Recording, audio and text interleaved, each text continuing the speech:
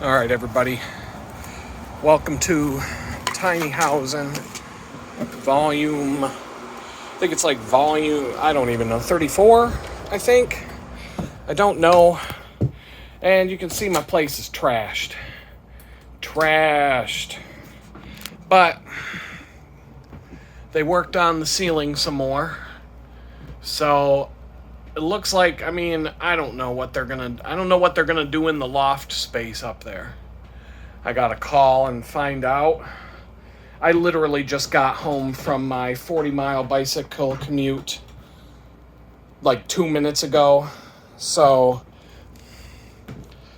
it honestly isn't as bad. The place looks worse than it did last weekend, but the floors and some of I don't have to deep clean. All this stuff here came from up there. And it took me 15 minutes last night to pull it down. So it's going to take about, I would assume, no more than half an hour to put it back up. I just got to see if they're done. Because I don't know what they plan on doing. Like, if they're going to do anything from here or if they're just going to leave it. I don't know, man. It's kind of ghetto. Everything about this shit. I don't even know, man. I gotta take a seat. I'll switch the camera around in a minute. What's going on? It's your boy Adam. It's Tiny Housin volume 34, I believe. I haven't even posted volume 33 or whatever that was. I literally don't have notes for these. I have a place to live now. I have a little workspace. I have all these things, and I don't have the time. I feel like sometimes I feel like I'm less organized than I was when I was homeless. It's crazy. But I got some good sleep, I guess. I woke up, had cold brew coffee, finished brewing, just had to filter it, put it in some glass bottles, and got my coffee. Just have a little sip here.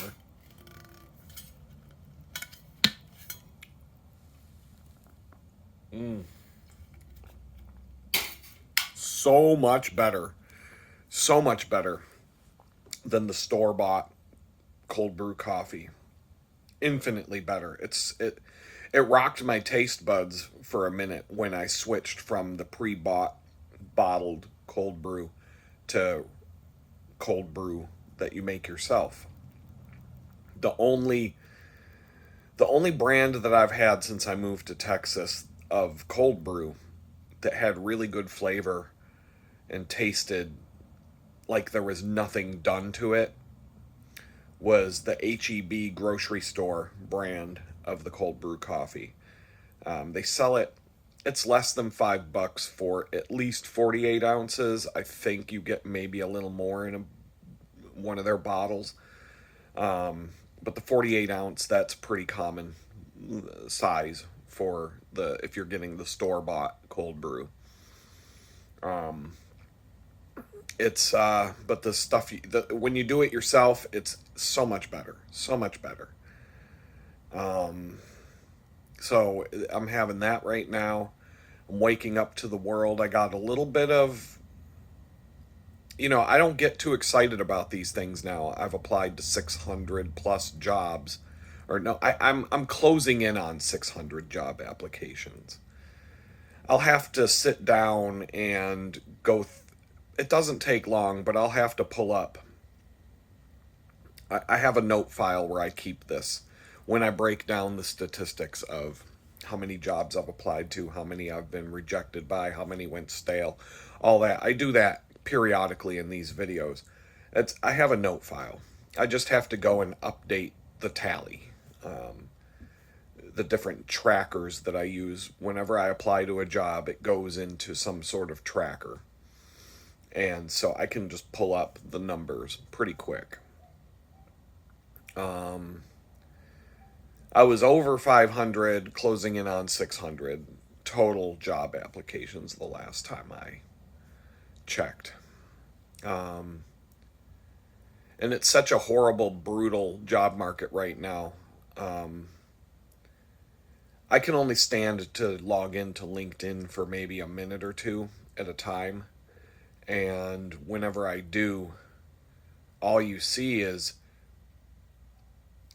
basically three kinds of posts. You see arrogant, douchey assholes basically yelling at you, telling you that you're doing everything wrong. And I'm not talking about a job search, I'm just talking about whatever career you have. If you're a user experience designer and you're not doing this, then you're doing everything wrong. And like just this condescending nonsense.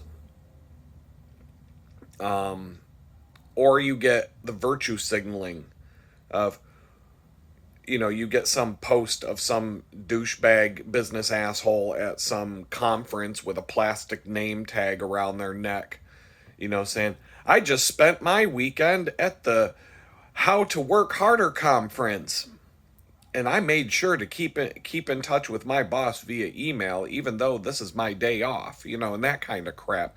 Virtue signaling, corporate brown nosing. How much poop can I get on my nose by kissing so much corporate ass? Because I want to look like I'm a virtue signaling do-gooder, so I can get myself another job, or so that people will hire me. Because I'm a team player. I'm a corporate ass kisser. I don't care about my family or kids. I only care about my job.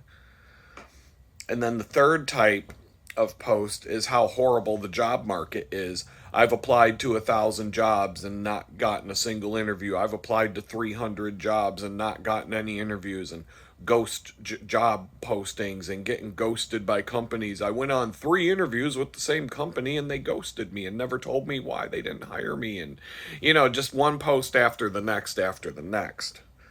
And I've been unemployed for 18 months and I can't find a job, and I had 30 years of experience, and that's where we're at right now. The economy is done. uh, it's not Trump's fault, it's the Democrats. It's your fault. Back when you pulled your little stunt back in 2020 to rig the election so you could get some creepy dementia riddled hair sniffing pedophile to steal the election, you fucked around and you found out. Now a lot of you are starting to lose your jobs, and really that couldn't make me any happier. um you were more than willing to fire anybody who wouldn't take an experimental medical procedure. But now that Elon Musk is sending you an email asking you to let me know the 5 things that you did at your job last week, that's going too far. That's going too far. We can't tolerate this. You know, Bud Light puts out some woke commercial and Republicans say, hey, we're not going to drink Bud Light anymore. We'll go drink Miller. We'll drink Miller Light. And that was about the extent of it. Democrats are mad at Elon Musk. So instead of shaming everybody for not wanting to drive an electric car, the Democrats are now running around America burning all the electric car dealerships to the ground and setting all the cars on fire and slashing the tires and breaking the windows. Because boo fucking who? I'm a entitled little Democrat piece of shit and I'm having a temper tantrum because I'm 2 fucking years old. I guess they arrested a guy for burning a Tesla charging station, and they're charging him. Well, he's facing 20 years in prison, according to the meme. Because I don't pay attention to the news anymore. I just read the memes because the memes have become more informational and more informative than the actual news. So I get all my news from memes now. And this particular meme said he's facing 20 years in prison, and Republicans were like, serves him right. Good for him, good, way to go. And all that. And I'm like, yeah, he's facing 20 years in prison. So if you want to know how much time he's actually going to sit in prison, You have to go and first you have to find out what he was charged with, the actual statute. So you're going to have to look up any public records of him, his arraignment. There would probably be press releases from the FBI or whoever arrested him. There will be affidavits. There will be public information. You can find this for my case. So number one, you want to see what he's charged with. Number two, then you need to go to what's called the United States Sentencing Guidelines. It's a big, long, big, thick book. There's probably an online version of this. And you have to find the crime that the person was charged with. And then you can look. And so the crime will have a maximum sentence of 20 years.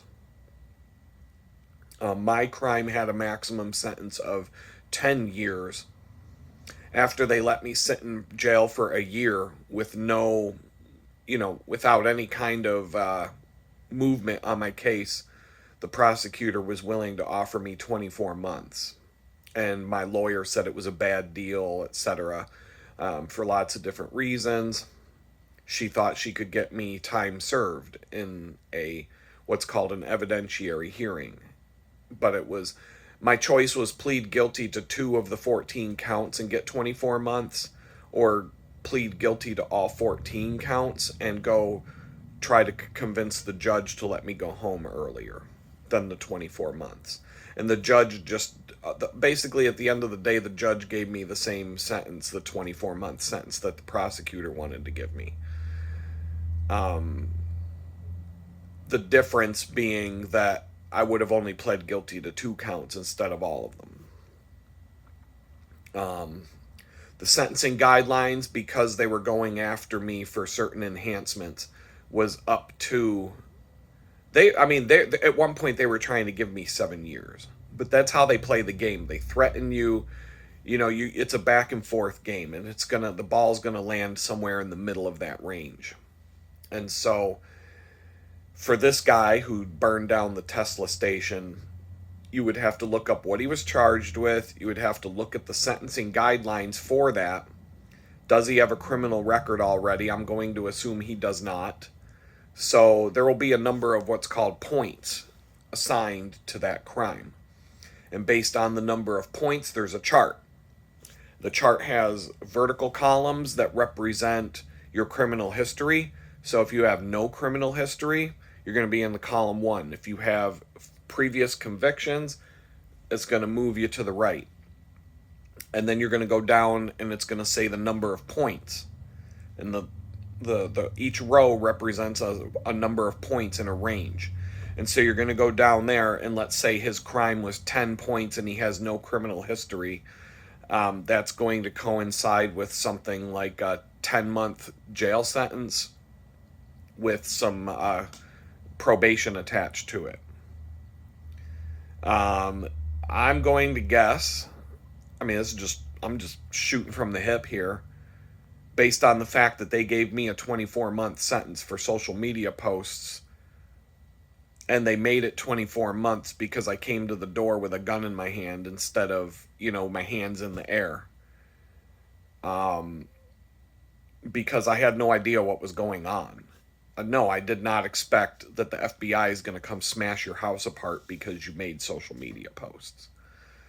They came in the middle of the night.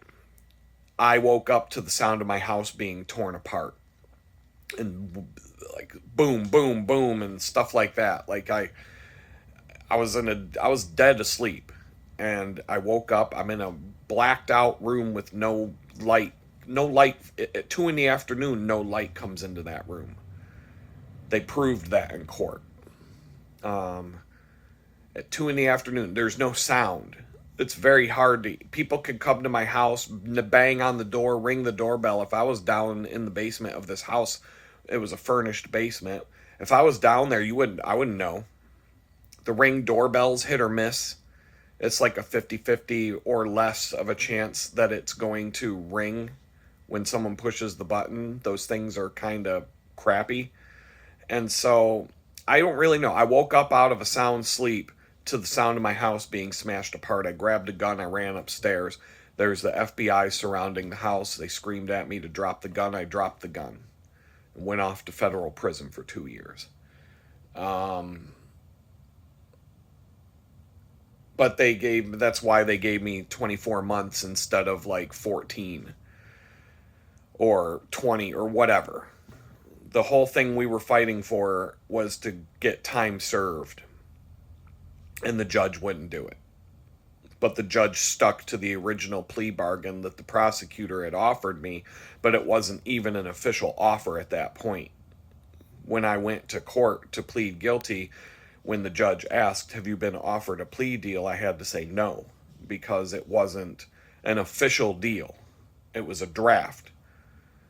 And we said no to it before they made it an official offer. And I just, it is everything, you can't take back the past. So you got to look at this case with this guy who set he's the only one I've heard of that's been arrested so far for all this garbage that they're pulling. And they say he's facing 20 years and terrorism charges and all this and that. Well, he's already probably been charged. They don't just throw you in a jail cell and not charge you with anything. They have a certain amount of time they have to charge you with something. So you got to look up what he was charged with. And like I said, there's a chart. It's going to tell you, generally speaking, if he pleads guilty to that without any kind of negotiation, you're going to know, like, here's what the sentencing guidelines say. It's probably going to be 3 years. That'll be my guess. 3 years. That's just a shoot from the hip. And the fact that he's a Democrat, he's going to be treated with light gloves. I just don't see it being any more than that. It could be less. He might get less time in prison than I got. Because all he did was set a Tesla charging station on fire. That might be the case. I don't know. But he's not getting 20. He's not going to be in prison for 20 years. That's what this is the game they play. They threaten you with this, and then they offer you a deal, and you're sitting there thinking you're going to prison for 20 years, and they say, okay, you can go home in 2. And they know most people are going to sign that because they don't want to risk going to a trial, at which point, see, when you exercise your right to go to a trial, that pisses everybody off. That pisses off the judge, the prosecutor, everybody involved. Now we got to schedule these court dates. We got to bring a jury down here. I'm not going to get to go play golf and go fishing today because I got to go do this fucking trial. This fucking asshole decides he has rights or whatever. Now I gotta, I don't get to go fishing next week because I gotta sit behind the bench for this fucking scumbag who wants a trial. And that's the attitude that they're going to have when you go into that courtroom for your trial. And then you're going to lose because the jury is just going to find you guilty of something so they can go home. They don't want to sit there for 6 days deliberating and arguing with each other. They just want to go home. They didn't want to be in jury duty in the first place. They were forced to. So they're just going to find you guilty so you can go home. And then the judge is going to turn around and say, well, since you made it so that I couldn't go on my hunting trip last weekend, you're getting 10 years, you motherfucker. How dare you exercise your right to a trial? You should have just taken the deal, huh? And that's what happens in the courtroom. And so, yeah, this kid, they'll put a paper in front of him, sign here, and he's going to get a slap on the wrist. He's not getting 20 years. We'll put it that way. So, I don't know. I got to change the subject because it's not worth talking about anymore. I did put out I planted some seeds yesterday, and I put out some job applications for both minimum wage jobs that I can walk to and some professional jobs.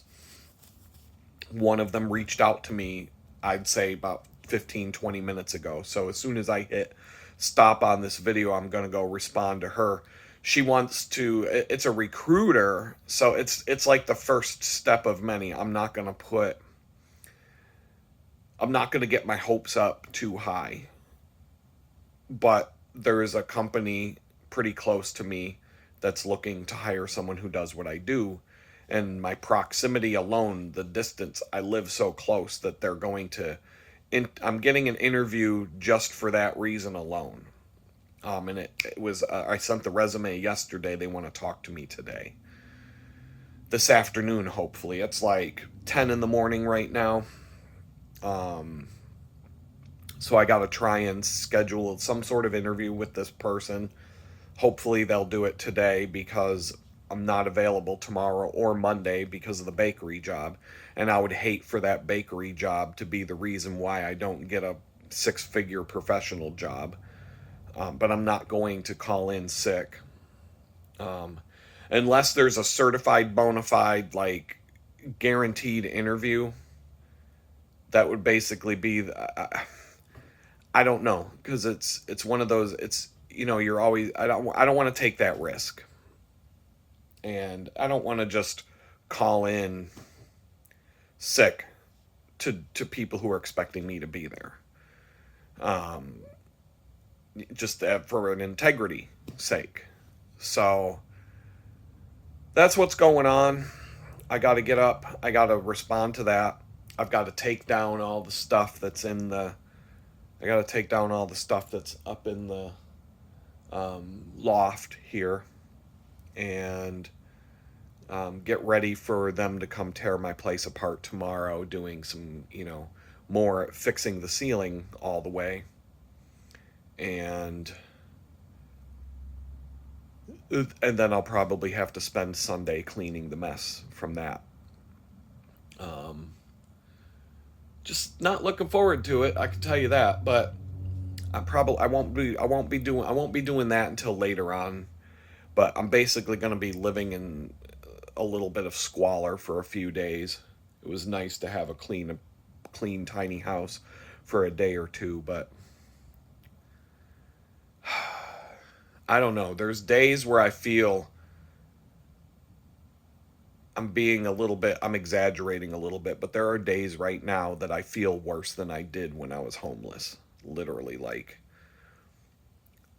having to fight to get hot water in a place that I'm paying rent for. Like, this is getting, every day that I go without having hot water is really like, I don't.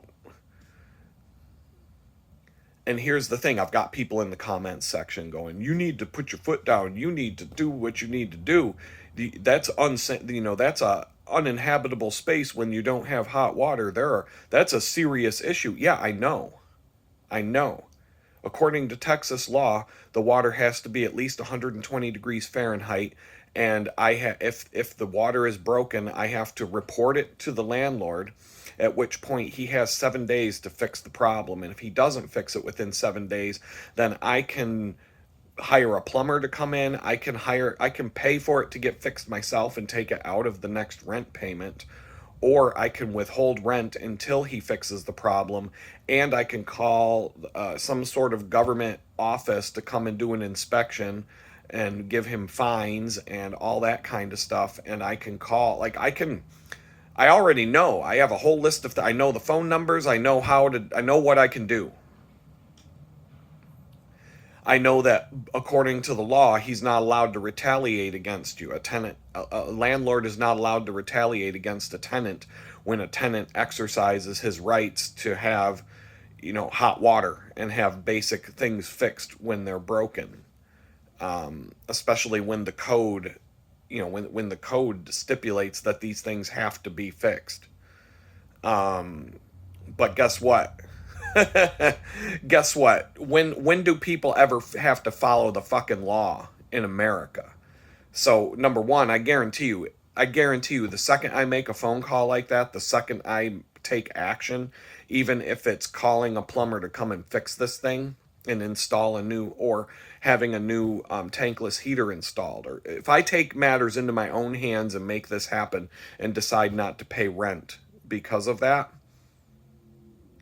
Guess who's going to have a miserable fucking life for the rest of this 6 month lease?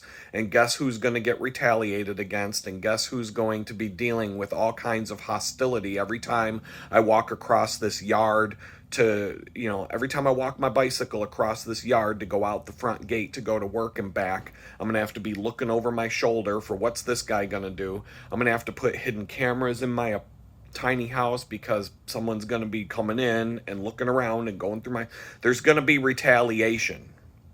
The law says he can't retaliate. Guess what? That don't mean a fucking thing. If I do something like that, even though I'm within my rights to do so, if this happened to you, if you were in the same situation, I can 100% guarantee you that as soon as you take action and take matters into your own hands, you are going to be getting retaliated against every day that you continue to live in that place. I can speak from my own experience.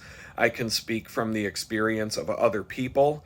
Pretty much everybody I have ever known who had a landlord and had a problem like this, when it got escalated to the point where they had to do something about it in terms of making a phone call, fixing it themselves and taking it out of the rent, whatever, pretty much the rest of their time that they lived in whatever place that was absolutely miserable because they were dealing with an angry landlord who was retaliating against them and trying to force them out of the place that they lived.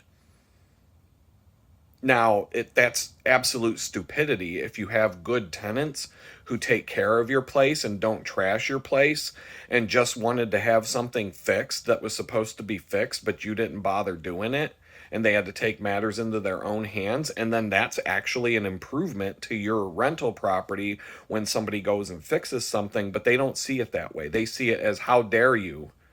How dare you put more inconvenience in my life? I'm going to show you. And then I'm telling you, this is what happens. This is what will happen. There are other reasons why I'm trying to keep my cool about this, but I'm closing in on 2 months without hot water. What the fuck are you supposed to do?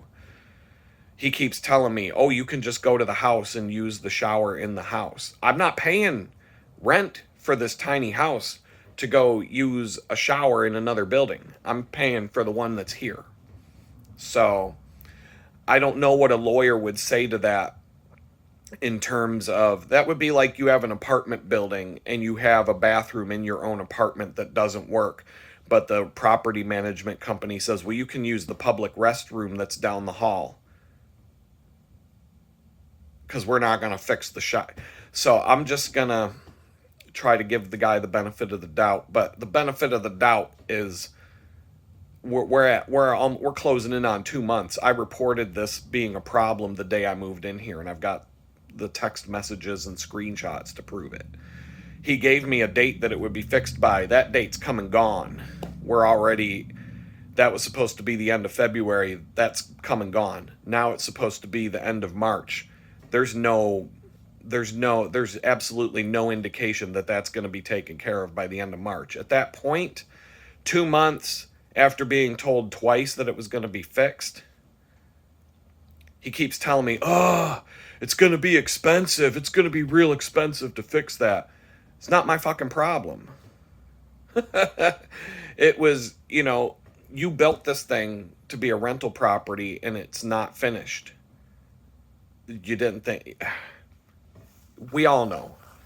So I'm trying to keep my karma. I'm trying to keep more karma in my karma bucket by being lenient and allowing this to take its course. Because maybe I'll get in a situation in a few months where, we have a bad economy. Maybe I lose my job and I'm going to be late on rent, and he might turn around and say, that guy was really patient with me about all this bullshit and blah, blah, blah. And all right, I'll work with you. You're a good tenant. You don't cause me problems. The last guy I had to kick out after 3 months because he was running around the backyard after getting all high, screaming and yelling, and I was getting phone calls from the neighbors about it. So that's what he told me happened to the last guy. So now you're a quiet dude. You take care of the place. Every time I come in here, it's like spotless. Everything's clean, and I don't gotta worry about bugs, and I don't gotta worry about you trashing the place. It looks like, if anything, it's gonna be better when you leave. You know, it's better to work with people sometimes, especially in the situation where I'm at. One troll in the comment section pointed out that you don't have a strong position to negotiate from. And as much as I'm like, as much as I can't stand the troll comments sometimes, even though I don't really care, I'm not losing sleep, I don't dwell on it, but I read them sometimes and I'm like, but it's true. I don't have a strong position to negotiate from. I was homeless 6 months ago. I make $10 an hour at a fucking bakery, riding my bike 21 miles each way just to do that 3 times a week. And I've got other things going on, but I don't have a strong position to force things to happen from.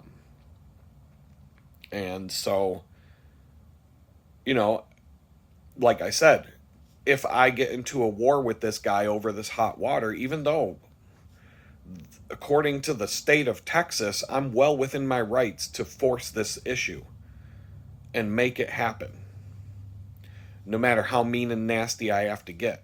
But I don't want to end up homeless because I wanted to take a hot shower. I don't want to end up, if I end up homeless here in Houston, then that's going to, the ramifications of that, the problems that are going to ensue because of that are going to multiply by at least 20,000. I'm going to have problems all over the place if that happens.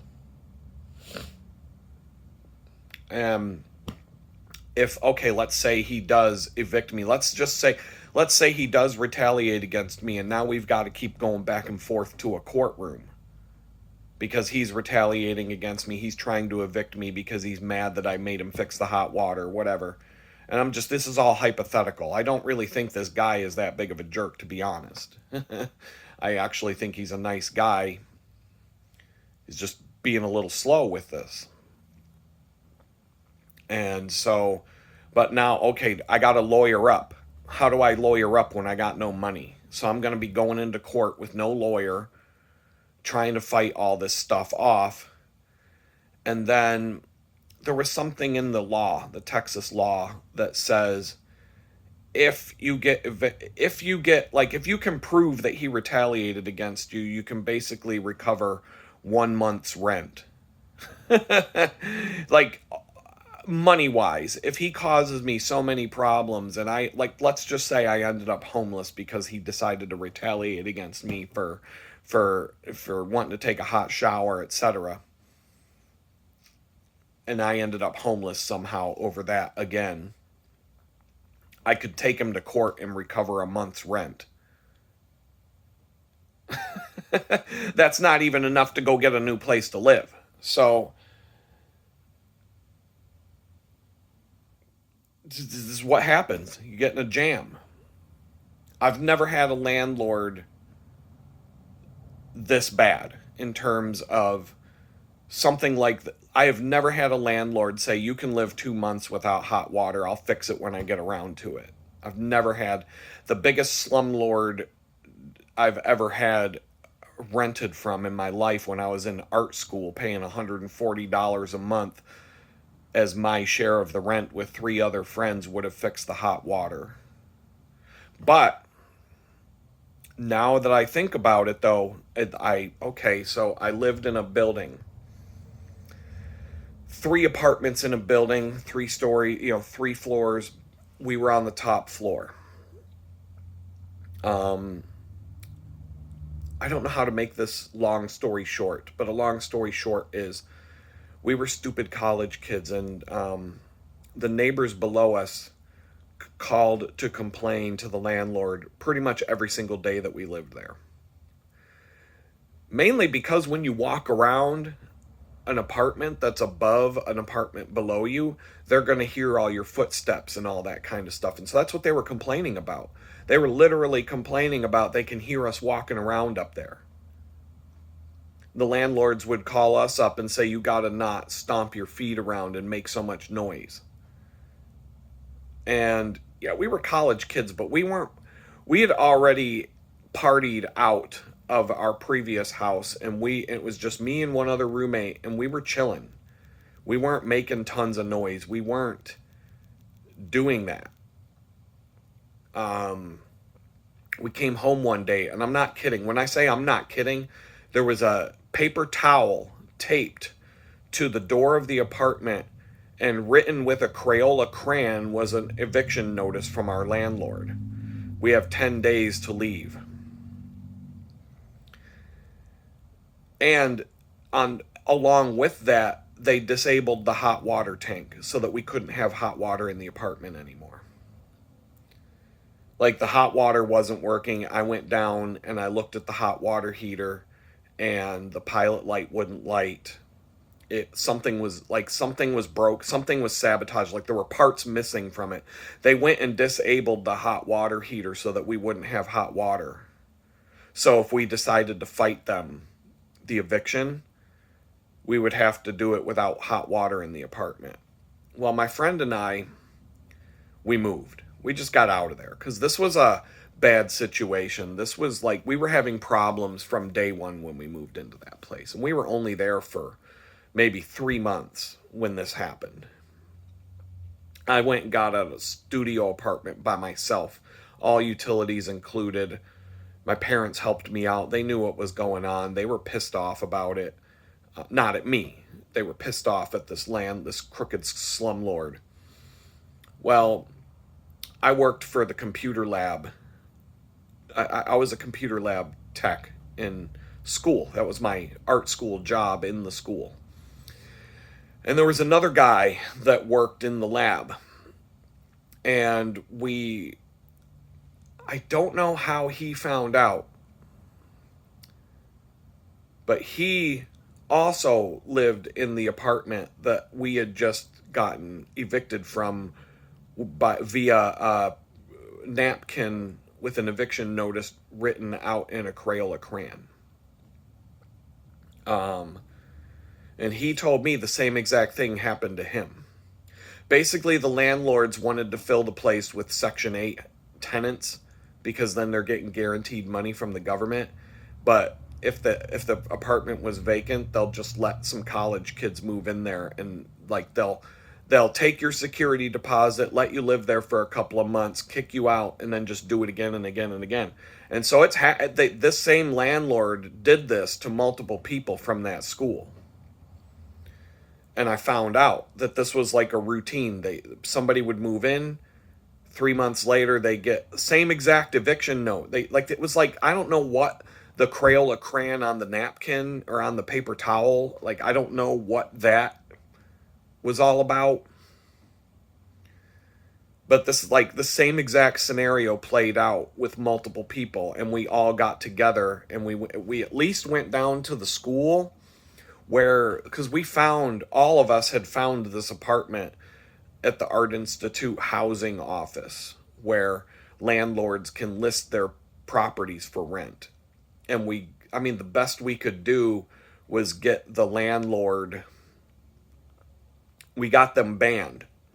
So they could no longer list their properties for rent at the Art Institute housing office. Because 3 different people, we all went down there and told them what happened. And from there, we're 18 years old, 19 years old, stupid ass kids. We all could have turned around and sued the living crap out of those people that owned that property. And here's the thing, the hot water tank being sabotaged.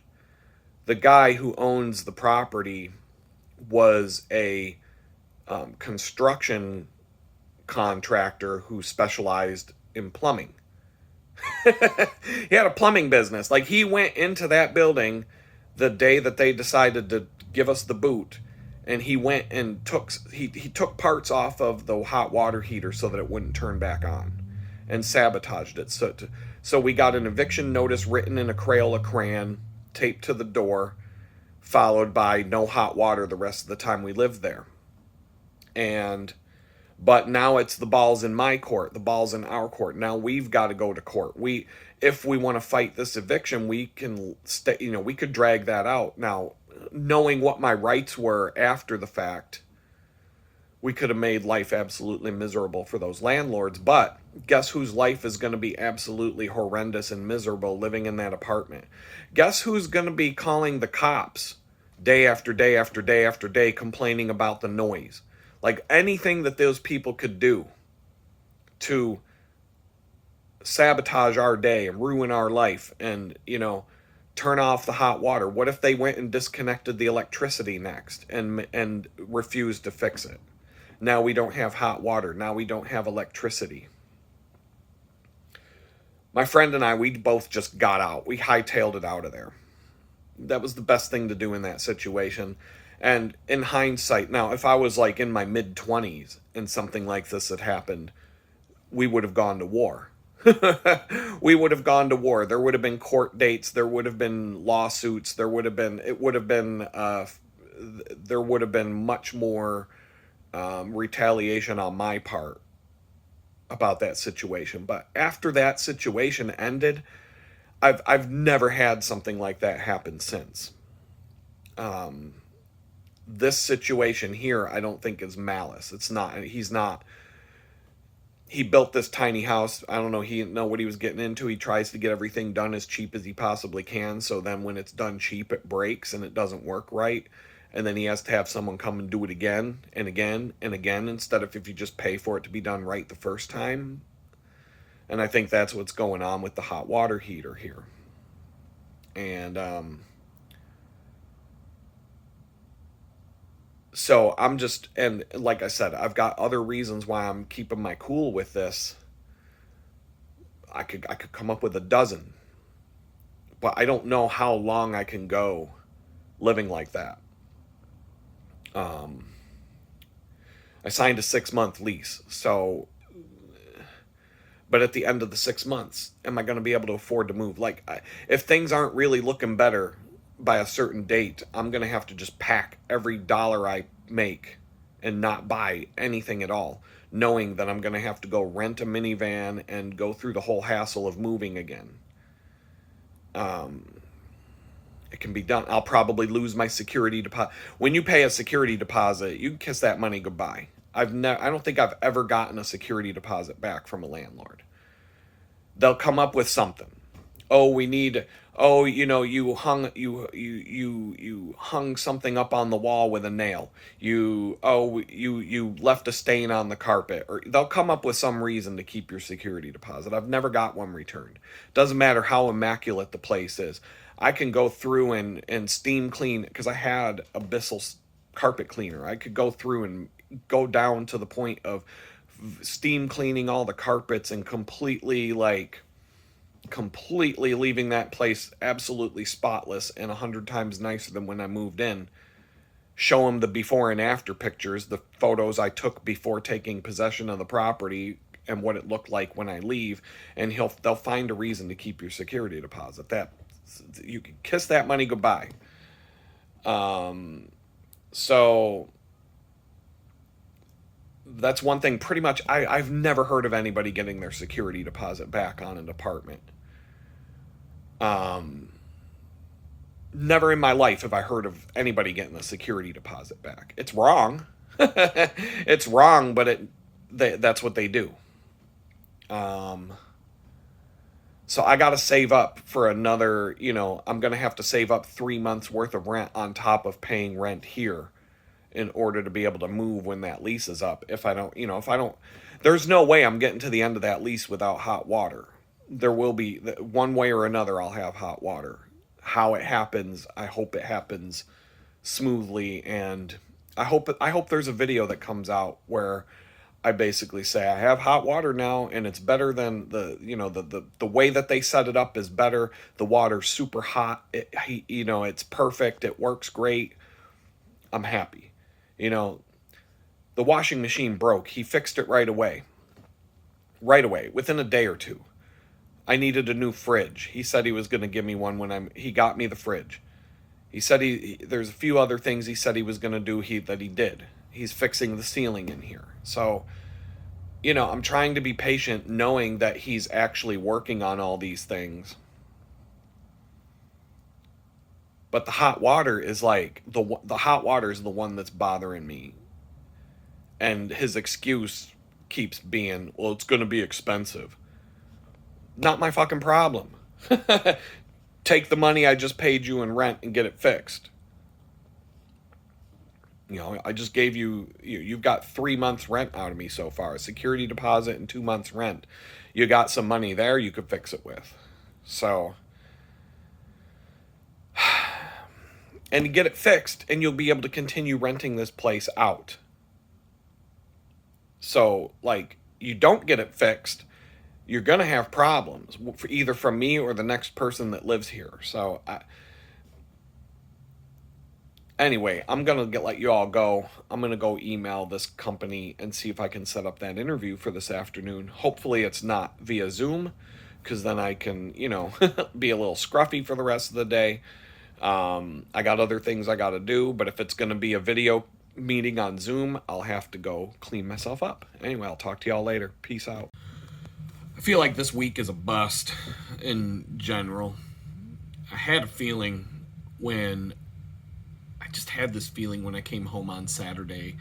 They didn't, he had a good reason for not finishing the whole ceiling, because he didn't want to mess with my property up in the loft. So he was very much like, I don't want to break anything. I want, and I think they already spent whatever time they planned on, whatever. It's all good. I had this big mess to clean up, and I just, something just told me this week is going to drag. On the positive side, I have a bona fide job interview, phone screen. It's a phone call. It's set for today. We've gone back and forth via email. I am pretty sure I know. Now, this is a recruiter, an American recruiter. I won't talk to a recruiter from India. We're done with that. I don't care. They come at me with $1 million job offer. If it's somebody from India making that offer, I'm not even going to respond to it. I don't care. I'm just not. That is a lost cause. Do not respond to an Indian recruiter, especially in the tech industry. Don't talk to them. Don't respond to them. Don't interact with them in any way, shape, or form. It's a scam. They're trying to get your resume so they can copy and paste all the text from your resume and get somebody from India to get a job. That's what they're doing. Oh, they're horrible. But that's not the subject of today's video. Got an interview coming up. I don't even have to shave. I don't gotta change my shirt. All I gotta do is I gotta just take a few minutes to prepare and have my resume in front of me, my portfolio in front of me, and I kind of already did that a little while ago. I was waiting for a bar to go across the screen. I was copying some large files. While I did that, I kind of went through my portfolio, and I'm just kind of trying to anticipate what kind of conversation it's going to be, questions I'm going to get asked, and be able to come up with the right answer. That's about as good as you can do. Don't over-prepare for things like that. That's my advice. If you got a job interview coming up, don't stay up all night studying and cramming for that, because you don't know how that's. If you're good at what you do, you're going to get through it. You're going to be able to talk your way through any question that they ask. And if you do get sidelined at some point, like if they throw a curveball at you that you weren't expecting, and and you get stumped and you stutter and you don't know what to do, and that ends up being a problem in that interview, remember that. Go home, figure out how you will answer that question if it happens again in the future, and, take it as a learning experience. So there's that. I got an email from that company, Skrill, the payment processing or the payment receiving company. I don't even know. I don't know if I want to call them a payment processing company, but whatever. It's the company with stock photo agencies. You've got Adobe Stock, you've got Shutterstock, which was just bought by Getty, but you have Getty Images. Those are the three big ones. And then there's a bunch of fly-by-night small ones. But the money that, if you're going to sell stock photography on that market, you're going to go with Getty, Adobe, and Shutterstock. And now Shutterstock and Getty are one company. I don't know if that merger has gone through yet, but they have announced that they're intending to merge into one company. So it's going to be Getty, Adobe. That's it. All the other fly-by-night ones will not give you as much money. You'll make a lot more money. If I had 500 images for sale on Adobe's stock photo website, I'd probably make somewhere around $300 a month. And that's just based on other people I know who do it and how many images they have in a catalog somewhere and how much money they get monthly for it. You're getting pennies. Every time someone downloads one of your photos, you're getting like 10 cents, 25 cents, $1.50. It depends on the license, and it depends on different things. There's different aspects. There's different ways they pay you. There's different, you can have, on Getty Images, I have a subscription to download images. I'm allowed to download so many images every month. Every month that I don't download the images, they accumulate. So I'm using them for clients' projects. Royalty-free stock photography images that I can use for one website or another website.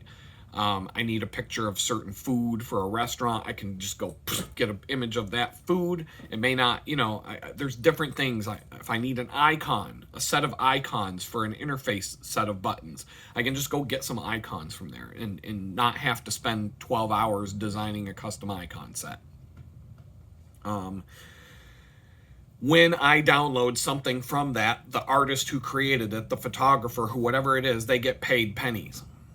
If you go and you buy an image directly from them without a subscription, the artist makes more because Getty charges you more for that. So there's like, when you're doing volume, you're not trying to make a ton of money off of a sale. You're trying to make a lot of sales for pennies on the dollar and just generate a monthly income stream from it. If I have if I can get 500 images up on Adobe's stock photo site, I can make a few $100 a month. If I get 1,000 up there, that could end up paying my rent bill every month. But that is much easier said than done. They reject a lot of images. I can upload 50 images and get 5 accepted. And to get the images prepared to upload and to submit for their approval can take days. It can take hours. It's a slog. There are things, if I get rejected, I can resubmit the image if I fix whatever it was that they didn't like. It could be something as simple as film grain noise in the image. I can reduce the size of the image by 30%, resave it, they'll take it. Even though, in my opinion, it's better to give the high-res image that has film noise or pixel noise in the background than a smaller image that's perfectly clean and has no noise, because the person downloading the image can do what they want with it. If I was the artist, I would rather have the high-res image that has noise, and I'll take, because I'm going to shrink it down, and when I shrink that image down to what I need to use it for as a designer, 9 times out of 10, that noise is not going to be an issue. And if it is, I can run a filter, and there's things I can do to clean it up myself. I would rather have the original image. But it's just a game. It's all, like I said in yesterday's video, or the last video I posted, AI robots are taking over everything. So when you submit 50 images to Adobe Stock, and 6 hours later you get an email saying which ones were accepted and which ones were rejected, it's because a robot looked at all your images. The human being doesn't look at these. It's a robot now. Shutterstock used to have a team of people that would actually look at them, but this was like back in the mid-2000s when these stock photo agencies started opening up the floodgates for small-time photographers to make money off of their photos by selling them royalty-free and no longer having to have like a stringent professional photography kind of a, Getty would only take photos from professional photographers that they vetted and that they were used to working with, and that it was a very, very difficult thing to get into. Then a company called Shutterstock came along, and a few others, and they basically came up with a website where you could just upload any image. You could take images with your cell phone, and if they accepted them, there was some criteria. That image would become part of that catalog, and then people could come buy your photographs, and you're getting pennies for this stuff, maybe a quarter for an image sale. And then that person who downloads the photo can put it on their website. They can use it in some fashion, depending on what the license says they're allowed to do. And so, but at first, human beings would look at the photographs and reject you for one reason or another. Can't have logos. You take a picture of a skyline of a city, can't have any logos on the buildings because those logos are copyright infringement. That's how companies own your city now. They put all their logos on their buildings, and now you can't sell a photo of the city without taking all the logos off the buildings and making it a fake photograph.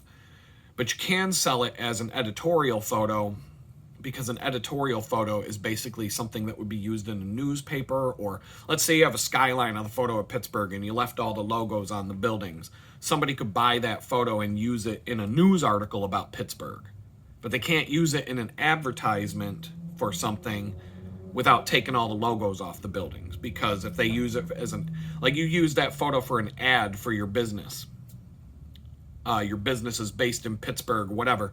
All those logos, all those companies that own those logos can turn around and sue you for sticking their logo on your ad. And not that you would want to have an ad for your business covered in other companies' logos, but it's just this game. So now it's not human beings looking at the photos anymore. You upload 50 photographs, a bot scans them, looking for logos, looking for film grain noise, looking for sharpness, looking for editing mistakes. There's a million different things that they're checking these for, making sure that you picked the right license. If you have logos on the building that they can detect, then they're going to say, is this an editorial license, or are you trying to sell this as a standard license for use in advertisements? All these different things, and they'll just, boom, reject you. Reject. And then you got to turn around and you got to resubmit. If you pick the wrong license, you got to resubmit, pick the right license. Then they might reject it for film noise in the background. You might get rejected twice. But it's all a robot doing that. So I want to put more time towards that, because it's one of those things. For example, when I was in prison, I had just a handful of images on Adobe stock. Talking 20 images, maybe 20 at the most, 20 photographs on Adobe's website. Shutterstock, I had some more, but I haven't put a serious amount of time into this. When I came home from prison, I had $300 to $400 waiting for me that accumulated while I was sitting in prison. I was able to transfer it to a PayPal account and put it in a bank account. $300 to $400 for doing nothing. I made $300 to $400 basically for sitting in jail for 20 months. In 20 months, I made that much money off of those platforms. And that was with just 20 images. Imagine if I had 500 images in those catalogs. When I came home from prison, I might have had $10,000 waiting for me to collect. How I would have gotten it into my bank account, I don't know, because PayPal would have flagged that shit for fraud right off the bat. But I could have worked at it and got the money in my hands. There would have been thousands of dollars sitting there waiting for me. And the thing is, it's work that you have to do once. That's the best income stream that you can set up for yourself, where you do a bunch of work, but you set up that income stream, and from then on, it's completely automated and your hands are off. You link a PayPal account to this account. Every time you reach a certain threshold, they just send you money. Send you money. You don't do a thing after that photo gets accepted to their catalog. So it's a lot of work. It's a lot of work to get up to 500 to 1,000 images for sale. I have tens of thousands of photographs that are good enough to sell in that regard, in that way. tens of thousands. But even if it takes an hour to edit a photograph and prepare it and do all the things that you have to do, which that's on the light side. It could take 10 hours for one image to do all the preparation for it. Multiply that by 10,000 and that's a lifetime of hours. So it's hard to find the time. It's hard to take the time to do that. But it's one income stream that I can work on, that if I play my cards right and do it and get into a system where I do it fast and just crank them out. There's people that do. There's people that will send their photographs to somebody in India to get cleaned up and edited. Photographers will send their raw files to somebody in India who will sit there and do all the work for them, send back edited files, and then the photographer will upload those files to a stock site, hundreds at a time, and just take whatever exception and rejection, and they'll, you know what I mean? Like there's Upwork, there's Fiverr, and those kind of sites where I could like go and find somebody from India to edit my photos for me. I'm not doing that because that's an integrity thing. I don't let people edit. I'm not going to put a photo up there that I didn't do myself. So I just got to come up with the time to do that. And like I said, it's peanuts, it's pennies, but pennies add up. And if I can come up with the time to do, if I can put 500 images on my Etsy store and Shutterstock and Getty Images and Adobe's stock website, there could be thousands of dollars a month coming my way. For Etsy, I would have to do manual labor. When I get an order on Etsy, I have to manually go to a photography lab and say, here, ship this to this customer. With the stock photo websites, every time I make a sale, I don't even know. Like, I just log in once a month and see what's going on and just make a note of it, because I'm not really making that much. It's more like based on having 30 photos in a portfolio, I make $25 a month. Okay, well, if I have 100 photos in there, that's going to be around $100 a month. If I have 500 photos in there, it's going to be, $300-400 a month. If I have 1,000 in there, that's going to be enough to pay rent, just from selling, just from an automatic system that sells my photos and just drops a check and drops a deposit into an account once a month. There's no reason not to explore that and to not try to get, but you're going to spend thousands of hours on that before it really starts to pay for itself and before it really starts to make you money. It's literally like throwing pebbles it's like trying to fill a 50-gallon drum with grains of sand that you throw one grain of sand in at a time. Eventually you can fill up the 50-gallon drum with sand, but if you're throwing one grain of sand at a time, it's going to take you years and years and years to get that 50-gallon bucket full of sand. But it's another income stream. It's another possibility. It's a way to, if you can set something like that up that pays you enough to pay your rent and utilities automatically every month, and it's reliable and it just comes through and the only thing that you ever do to maintain it is add to it. Add more sand to the bucket so that those grains of sand keep making you money and keep making you more money. All of a sudden, after a few years, you've got 2,000 images in the catalog, and now you're making $1,500 a month off of your sales, month after month after month after month. There's people that make $20,000, $30,000 a month doing that. But when I tell you how much work they put in to get there, it's a lot. It's a lot. And they started early. Some people who are making that much money have put 10, 20 years towards this project, and they're not doing it all by themselves. This is something I've looked into for a long time. It's a lot of work that doesn't start to pay you for a long time, but once it does, you're almost hands off at this point. It's like getting a pension. It's like working for a company for 30 years, and then they give you a pension and you can go retire and they just send you money every month. Kind of like that. And so that's a good thing those are good things to try and do for yourself. If you can find an income stream that you put in some work up front and then you never have to touch it again, and it just keeps paying you and paying you and paying you and paying you, that'll put you in a position where I could go work for another company. I could go work for a software company and make good money on top of this residual income. And then if things don't work out at the software company, I can be like, you know what? Bye. What? You're leaving? How are you going to? Don't worry, I got it. You have more freedom now to make decisions based on what you want to do and not want to do, and who you want to work with and who you don't want to work with, and you're no longer, you might struggle a little bit if you have, if you're only relying on that sort, your residual income from these little side hustles. But that is way better than living on unemployment, and it's way better than having no income, because what they have, you can have a really high paying job and you've got what's called the golden handcuffs, they call it.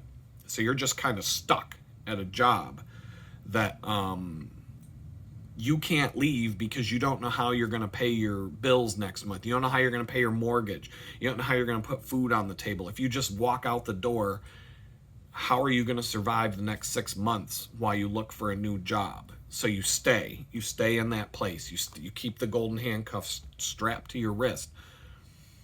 So the better way to approach the new way things are moving in our new economy in the digital age that we live in now, is to set up multiple things. You don't want to rely, the 80-20 rule is in effect. I've talked about the 80-20 rule a couple of times. The 80% of your work results in 20% of your income, and 20% of your income results in 20% of your work results in 80% of the income. That's one way to look at it. Well, when you own a agency, a creative business, and you have multiple clients, if you have one client that accounts for 80% of your income, and then you have 20 clients that account for the remaining 20%, that's a dangerous place to be, because that one client now completely decides your fate. So that's one problem that freelancers face. That's one problem that ad agencies face. That's one problem that a design studio would face, or whatever the case with multiple clients. If you rely on one client to run your business, and let's say you have 20 clients and one client accounts for 80% of your income, the other 19 account for the remaining 20%. If you lose that one client, you go out of business. You're trying to make, let's say you have 20 clients, you want each of those 20 clients to account for roughly 5% of your business, so that if one leaves, you've still got 90% of your business is still there. And you can find new clients. If you have a bad relationship with a client who's demanding too much and you're not making enough from them, you can sever the relationship with that client and say, even if it's a professional fashion, we could say, well, we're going to wrap up this project, but we're going to pass everything off to you, and you can go find another agency because we can't work together. I worked for a company like that. I helped a company close a $50 million deal. I made some presentations, graphics, and some things, and I worked with the CEO on how to present a storytelling approach to, instead of walking into this meeting with all these bigwig executives and just spitting out numbers and charts and statistics, I said, why don't you tell them this story? You told me this story, and that got me more engaged than all of the charts and pie charts and numbers and bar graphs and all the nonsense. You're going to put them to sleep if you do that. But here, why don't we tell the story that you told me, the example of why they want to hire you? And I built an animated presentation around that story. And he took that to this meeting, and they were all like, whoa, and here's $50 million. And then, so this is the biggest, this was a situation where this is the biggest client they have.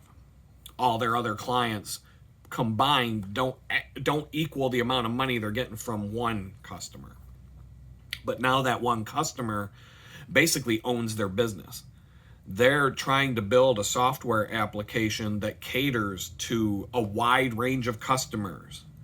But the customer that gave them the 50 million, they want a completely customized application that's only going to work for them. And so they're trying to steer the development of this software product to exactly what they want because that's what they're paying for. But it's not doing anything to help the 50 to 100 other customers that came on board who don't need any of the stuff that this one company wants in their app. And in fact, it's going to make the app worse for all the other customers. And all of these other customers are going to be, they're not going to be happy with it because it's basically, now it's going to be a custom made app for this company that gave them a ton of money. And so the company made a decision. They tried to do this for about a year, maybe a year and a half. And then they finally, the company I worked for made the decision to fire the client. They walked away from it. They handed off what they did.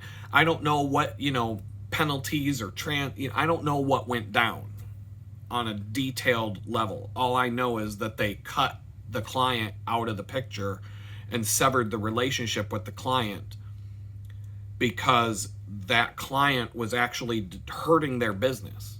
They were chasing after that one payday at the expense of where they could actually go if they built the thing the right way. And this client was keeping them from building the thing the right way. And so now I don't work for them anymore, but they're probably better off now that they built a piece of software that can accommodate many, many, many clients, even though they're not making as much money from those individual clients. But when they fired that big payday client, they had to gut half of the company got laid off as a result of that, because now the incomes, they completely screwed things up and it could have put the company out of business. They just pivoted. They made a decision. We got to get rid of this client because we can't accommodate them and keep all of our other clients happy. And if we're basically basing our business on the whims and, ideas and whims of one client that wants everything completely customized for them, we're going to miss the mark for all these other clients, and we're not going to be able to get new clients on board, and we're not going to be able to break that one client holds 80 to 90% of our income in their hands situation, and they have too much power over us because of that. And so they walked away from it. And like I said, they gutted the company. People got sent home. It was a financial train wreck for a while, but I know the company still exists because every now and then I just look to see if they're still in existence. And there was a big shakedown. People at the top of the company were walking out the door. People were jumping off the sinking ship. People were getting laid off, canned, the whole thing. It was chaos when that happened. But in the end, from a business standpoint, it was probably the right thing to do because that one client was ultimately going to be the reason why they went out of business if they didn't find a way to separate themselves from that and focus on making many clients happy. Now they can lose one client and it's not going to train wreck their business because they've got, let's say they've got 300 clients paying, a pretty high, hefty fee to have access to this system. If they lose one out of the 300, it's probably, they're not going to, they don't want to lose any. But if they lose one, all right, we got 299 more. Let's go see if we can get another 10. It's not going to kill them. So, that's just an example of this is the kind of thing that you can learn from in your own world, in your own life, to try, and it's so important this day and age. So that's why I don't know if I'm complaining, of course, because you watch the videos, you're going to see it. You cannot, even if I get a high-paying software job again, I will not allow that to be my only source of income. It's just too dangerous. It's too dangerous. You need to have something else that you can do. My goal is to have 6 income streams that all create enough income that I could live off just one. I don't really know what that number is. I have an idea of what, like, I have a goal in my mind. Someday, 6 income streams that each make 6 figures, 6 and 6. If I could throw another 6 in there, it's the devil's plan, 6, 6, and 6. But I don't know what the third 6 is just yet. 6 income streams that make 6 figures each, and then I got to think of another 6, and I've got the devil's mark on it. So, but no, I mean, but to do that, I mean, that's like Elon Musk level stuff, you know, where you start, oh, I'm going to start, I started PayPal. I'm like, okay, I'm going to make rocket ships now. Oh, now I'm going to make electric cars. Now I'm going to make machines that dig tunnels through the earth. And then I already said electric cars. And I'm going to buy Twitter.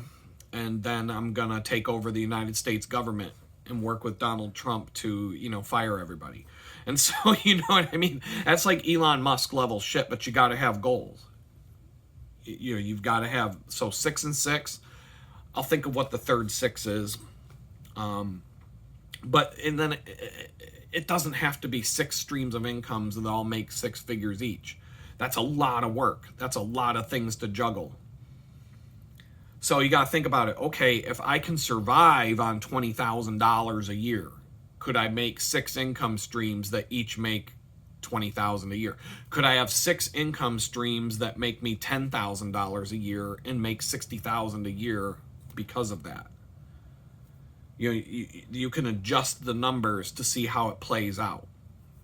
So it's definitely going to be a lot easier to come up with 6 different income streams that each make you 10 grand in the course of a year. That's not easy. It's extremely hard.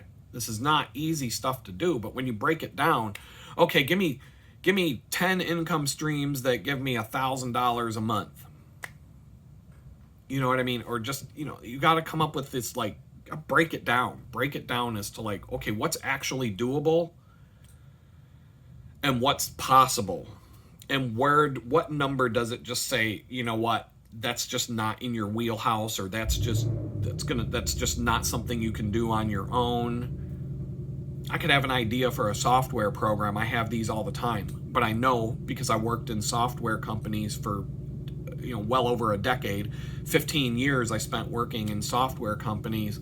I can tell you for a fact that some of the ideas that I have, no, one person can't do that. I can have the idea, and I can put something together that will show people with money what my idea is and how it would work. And I can create a deck, I can create a prototype, I can do certain things on my own, but I can't build the whole thing by myself. That's where you go to an investment firm, an angel investor, Mark Cuban, you go on Shark Tank or whatever the fuck, and people give you money to do that and help you, give you enough money to build a team around it and give you the money that you need to make this a reality. But they're like, I'll give you, I'll give you $500,000 for 50% of your company. And maybe that's a good deal, because how much money am I going to make if it never gets done? If it just stays an idea, somebody else comes up with the same idea down the road and makes a ton of money off of it, but I held on to it because I didn't want to give Mark Cuban half of my profit.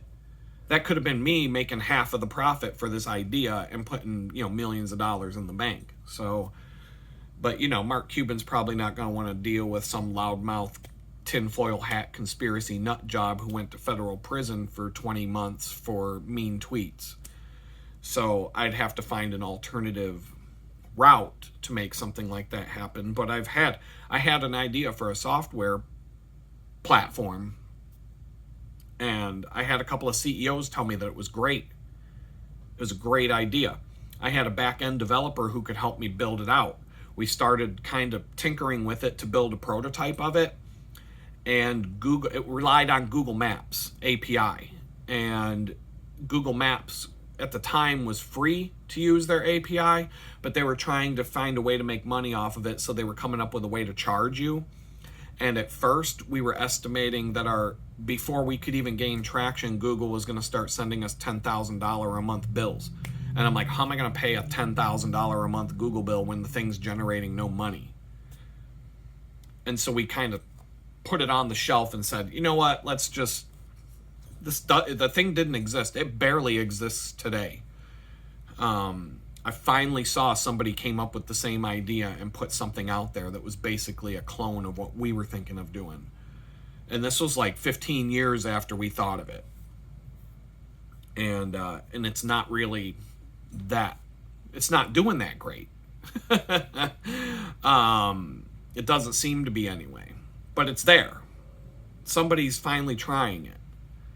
And but the biggest thing for me was the Google. Like, Google's gonna take all my money and just, I'm gonna make nothing, and Google's gonna make a fortune if this thing takes off. I'm not putting in my time on that. So a lot of companies started to ditch Google. Strava, cycling app, they ditched Google. They took Google Maps out of their app and they switched to an open source platform called OpenStreetMap, which at the time was a significant downgrade from Google. But what was happening is all these companies were ditching Google Maps, taking Google Maps out of their app and switching over to other map software. Google goes, oh crap, that's not going to help us.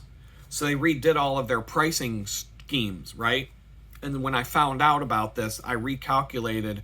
Now our bill is going to go from $10,000 a month to $25 a month for the same amount of traffic that would be pinging Google Maps. And I'm like, okay, so now if I decide to move forward with this project and we use Google Maps like we originally intended, and we're paying a $25, $50, $100 a month bill, 6 months from now, Google could just change their mind on a whim and send me a $20,000 bill for the month. You know what I mean? Like, I can't run a business like that. So we just kind of like said, fuck it. This is beyond what we can do. And that was with me and another programmer who were really smart and could actually build the app. We could build it and make it. We could have made it. But as it grows, we would have had to get more people involved and more hands on the project and money from somewhere. And so we were serious about it for some months. And then I was like, this is a lot of, we could basically be setting ourselves up to have a really popular app that we make absolutely no money on, and we're making other companies rich. And so we're like, forget it. We're not doing it. Another example of the same kind of thing, setting up multiple income streams, but not relying on one. I know a photographer in Pittsburgh. He got really popular. He's not the most popular photographer in Pittsburgh. I'm not going to say his name. I had many conversations with him. He got well known for shooting. His specialty is architecture and especially churches. He would take beautiful photos of the insides of ornate churches, things like that. Like, he had all of the church ladies subscribing to his channel because every day he's posting like 4 beautiful photographs of churches. Like, I don't want to go into a church and take photos. Like, that's boring to me. This guy made it, like, I'd look at his photos of churches and be like, wow, that is something else. And that's just one facet of the photos that he would shoot. He got very popular on Facebook. Really didn't have a following on Instagram or Pinterest or other platforms. He blew up on Facebook. And so for a long time, he was making an income because every time he'd post a photograph, here's where you can buy a print, go to my website, etc. He was generating enough traffic to his website that he would make about $5,000 a month gross sales of his photography from the popularity of his Facebook posts. And so your average markup is, 200%, your profit is 50% of your sales in retail, generally speaking. So let's just assume that he's making $5,000 a month gross sales. His profit from that's $2,500 after he pays the photo labs and the shipping and all the stuff that goes into that. He's making $2,500 a month in his pocket. Facebook turned around one day, and they did this to everybody, not just him, and they decided, you now have to pay Facebook to reach your audience. The audience that subscribes to your photography page. He had 100,000 subscribers on his photography page. Every time he posts a photo, which he would post pretty much every day, sometimes 3 times a day, thousands of likes, thousands of reshares, thousands of reposts. People are engaging, people are leaving comments. And then that's resulting in people clicking through and going to his website and buying his photographs, like I said, $5,000 a month. Facebook made the decision, so now he's posting on Facebook every day 2 likes, 3 likes, no comments, no reposts, no engagement at all. Fell off a cliff. He's got 100,000 people that subscribed to his feed, and nobody is seeing. There's no reach. Facebook turns around, they're like, well, we want you to pay $2,000 a month. They were saying, you've got to pay $2,000 a month to reach your audience. If you pay us $2,000 a month, we will make sure that your posts get seen by the 100,000 people that subscribe to your feed. But if you don't pay us, nobody's ever going to see anything that you post. It's not going to show up in their feed. In fact, people that were expecting to see his photos every day were like dumbfounded. They were coming to his page saying, hey, we don't see your photos anymore. What's going on? Etc., etc. His photography sales went from $5,000 a month to 0. Almost 0. 1 month. As soon as Facebook decided to make that decision, his sales went from $5,000 a month to 0, to like nothing. So now his option is what? Turn around and give Facebook $2,000 a month so that he can go back to selling $5,000 a month in photography, but there's no guarantee. That's just $2,000 a month for him so that his posts reach the audience that is already subscribed to him and already seeing what he posts. Now Facebook is blocking them from seeing his stuff unless he pays them. That doesn't mean that they're going to keep buying from him. So now they're demanding $2,000 a month so that your audience can see what you post. And so that, let's just say he pays the $2,000 a month to Facebook. People keep going to buy his photography. They buy $5,000 of photography every month. His profit was $2,500 a month, but now he owes Facebook $2,000 of that. He's making $500 a month, and Facebook makes $2,000 a month from his work. It's not much different than what YouTube does when people donate the super thanks and all that kind of stuff. Facebook takes YouTube takes half of that. Somebody leaves you a $50 super thanks on you. And I was watching a live feed yesterday, Prepper Nurse 1. I like his channel. He's a cool dude. I like him personality wise. I watch his channel. He's a cool dude. I like him. Been watching him for years. He's an inspiration to a lot of people because he's a real homesteader. He's done it. He's doing it.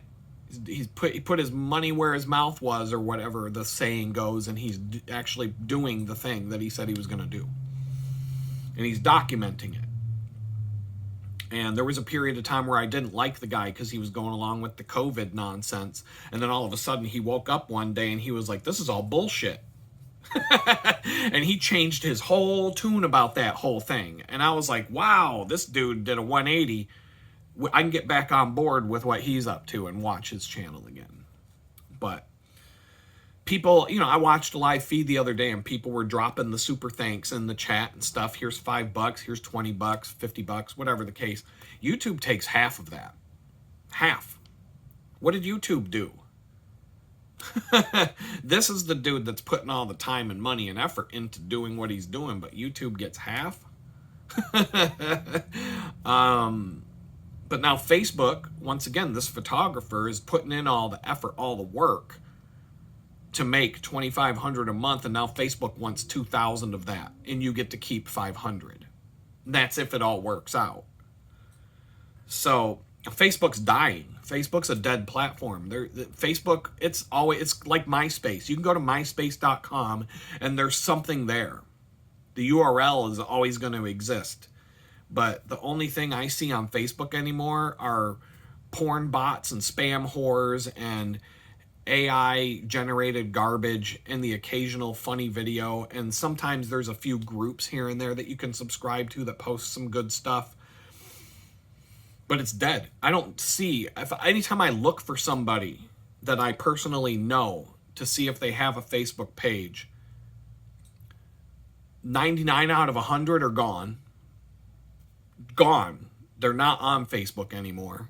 And out of the 1 out of 100 who are left, you click on their page, they haven't updated their page since 2017. No new posts since, 2019. Facebook has gone the way of MySpace. It's just not 100% done yet, but there's nothing there. Instagram's pretty much done. That's dead. Mark Zuckerberg killed those platforms. He killed them. The censorship.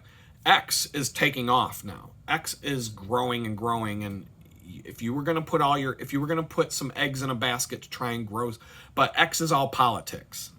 There's no reason to get on X unless you're political. You're not going to be a photographer on X and gain a following of people looking at your photography and just subscribing because you post beautiful photos. It's all politics there. So, you just got to look at each of these platforms for what they are. But it's, once again, the don't put all your eggs in one basket situation. That photographer, when I was having conversations with him and kind of, just asking questions, and he would answer, and we would chat back and forth on Facebook Messenger. He said his biggest regret was not getting other platforms up to speed so that when Facebook pulled the plug on him, he would have had an Instagram account, and they weren't owned by Facebook yet. He would have had a Pinterest account. He would have had other places where he could not only post and get exposure and views and traffic to his website, he could also post things like, hey, if you're following me on Facebook and you don't see it anymore, it's because Facebook's blocking you from seeing it.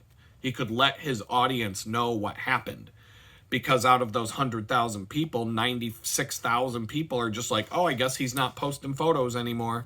Scroll, scroll, scroll. They're only seeing what Facebook wants you to see. They're not seeing the things that they subscribe to anymore, but they're not conscious of, Facebook's blocking me from seeing all these people I wanted to follow because these people I wanted to follow don't want to pay Facebook for it. And so that happened. That was the beginning of the death nail for Facebook. But right now on X, it's kind of a pay-for-play platform. If you want to grow your audience, if you want to get engagement, you want people to watch video content, things like that, I'm political enough that I could have an X following, but I got to pay for it.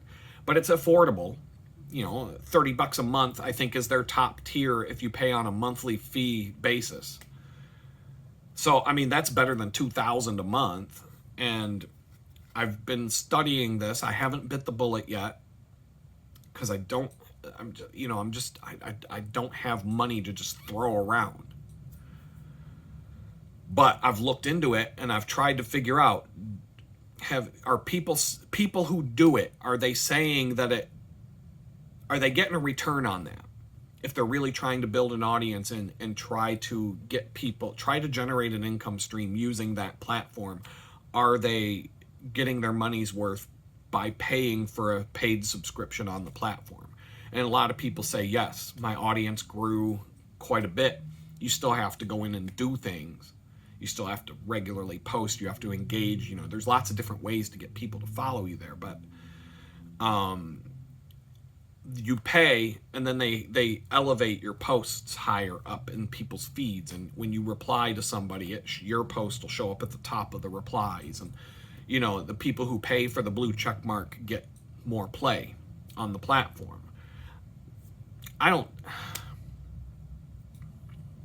It is what it is. I don't really have an opinion one way or another on it. I just don't feel like paying another monthly subscription fee for something like that right now. But it's on my radar. It's something that might be helpful down the road. I don't know. It's just another example of don't put all your eggs in one basket. I don't have any baskets, and the hens are laying like one egg a month. And I've got 6 baskets, and I've got a chicken that lays one egg every month. Put it in one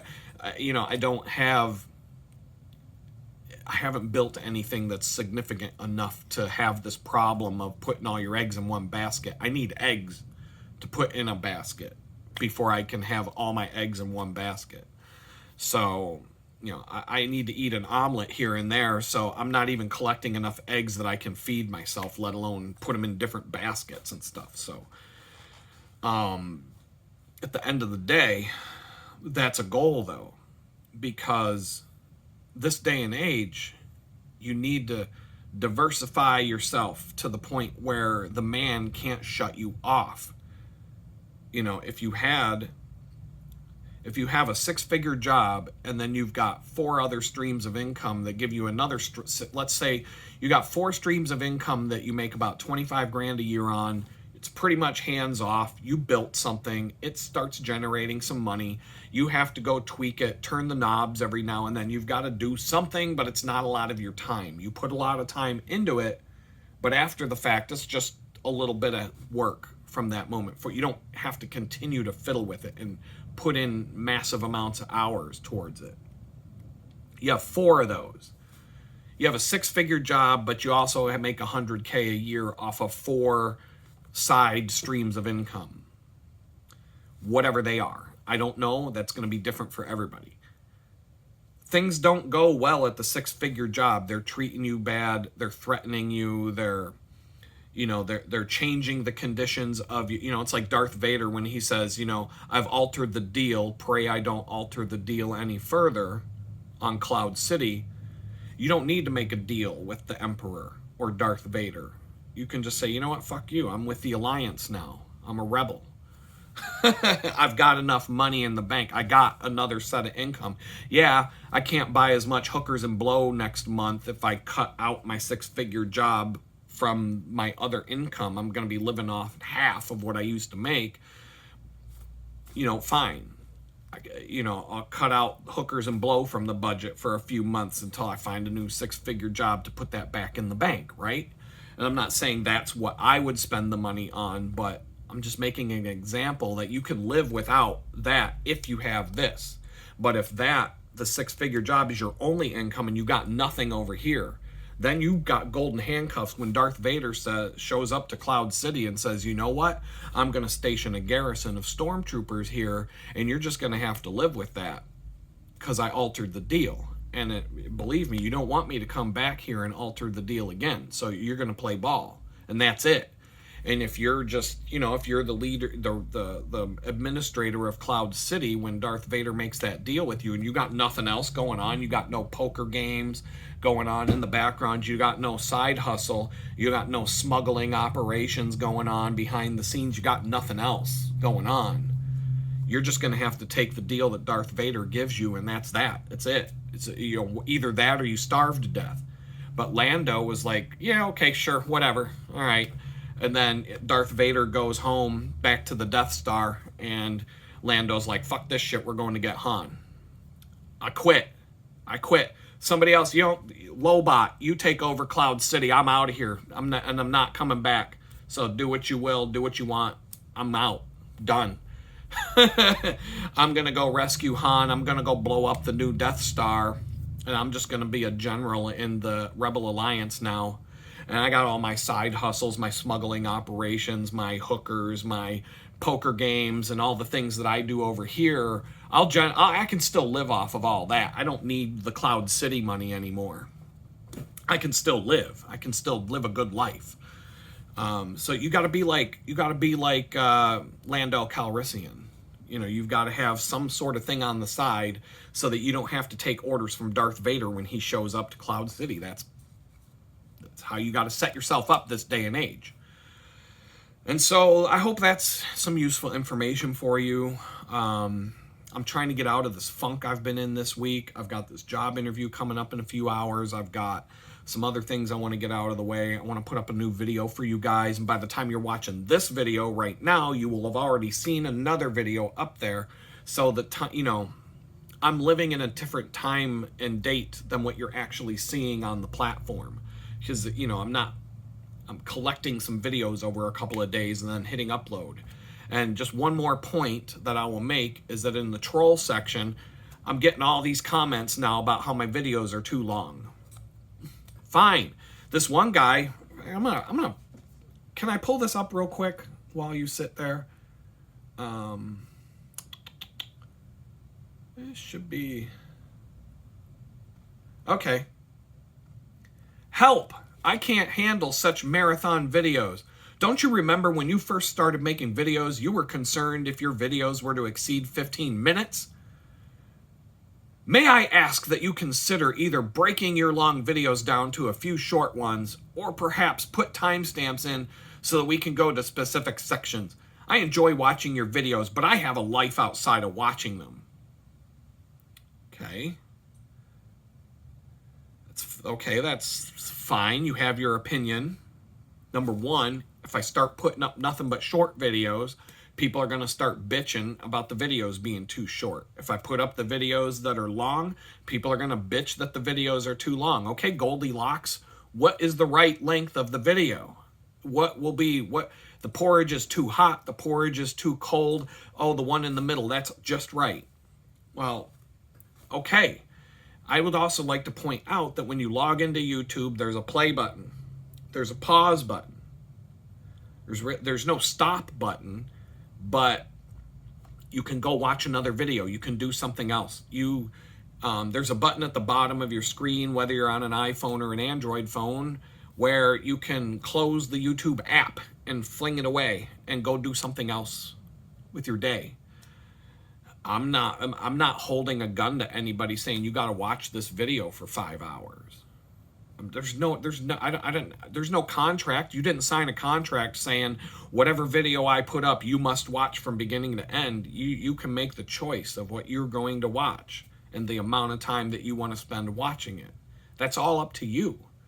If you're on a web browser, on a desktop computer, on a laptop, you can close the browser tab. You can go watch something else. If the videos are too long, YouTube has this thing called shorts. It's all short videos.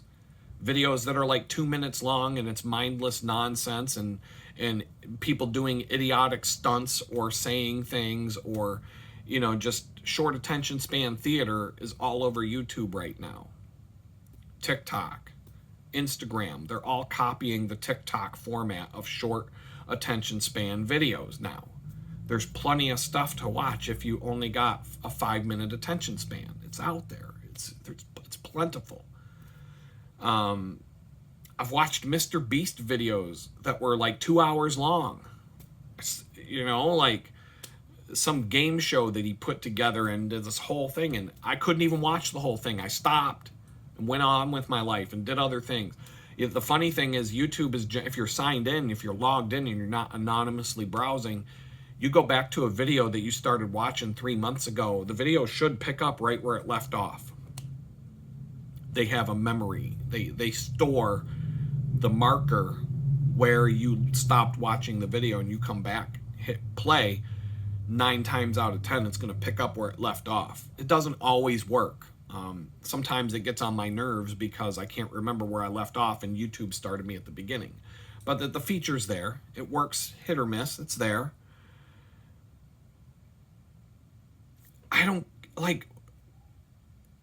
It is what it is. I'm going to click on this guy's channel. What is he up to? He's got some videos and he's got some subscribers. I'm going to subscribe to him.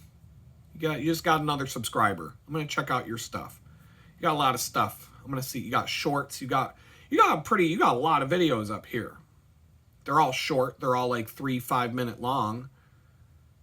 All right, fine. Maybe you got some good stuff in there. I don't know. 10 minutes, 13 minutes, 12 minutes. I'll check it out. Oh, you see he's got other channels. He's got another channel.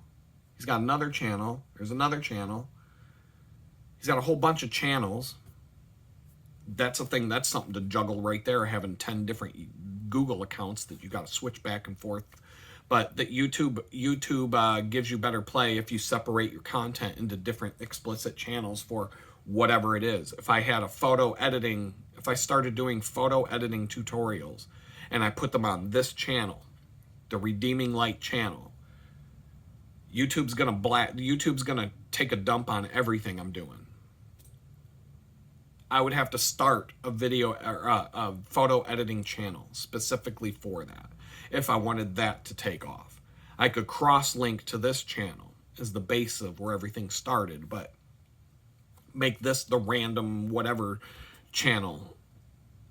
But if I wanted to be successful at doing something else like that, you'd pretty much have to switch and do another channel.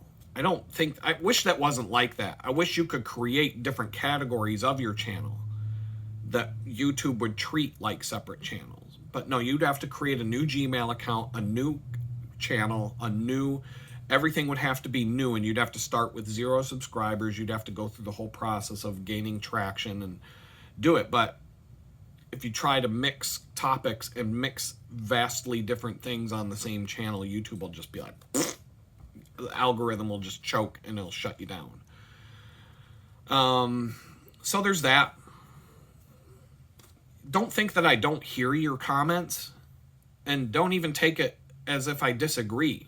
Like, this isn't what I really want to do with this channel right now. Right now, I'm trying to figure some things out. And this channel is documenting what somebody would go through when their life was ripped out from under them and they were put through hell because of a stupid mistake they made, lost everything, ended up homeless, and here's the journey of how I'm getting back on my feet. And yeah, okay, maybe I should stick to making 15-minute videos. Then I'll get a bunch of comments saying, hey, why aren't you doing long videos anymore? So no matter what you do, someone's going to take a dump on it. Someone's going to poop in the punch bowl. Someone's going to have a problem with it. So at the end of the day, you just got to do what's right for you. And with that, I'm going to say peace out, and I'm actually going to save this video from getting longer, and I'll upload this one whenever I can. And I'll talk to y'all later. I have to do this. I have to. I wanted to, here, let me adjust the camera back to where, all right, we kind of where we were at. I have to do this. I just hit the stop button, and I read the newest comment that came in. I just read you a comment verbatim about how my videos are too long, and I ain't got time for this. You're taking time out of my valuable life so that I can watch your videos that you're forcing me to watch. That's the summary of the comment I just got, right? Here's the next comment that came in. Thank you, Adam. I enjoyed this long video. This video was 5 hours long. I paused it when I needed, and I came back to it a few times. This system works for you, and sharing your thoughts here does good for you. Whoever complains about the length of it, that person is not held here against their will. I enjoy them. Now this, a few months ago I talked about your situation with a person with some authority. I asked that he would put the word out there and help you. Well, nothing happened. However, I just wrote about you to somebody else now in Texas, a guy in leadership. If and when he writes me back, I'll let you know. I have another people in mind to make a writing petition on your behalf. I don't know if we would get an answer, a positive answer, but I pray that God will shake this situation for his glory and on your behalf. Stay strong. Okay, this is the first time I read the comment. You're getting like, wow, you're getting my reaction face. I only read the first couple of sentences before I turned the camera back on to read this. So I didn't know about like the talking to a person in authority and getting the word out and blah, blah, blah. And yeah, okay, it is what it is. A lot of people aren't going to like my abrasive attitude about this whole thing. There's a lot of... Look at the Republicans right now. It's like Donald Trump said the other day. We all know how the Supreme Court justices on the left are going to rule on every single thing we put in front of them. Why is it that we can't predict what the Republicans are going to do? The conservative justices, we don't know what they're going to do, but we always know what the liberals are going to do. And it's because there's a lot of Republicans that just want to go along to get along, and they just whatever. This is part of the reason why Democrats can threaten Donald Trump every day.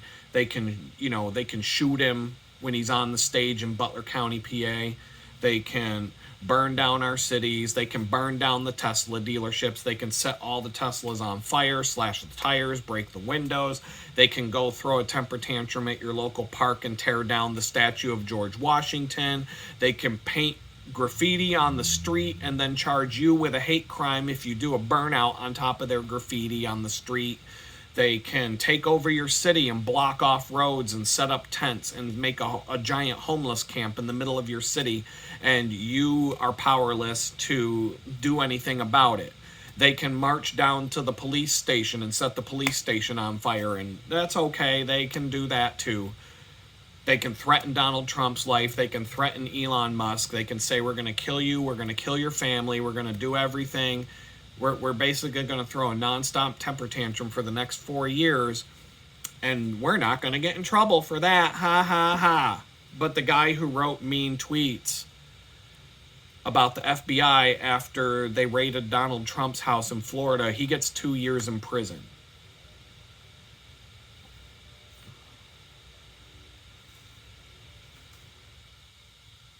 Really? Is that how we're playing this game? Is that how it goes in America right now? Because that's what we all see right now. That's what we see. The Democrats, once again, they get to do whatever they... Every now and then there's a token arrest of a Democrat. They just arrested this guy who burned down a Tesla charging station. They're saying he's facing 20 years. He's going to get my guess is 3. And that's if they're being tough on him. He actually started a fire. He did something. But I don't know. I don't know what's going to happen. I don't know what the crime is he was charged with. I don't know the actual statute. And I don't know. They're saying he faces a maximum of 20 years. That means whatever he was charged with has a maximum of 20 years. Then you got to find out what the statute is. You got to go to the sentencing guidelines. You got to see if he has a criminal history, and you got to see the circumstances of the case. You can pretty much go right to this chart and see generally what's this guy going to get. You can pretty much do it.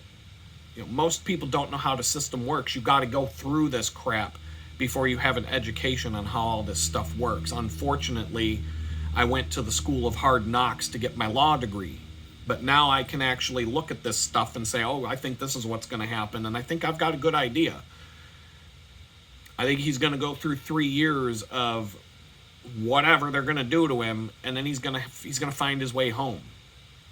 And I think that's on the harsh side of it. He might spend some months in jail and go home and do community service or be on probation for a while. I don't know. But all I'm saying is, there was a guy who made a Twitter post when Joe Biden was coming to town, and he said, I don't know the exact words, but it was something like, hey, Joe Biden's coming to town, get your sniper rifles ready. That's almost an exact quote. The FBI went to his house and killed him. They killed him. I don't know. They're not telling us what happened and why they had to kill him. How did I live through my experience and this guy got killed? I don't know all the circumstances. Maybe I'll look into it one of these days and see what happened there. See what if they're telling us what he did, that they had to kill him for it. But they're coming to your house with a tank. If you're a Republican and you post something like that. But if you're a Democrat, you can be like, I hate Elon Musk. I'm going to kill him. I'm going to kill his kids. I'm going to kill Donald Trump. I'm going to kill his wife. I'm going to kill his kids. I'm going to kill his whole fucking family. I'm going to burn down Trump Tower. I'm going to do this. I'm going to do that. Okay, they just keep on keeping on, don't they? Or they might get a knock on the door from a polite Secret Service agent saying, hey, you shouldn't be making those kind of statements online. We're just here to give you a warning, okay? And it's like 1 o'clock in the afternoon, and, you know, they're not waking you up at midnight from a sound sleep by driving a tank into your fucking house. So, this is where we're at. This is where we're at. And I guess I got a bad attitude. But anyway, I just thought I would add that in there because this comment showed up literally right after I hit the stop button. And it just proves my point. If I make a long video, someone's going to be mad and someone's going to like it. If I make a bunch of short videos, someone's going to be mad and someone's going to like it. And it doesn't matter what you do. Goldilocks isn't going to be happy until you get the porridge just right. So with that, peace out. We'll talk again. All right, what's up? It's another segment of the next video, and I just got done with a job interview for a professional job. The location of which it would be on site, but it would be a professional software job. It's 4 miles from where I live right now. It would be walking. I could walk there. I used to walk more than that when I was homeless in Jamestown. So if it came down to walking to and from my job, it would take about an hour and a half to walk each way, or a 15-minute ride on a bicycle, or if I had to take Uber or whatever the case. But the pay would be at the level where one paycheck would be enough to go out and buy a car and start putting that life together. But once again, I'm going to try and download this here in a minute. I'm in the process of, I exported another video for the feed, and it's upload. I'm going to start the upload. I'm going to take a couple minutes and just, go to YouTube Studio, hit the upload button. It's probably going to take hours for this video to upload. They do. But I did a live stream last weekend with this guy, Truth Tiger. And, I've talked to him on a personal level outside of our online chats.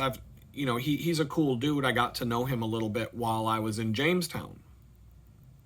And, so he did a live stream with me back over the summer while I was in Jamestown. And we just did another one on Sunday. He wanted to catch up and, ask some questions, and it was about an hour long.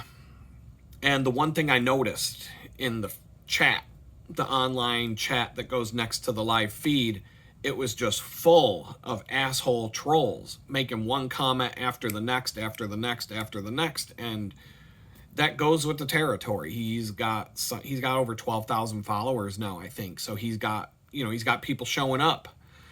And of course, when you start getting, when more people start showing up to your channel, more trolls are going to show up to the channel. And so I noticed an increase in the number of trolls this week on the YouTube channel, on my YouTube channel. And it's a direct result of being on his channel that day. And so I'm in this job interview. And I'm not going to talk. It would be, I'd probably be making, I'm not even going to talk about it right now because it was phone call interview number 1, and there's going to be a bunch of hoops to jump through, and there's a good chance that my criminal background check is going to put the kibosh on it. So I'm not even going to, it doesn't count. I don't count that as real until the money's in the bank, period. The next person I would have to talk to in the process won't even be in her office until next week. On the pro side, it's a 4-mile it's 4 miles from here. I know exactly where it is. I ride my bicycle past it on my way to my current gig, back and forth. I go right past it. I know exactly where it is. I'm going to make a left to get on the bicycle trail. If I look over to the right, it's right there. It would be a good way to get back on my feet and get life going again. But I'm in the middle of this job interview, and so I'm looking at things on my screen. We're on the phone with each other, but we're sending links back and forth through email, and we're like, I'm like, can you look at the, we're just talking for ended up being about 45 minutes long. And I get this email through my photography website at litgood.com, and it's just, some douchebag made up a fake email account, as a reply address, and says, "You have to work a regular job like most people now. Get used to it and stop complaining." You had enough time in your day, in your shitty ass life, that you could put this email together and send me a message just to be a complete piece of shit asshole because you got nothing better going on in your life today. Like, you didn't have to watch the video that you're responding to. You didn't have to go to the channel and hit the subscribe button. But once again, it's just, I'm talking about this because if you out there, if you want to do YouTube, if you want to do something like this and put something out there that you are passionate about, or, it could be anything. Don't let people like that stop you from doing what it is that you're going to do. Don't let them bring you down. Don't let them stop you.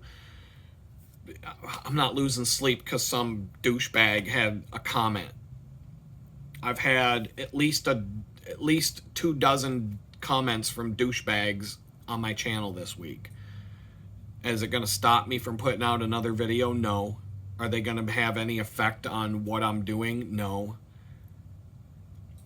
Am I fully aware that my criminal background check is going to be an issue when I go from one job to the next, to the next, to the next? Even if, whether I'm trying to get a job at McDonald's or whether I'm trying to get a job at a high-paying software company, it doesn't matter. I'm aware of, believe me, I'm fully aware of this. In fact, I'm going to give you the rundown because I was curious, and I came up with the number of job I updated my list. So I'll share that with you. And then I'll call this video finished and compile it into a single video file and go through the process of pushing it up. I don't know when it's going to appear on the channel, but as of March 20th, 2025, I was released from prison on April 2nd, 2024. 525 total job applications. So I thought there was more, but I counted it more than once. It's 525 total right now. As of today, I've had 25 interviews with 21 companies out of 525 job applications. I have no interviews scheduled right now, but that could change. I had 4 job offers in total from 525 job applications. One of those jobs I work right now. It's a bakery paying me $10 an hour. 2 of the job offers were taken away on the day I was supposed to start because they told me up front, I was honest about what they would find on the background check.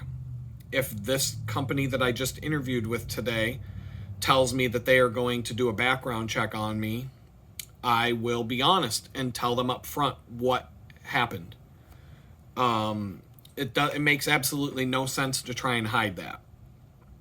Something that they can find with a simple Google search.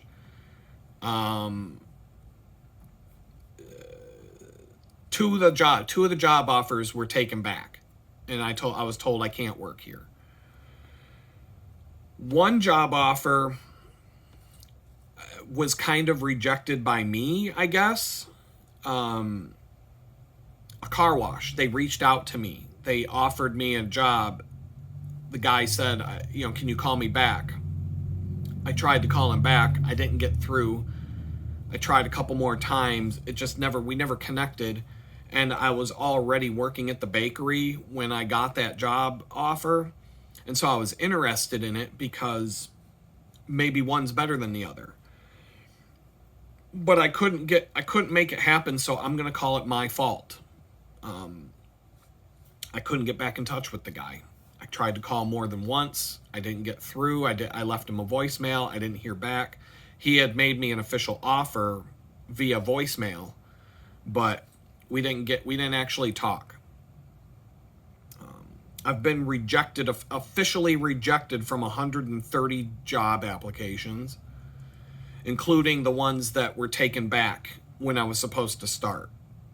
And then 367 of these job applications went stale. I didn't get the job, but I never heard one way or another from the company. They just went off into the universe, and that was that. Ghost. They vanished. There are 25 right now in my queue, and that would include jobs that are like walking distance minimum wage kind of jobs and professional jobs that I'm waiting for some sort of response from. Okay, when it comes to professional jobs, software jobs, since last April 2nd, I got a head start on that because I didn't even have a driver's license yet. I had to get my documentation in order, but I could sit in front of a computer and apply to jobs all day long.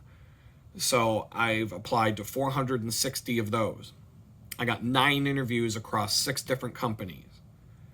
Right now, I don't have any interviews coming up. 119 of those gave me an official rejection notice. 324 of those went stale. 16 I'm still waiting for some sort of conclusion for, one way or the other.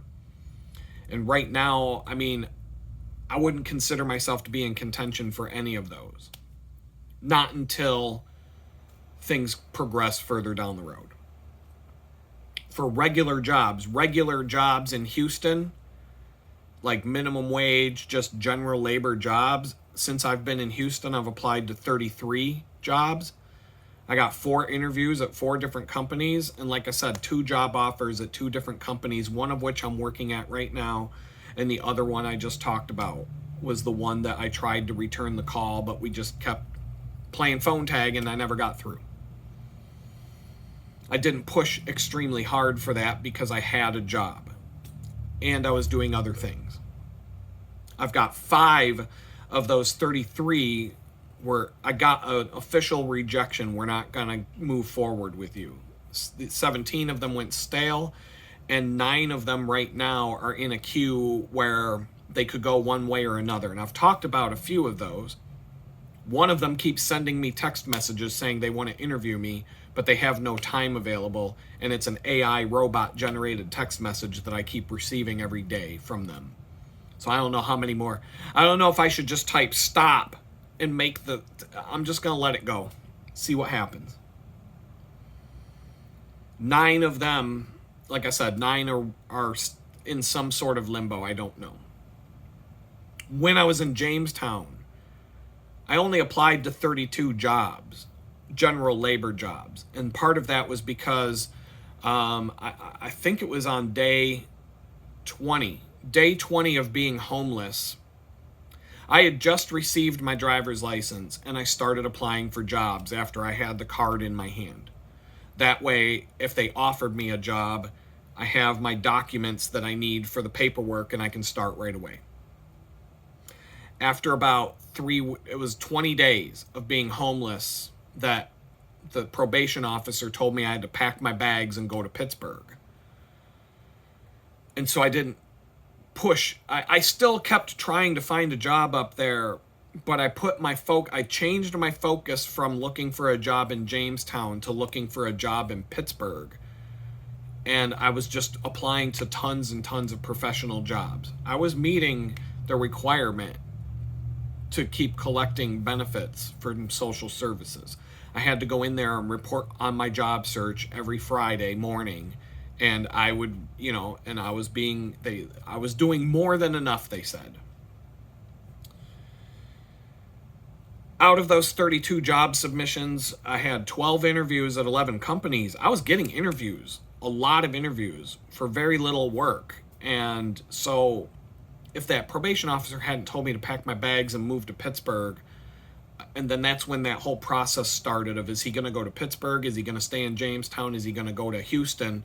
Because a probation officer in Pittsburgh asked me what I wanted to do, and she said she would help me whichever way I wanted to go. And I said, Houston sounds like the best of 3 bad options. And she said she agreed. And so I don't like it. That's why I put my focus on professional jobs. 2 jobs got, once again, 2 of the job offers that I got were taken back due to the background check. and I got 6 official rejections, including those 2. So out of the 32 submissions, I had 12 interviews at 11 companies. 6 of them officially rejected me out of the 32 job applications, and 26 of them just went stale, and I never heard from them again. Whether it was a job interview that I never got any feedback about, or nothing ever happened after the fact, or whether it was just a job application that went out to the universe and disappeared and never got. And that happens. Like, that's not uncommon, especially in the times that we're in right now. I'm looking at people I know are posting things on LinkedIn about how I've submitted 300 job applications and I've been unemployed for 18 months and I can't find anything, and things like that. I got 4 interviews out of 300 job applications. So this is what's going on right now. I could really care less what some douchebag troll has to say. And yeah, I'm going to get these emails. I'm going to get comments on the YouTube channel. You're going to get that. That's all I'm saying is, whatever you want to do with your life, whatever dreams you want to chase, whatever you want to do, just be prepared. There's going to be a whole bunch of people who want to take a shit in your punch bowl and dump on your parade, and they want to just be an asshole to you for no reason other than they got nothing better to do with their lives. I watch a lot of live streams. I'll talk about 3 right off the bat. There's Prepper Nurse 1, there's Pinball Preparedness, and there's the Epic of Friar Tuck. I don't make it a point to watch their live streams. It's more like I'm sitting in front of a computer or holding my phone, and I go into YouTube for a minute and I see live stream either starting now or live stream in progress or whatever, and I'm like, oh, okay, click on it. And every single time I watch a live stream, I'm looking at the comments, and it's just a bunch of douchebags leaving douchebag comments in the live stream. And the Prepper Nurse 1 guy, he's got a fan base that sit there and kick people off the chat if they get offensive. He tells you in the beginning of the stream, he's like, look, you can come in here, but this is a family-friendly channel. I don't put up with people swearing. I don't put up with people, being rude and being mean. So if that's what you want to do, these people in the blue these people highlighted in blue are going to kick you off. And every single time he does a live stream, somebody shows up and just starts running their mouth, and boop, they're gone. You're out of here. Like, people show up just to do that, just to get kicked off. Like, probably some 13-year-old dipshit, in his mom's basement has nothing better to do. Or maybe a 33-year-old living in his mom's basement got nothing better to do than, what live stream can I hop on today and just be an asshole to everybody? So people get their nut off of that. I don't get it, but that's what happens. And look, if I'm being serious, I went to federal prison for being an internet troll. So, who am I to criticize someone who wants to be a troll online? I paid the ultimate price for being an internet troll. So, my only point in bringing this up is that whoever you are, no matter what you want to do, whether you want to do it online or not, you want to start your own business, you want to open up your own restaurant, there are going to be people that you could make the most awesome food in town. You could have the best barbecue joint in the state of Texas. Somebody's going to come into your restaurant and just be an asshole to you. Tell you your food sucks. Tell you they're never coming back. It's the worst service they ever had. One thing after the next, after the next, after the next. And you're going to deal with this multiple times. You could go to Google Maps, look up your restaurant, the best barbecue in Texas, and you might have 500 5-star reviews, and there's always going to be 40 or 50 1-star reviews telling them that the food sucks and the service is terrible, the owner's a jerk, this, that, and the other thing. You can't avoid it. You cannot avoid criticism. So It's going to happen. I mean, I can call this guy, the one who sent me the email, I can call him a dumb piece of shit, and I'm fine with that because that's what he is. But my whole point is, don't let people like that stop you from moving forward in your life. If I can teach you anything, the number one thing you learn when you go to art school is if you're an artist, someone's going to hate your art. Someone's going to hate what you're doing. You are going to put up a piece of art that you thought was the best thing you've ever done, and some people will agree. They'll say, wow, that's really great. That's brilliant. That's a great piece of art. That's a nice illustration. That's a nice photograph. Whatever the case may be. And someone's going to walk up and be like, that's a piece of shit. How does this guy even call himself an artist? Putting up garbage like that. That's gonna happen. If you're an actor, if you're in Hollywood, you're going to play a part in a movie. You could win an Oscar for the best male performer of 2026. And all these people are going to show up being, what a terrible actor. He doesn't deserve to have a career. That was the worst movie I've ever seen. Blah, blah, blah, blah, blah. So, whoever got that Oscar's taking it to the bank. Living... Yeah, okay, he's really not going to be that concerned with what you think as he goes home to his mansion driving his Ferrari and parking it in his 10-car garage that has, Lamborghinis, Porsches, a couple of Jeeps, because, why not? And some other vehicles with his wide open view of Malibu Bay with a private access to the beach, right? Like, you think that guy cares about all the trolls that are calling him out on Reddit? He doesn't give a shit. So, once again, if there's any information I can give you, just being an artist for a living my whole life, that is all I've put up with trolls every day of my career. Every single day of my career, I've had to put up with someone telling me I don't know what I'm doing, I'm stupid, my art sucks, my design sucks, those colors suck, that logo sucks, whatever. But here I am, still doing it, and I'm still getting paid to do that, by the way. I'm not getting it from a company as an employee, but I'm working on projects right now that I'm getting paid good money to do, and that's what I do. And those clients are happy. So... just gonna leave it at that. I don't know when this video goes live, but for real this time, I'm gonna end it. Peace. All right, never believe me when I say that's the last video until you're looking at the progress bar and you see that it's the last part of the video. It's been an interesting day. It's been I'm so burned out. I've got to. I just got some food.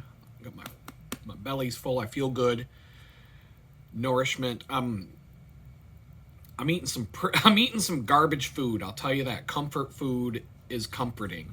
And that's what it is. That's why they call it comfort food. It's not good for you, but it makes you comfortable. And so I had the interview over the phone for that job, and then as soon as I got off the phone with that interview, or as soon as I ended the last video segment in this video that I'm gonna upload whenever that may be, there might be a few days that transpire between when I upload what what I'm recording right now and when it goes up and when you see it. There could be a span of days in the middle there. But as soon as I hit stop and I said, peace out, I'll see you later, one of the other companies that I reached out to this week reached out to me. We're not at the job interview stage. We're not there yet, but we went a little back and forth. So, and this is the one that I actually thought I would have a good chance of getting. It seemed like the kind of company that would just look at, call me in for an interview, let's talk for a minute. Okay, when can you start? That may not be an accurate assumption, but it's something. It's something. You know, a couple of people, like I told you in the last video segment, a lot of trolls, new ones. Like, I recognize the trolls because I remember the usernames when they pop up over and over again with their same nonsense. And so all the trolls that are showing up this week are new to the channel. So, and I know where they came from. They came from the live stream I did on Sunday with Truth Tiger. Fine, whatever. Bring them. Come one, come all. Have a good time. If that's what you're into, knock yourself out. You're not going to cause me to lose any sleep over your troll comments. But after I got done with the last video segment, I got another company, like I said, reached out to me. So that's another seed that got planted this week that maybe it'll sprout. And then I was talking about the one company that sent me a text message. I reached out to the manager, and at the same exact time I reached out to the manager to see if he still wanted to interview me, before like 5 seconds before I hit the send button, I got an email from them. Just the timing was insanely coincidental.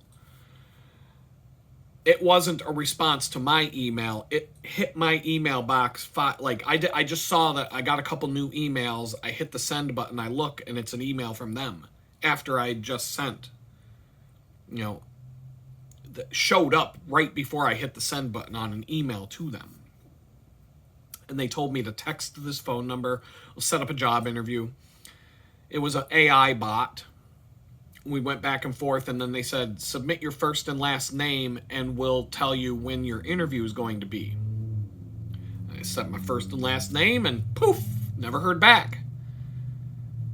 It's been like 2 days since I didn't hear back. Well, as I was going through the process of communicating with this other company, so I had the job interview over the phone, then I'm back, as soon as that was over, back and forth with this other company. Well, as soon as the video segment, I did a job interview, I got on a video segment, I recorded a little bit more, and then I jumped over to my email again, and all of a sudden there's some back and forth. And then, so that, I took care of that, went back and forth, gave them what they were asking for. We'll see what happens from there. It's nice to know that my message was received, that the work I put in on that, as little as it was, went somewhere. It's nice. It's a good boost to your mood when something like that happens. But, you know, it's a long way away from money in the bank. But we're, you know, one step at a time. The next thing, like I'm saying, that I'm going back and forth with this AI chatbot. It's been 2 days. I just assumed, all right, whatever. And I just get an email, I get a text message from them saying, you have a job interview lined up next Tuesday at 3 o'clock. It's going to be a little bit of a bicycle ride. I scoped it out on Google Street View to see, like, okay, I'm going to ride my bike down there. I'm going to go change my clothes here. I'm going to lock my bike up there. I'm going to walk in to the place acting as if I just drove. You know, I want them to say, hey, we want you to work here. And then maybe have a conversation about, hey, is there a safe place to put my bicycle, or do I got to lock it up outside? Because I'm going to ride, you know, I'm just going to play it off as like, I'd ride my bicycle for fitness. You tell somebody from Houston that you don't have a car and they're not going to hire you. Like, they're going to say, well, that's a problem. They're not going to listen to me when I say, look, I ride 200 miles a week just to go 21 miles each way to my current job. I can handle this. It would be a more laid-back job. So the bike ride will suck, but I'll be more comfortable in it will not be as crazy of a job. I could probably make the same amount of money per hour. When I look at the route, the roads absolutely suck, but I was able to pick out a way to go. But I'm going to have to, I'm going to have to go to Google My Maps. I'm going to have to create a Google map. And then I'm going to have to create a custom route where I drag and drop the blue line where I want it to be. And then I'm going to have to save it. And then I'll be able to open up the Google Maps app on my phone, and I'll be able to put that line on my map, and I'll be able to use that to navigate to the place. The first 1 or 2 times I go down there, I'm going to need to know where I'm going. And I'm going to have to account for, there might not be a road where Google says that there's a road. I might not be able to zig where I'm supposed to zig, and I may have to zag and then figure out, okay, what do I do now? And so, but I shouldn't be going to the bakery on Tuesday. So I should be able to go down there with plenty of time.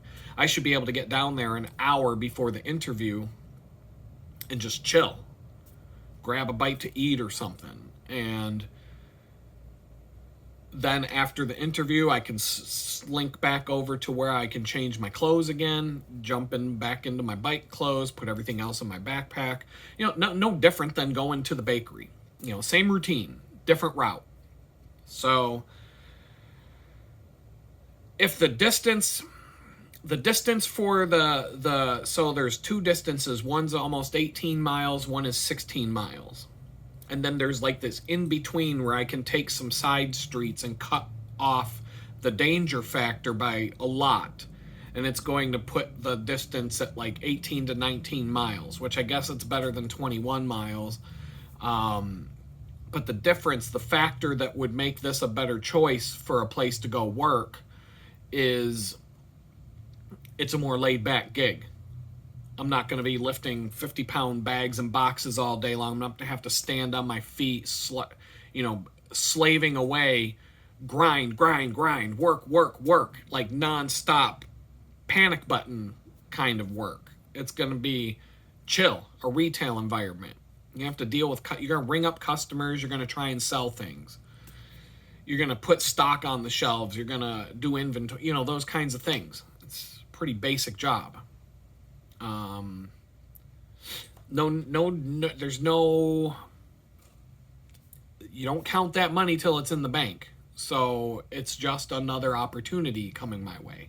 Feels good that I did a little bit of work this week. A lot of people have been getting on my case, the trolls, saying, man, you got to stop complaining. All you do is sit around and bitch. No, it's not all I do. I'll complain about something, and then I'll get off YouTube, I'll go to the real world, and then I'll be like, okay, what can I do about this? I'm going to fill out some job applications. I'm going to put in some professional job applications. I'm going to put in some job applications to places I can just walk here. I'm going to plant some seeds. Seeds sometimes take a long time to grow. You might wait 21 days for a seed to germinate before you even see something poking out of the ground. It doesn't mean that nothing's happening below the ground. It just means that you don't see it yet. So some of these job applications, 2 weeks from now, I might be getting a phone call from a job application I put in 3 months ago somewhere. So I don't want to ride 21 miles, do back-breaking labor all day, ride 21 miles home to get less than $100 in the bank. I would really, if I'm going to work a part-time job that, doesn't pay much, I would rather it be someplace I can walk in 5 minutes. It opens up my availability. I can work open. I can work closing shift. I can have a lot of flexibility in terms of, we want you to work on these days. I can say, okay, sure. And then I'll fit my schedule around that because it's a quick walk. It's not, I've really had to make some adjustments to the bakery solely because I'm 21 miles away. I don't want to have to ride this dangerous ride at night. And I'll do it in the morning in the dark. I don't want to come home at night in the dark.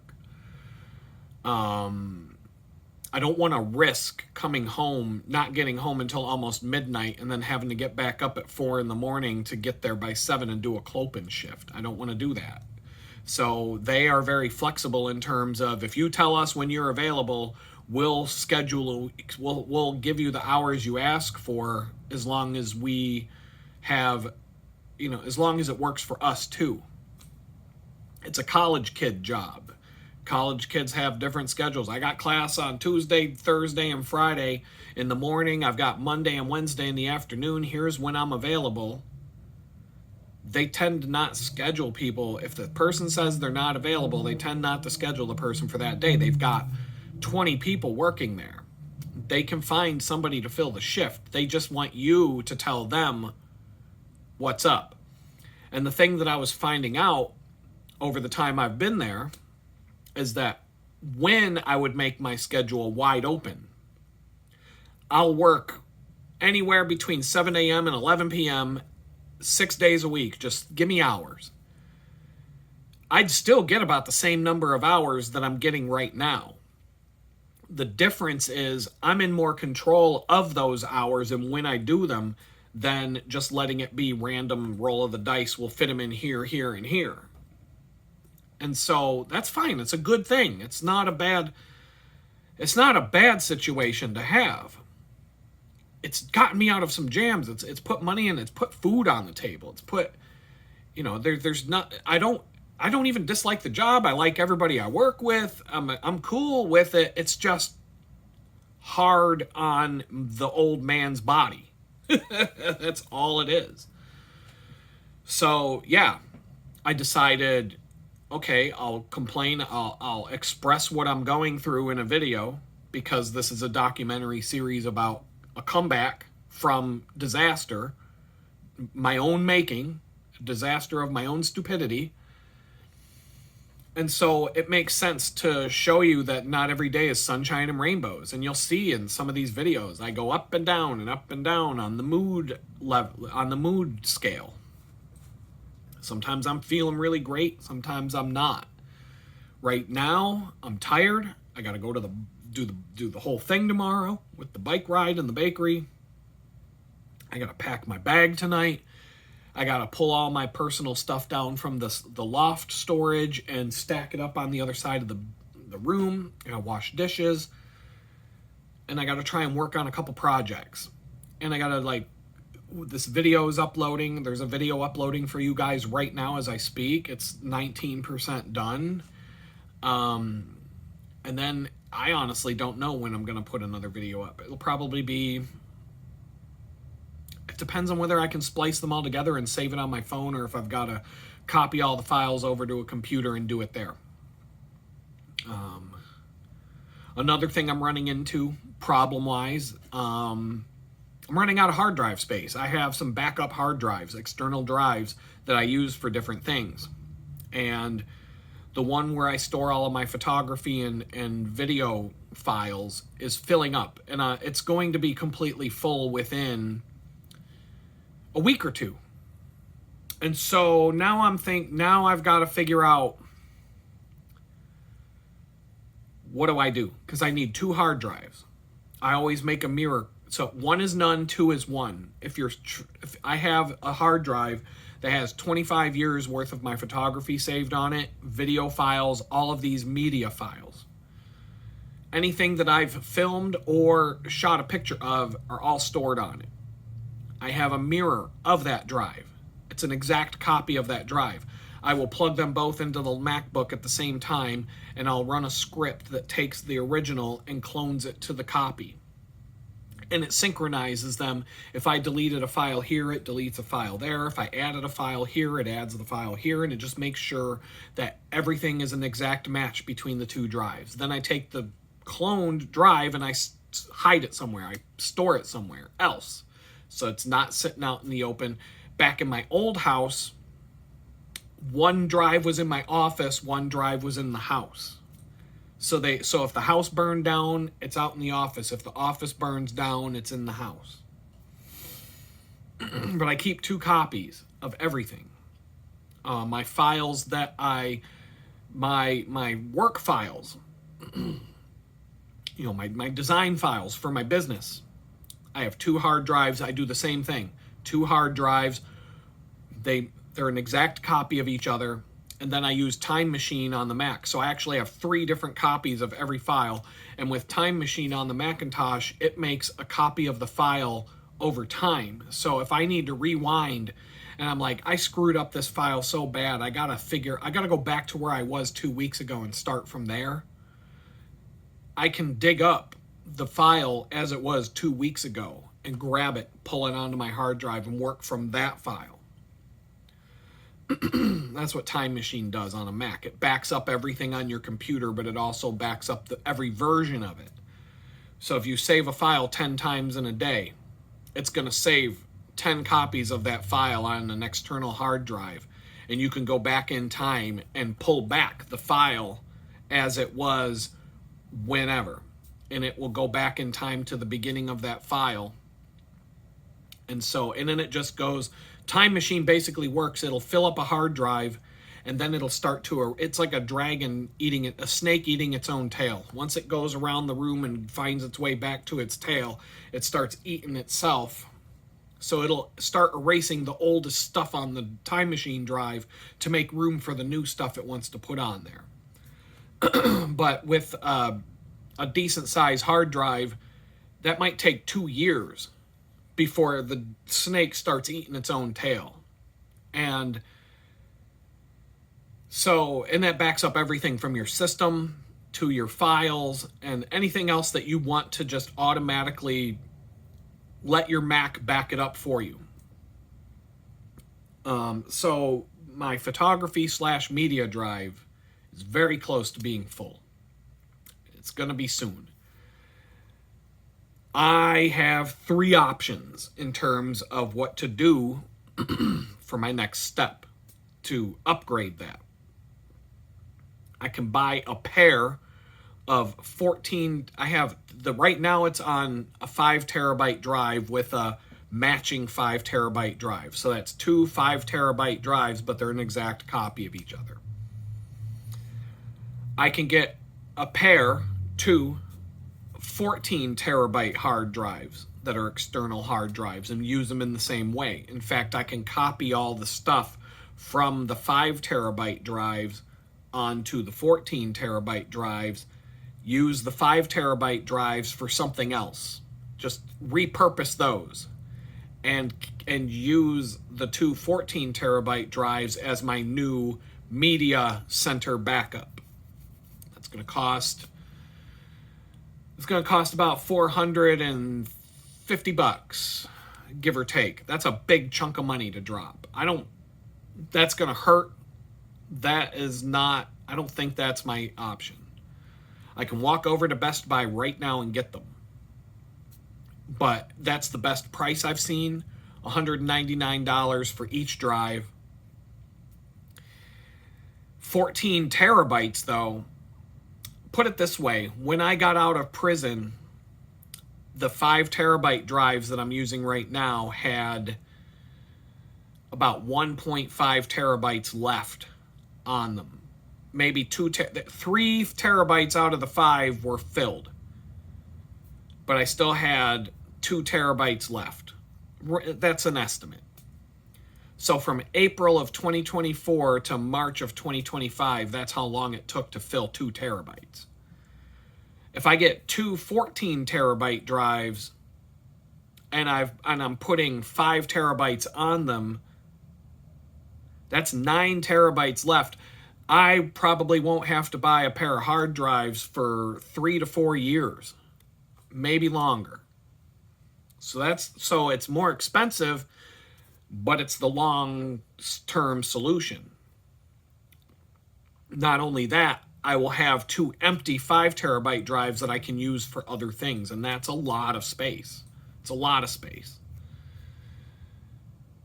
I could use an empty one plugged into my MacBook as scratch disk space for Photoshop to run faster, or video editing software. I can increase the speed of my computer by plugging an empty hard drive into it that the computer can just use to write stuff to and from, and it's not actually putting files there. Just giving you more memory. It's called scratch disk. The technical term is a scratch disk. My My second option is get a pair of 5 terabyte drives and pick up where I left off. Take the 2 that I'm currently using, set them aside. Start with 2 empty 5 terabyte drives and start filling those up from today forward. I'm going to have all my stuff across 2 sets of drives, but the cost to do that is about $270 to get 2 5 terabyte drives. On Amazon right now was the cheapest I found for that. So for 150, give or take 150, $160 less, I could get 5 terabytes. That'll last me, for my current level of usage, that will last at least a year, possibly 2 years. It's not going to be as much as a 14 terabyte gain, but it's going to last a while. And then I've got a third option, which is probably what I'm going to end up doing. I have an empty hard drive. It's called my travel drive. That's what I named it. It's the drive I used to carry with me whenever I was traveling. And I just wanted a place to dump my files from my camera onto an external hard drive. It's one little tiny it's a hard drive I carried in my laptop bag all the time. And I would it was more for just a random place to store files until I figure out what to do with them. And then the drive is always empty. And I believe that drive is a 2 terabyte hard drive. And so if I bought just one 2 terabyte hard drive, I could use that drive along with the extra 2 terabyte drive, synchronize them together the same way, and it gives me 2 terabytes to work with until I can figure out how to get more money to buy something better. And that's about $80. I could get a 2 terabyte hard drive on Amazon right now for about $80. So the cheapest solution is the $80 solution. It'll work. 2 terabytes, it'll take me, let's say I get 6 months out of that. It could be less, it could be more. It just depends on what I start filling it up with. But it would kick the can down the road. I would be able to keep moving forward. I'd be able to keep doing what I'm doing without running into a problem of running out of space and not having a place to put my files that I need to work with. So that's on my mind. That's just a small problem I'm trying to figure out. I just can't justify spending $400 and something on hard drives right now. If I had a job that made if I had a job where I made a lot of money, fine, do it. It's a hit. It's still expensive, but the money will come back my next payday. If it's like, do I really want to spend $450 on hard drives when I'm trying to save up to buy a car? No. $80 sounds like a better deal. But I'm going to fill up, but it's going to kick the can down the road, but it's not a long-term solution. It's going to buy me some time. It's going to buy me 3 to 6 months before I fill up that 2 terabyte space. And so fine, I get a few more months. And then I get the pair of 14 terabyte drives, or maybe they come out with a 20 terabyte drive for the same price because I waited a few months. Whatever the case, I can move all the stuff to a pair of high capacity drives like that. And then I've got all these extra hard drives with empty space on them. I can use them. I can repurpose them. I'm never going to run out of a use for an extra hard drive. There's always something to use. There's always something you can do with that. I've got a hard drive that I use for my old Macintosh as a time machine drive, but I'm not really using my old Macintosh. So it's almost pointless to have that time machine drive because it's not backing anything up anymore. I could repurpose that. Possibly reformat 2 empty take that, repurpose it. Maybe I have 2 hard drives I can sit here and spend $0 and squeeze out 3 more months before I've got to, figure this out and do that. But this is another thing that goes along with when you're doing this kind of work. these kind of problems always pop up. And especially in my situation right now, you gotta like, you know what you want to do, you know the right solution, but sometimes you gotta just, I wanted the Berkey water filter. You see the water filter behind me. I wanted to get a Berkey and go get the real deal. Well, that was like $400 or $500. That thing back there was like $125. That was a no-brainer. $125 is going to get me what I need to get through the next year or so. Down the road, fine. Maybe get a couple of Berkey black element filters and replace the filters in there with the Berkey filters. There's no reason I can't do that down the road. They're the same. They're interchangeable. And when I bought this thing, that I like, it's called the Purewell system, and I like the stainless. I had a stainless steel Berkey. It was the exact same size as this. I like this better. I like the spigot better. I like the sight glass better. I like everything about this better than the Berkey. It's just a little bit better quality. It's more solid. The steel is more solid. I don't have any complaints about this. I don't know if the filters are as good as the Berkey filters, but I generally, the way they thread on, the nuts that hold the filters in place are better on this than what you get when you buy a Berkey. Like the Berkey, I'm not saying it sucks. I had them for years. I used the Berkey system for over 10 years. Almost 15 years. But this, overall, I like it better. I just don't know if the filters are as good in terms of removing contaminants. A YouTube channel that rated a whole bunch of these things put this one in second place, put Berkey in first place. So I did my homework. I'm like, that's so much cheaper. Do it. Got clean water. Water tastes great. So I'm good for now. Down the road, I'll improve it. So, this is part of the comeback story.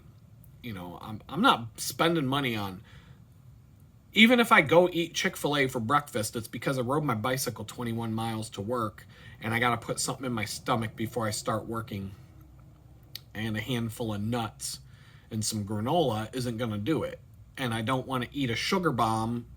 I could eat a cookie, 1,000-calorie cookie before I start my shift. That doesn't feel good.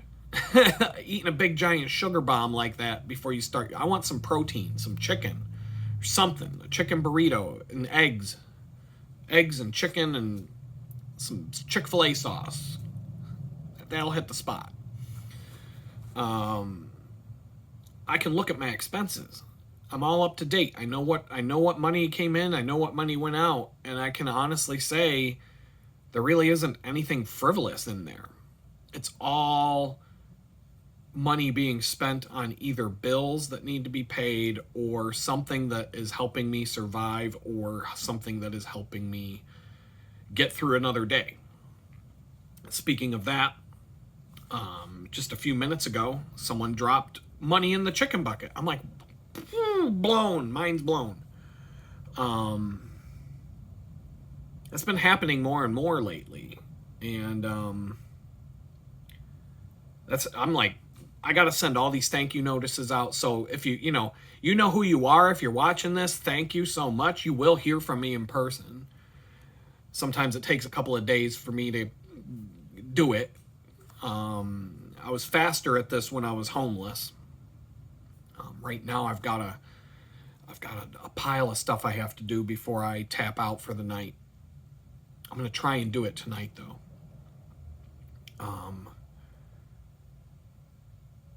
It's just like, you have a bad day. I was watching some sermons today. I bookmarked a bunch.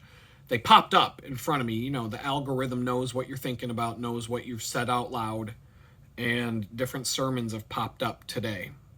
And I've watched them, or they've been on in the background. And they're basically speaking to exactly what I'm feeling this week. And they're helping mentally. And I can also say that the progress on the job front, nothing is, I don't have any offers. I don't have any, nothing's on the table right now, but just the fact that somebody called me for an interview. Another one is acknowledged that they received my stuff and wanted some more stuff, and we went back and forth a little bit. Another one's having me go in for an interview next week, and there's another one. Oh, I did get another text message from Lowe's saying that we want to call you in for a one-on-one interview, but we don't have any time slots available. I have like 12 of these successive text messages from them just every day. Boom, boom, boom, boom. They're sending me the same exact text message over and over and over again. And so it's an AI bot that's generating these. It's not a human being. It's annoying. It's stupid. Whatever system they're plugged into that they're using for human resources is crap. But this is a job I could walk to in 5 minutes. If somehow I could get a part-time job putting stock up, okay, fine. I'm going to lift heavy boxes all day of tools and parts and whatever, and lift all day long, if that's what the job is. Or it could be a cashier job for all I know. But one way or another, if I get a job there, it's a 5-minute walk. I can work whatever shifts they want me to work. Sunday, Monday night. I think they got 24 hours of shifts. They have people come in the middle of the night and do stock. They got people that open, people that close.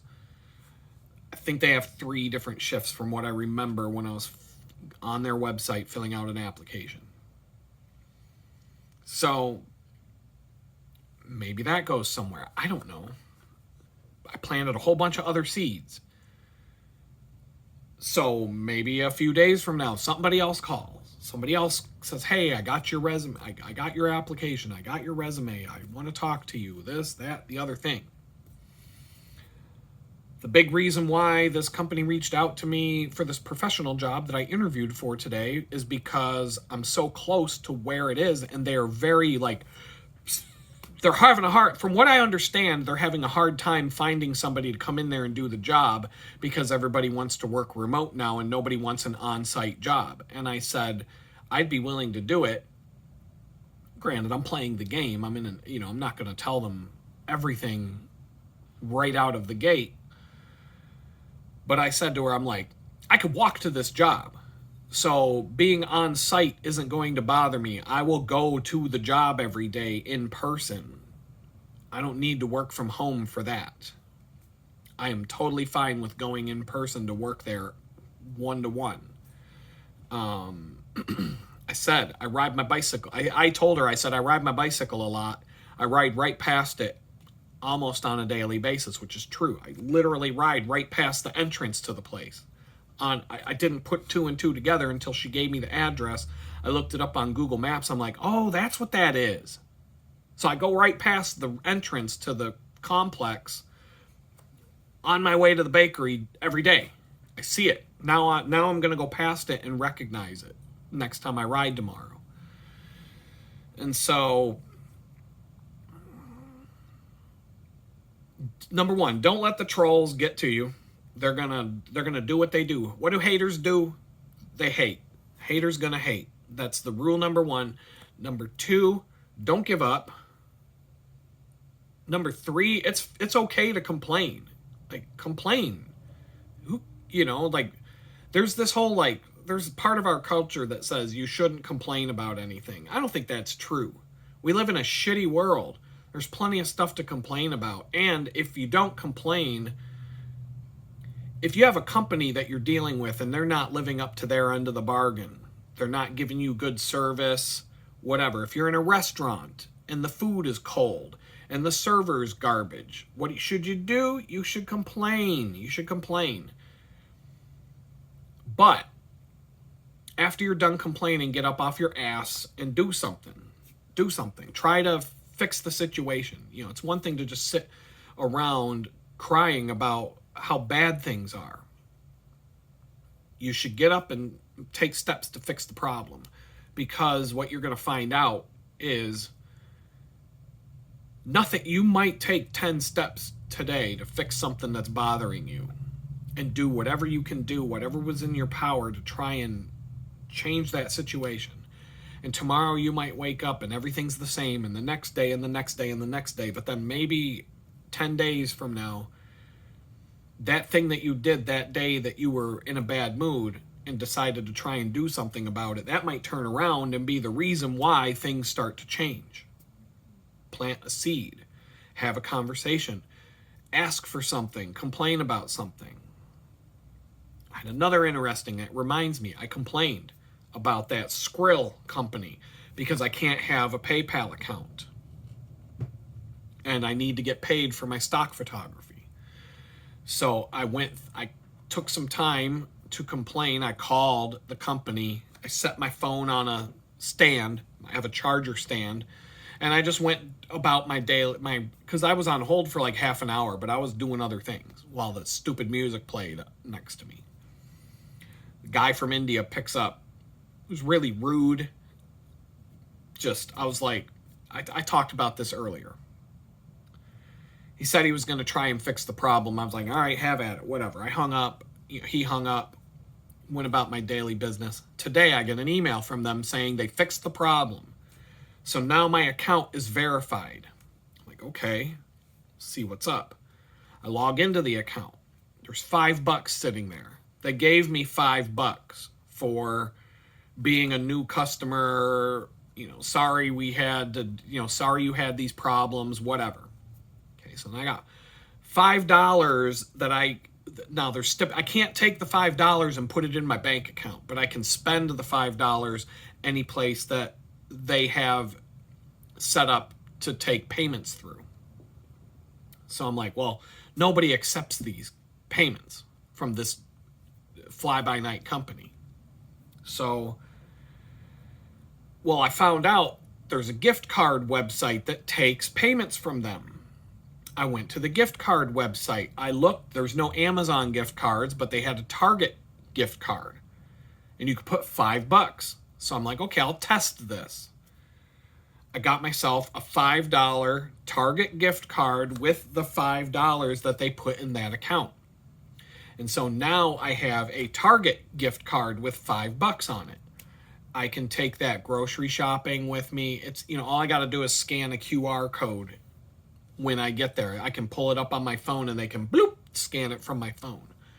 But I have a $5 gift card. Next time I go grocery shopping, I'll get a bag of coffee or something. I'll get something that costs, I can get 5 packs of ramen noodles from my stockpile. All right, I can get something that costs $5. I can take $5 off my grocery bill with this Target gift card. And it cost me nothing. But it's a way to check to see if I can move money from my stock photography site. I checked today, I'm 4 cents away. I have $24.96 in this account. I have to have 25 before I can get paid. So within a few days, I'll have 4 cents. And I have to figure out, okay, how do I get the money to myself?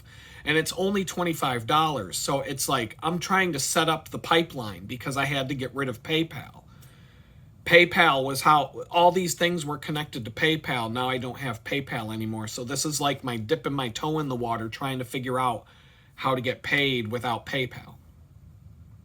So now I should be able to put the money from PayPal to this account. Now that they verified it, they looked at my documents again and said, oh, okay, he is who he says he is. They unlocked my account.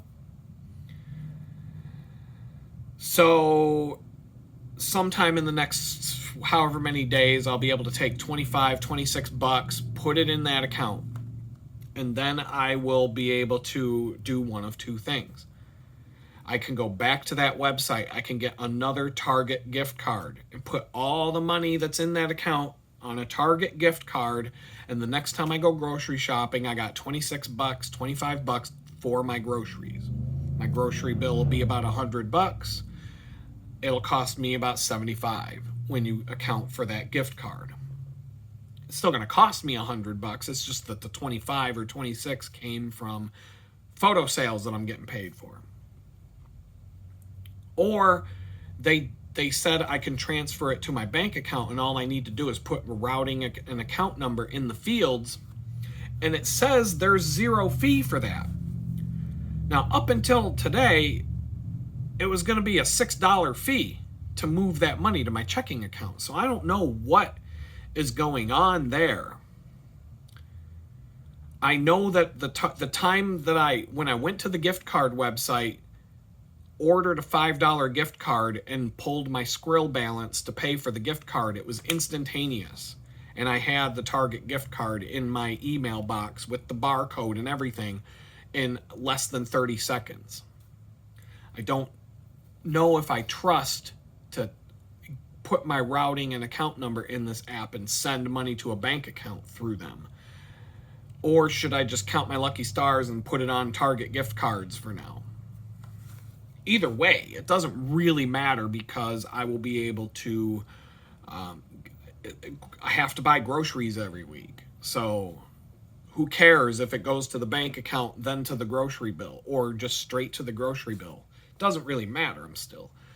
But if I start selling more stock photography and I start getting like $300-400 a month payouts because I've got hundreds and hundreds of images in there, which is what my long-term plan is, now I've got a situation where I'm like, I'm not going to go put $400 on a Target gift card, but this is going to take time. I've got lots of time to figure this out. So I'm wondering, do I do a quick test, see if I can take the $25, put it in my bank account? I already know I can put it on a gift card. Can I move it to my bank account without a hassle? And if it goes smooth and everything works, and I don't go through any more BS with having to verify my identity and all that kind of stuff, then maybe that is a viable option and I don't have to get a PayPal account again. So that was an interesting development that took place today, but it happened because I complained. I didn't just sit and take it. I said, this is bullshit. And I got snotty with the guy because he was rude to me right off the bat. And I just can't be polite when people come at me like that. The whole, if someone hits you in the face, you turn your other cheek. I hit back. Sorry, God. It's just the way I've always been. And if it's verbal, it's, physical or verbal. If somebody punches you, punch them back. Eye for an eye, tooth for a tooth. That's what. That's also in the Bible. So I know that God. I know Jesus's way is better. And I'm not. I've talked about the apartment or the tiny house or whatever, and some of the problems here, and I'm just being cool about it because I like the guy. I like this. I generally like what's going on here, and I'm comfortable here. It's not where I want to be forever, but I'm happy to be here overall. There's just some issues I want straightened out. Hot water's important. I have barely warm water. It's not ice cold. It's just that the thing doesn't heat up past 30 degrees Celsius and it needs to go to 50 degrees Celsius because by law I'm supposed to have 120 degree hot water, and that 120 degree is around 50 degrees Celsius. It gets up to like 30, maybe 34 tops. That's like barely warm. It's not ice cold, but it's not warm. And so I'm well within my rights to have that taken care of. I'm just trying to, I should have a new ceiling tomorrow. I should have some things taken care of. That's the one that I want the most. But there's always something in movement. There's always something going on. There's always, and if you're, don't sit around and wait for things to happen. Take steps in the right direction, but also pray to God. When we talk about trolls, I'm thinking about this woman whose videos I've been watching because they pop up in my feed. She's doing the prosperity gospel. She's talking about God, and every video that she puts out is something to the effect of the Lord. I'm going to paraphrase, but God says, "Ask and you shall receive." So ask Him and believe with all your heart. Already believe that you are going to get what you ask for, and then God will give it to you. And I'm like, sometimes.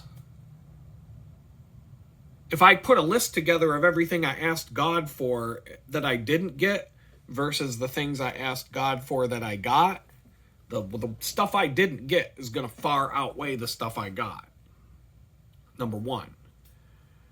And I talk about doubt, how sometimes I just doubt that God sometimes, people want to preach that God won't let you suffer if you turn to him and repent and you follow Christ. He will protect you. And I'm like, okay, we go back to Rome. All these Christians took Jesus Christ into their hearts and professed that Jesus Christ was the Son of God, that he died for our sins and all that. And then the Romans said, okay, that's great, and threw him into the arena at the Colosseum to be eaten by lions in front of 60,000 screaming fans. Jesus didn't protect them. God didn't give them the shield of Christ.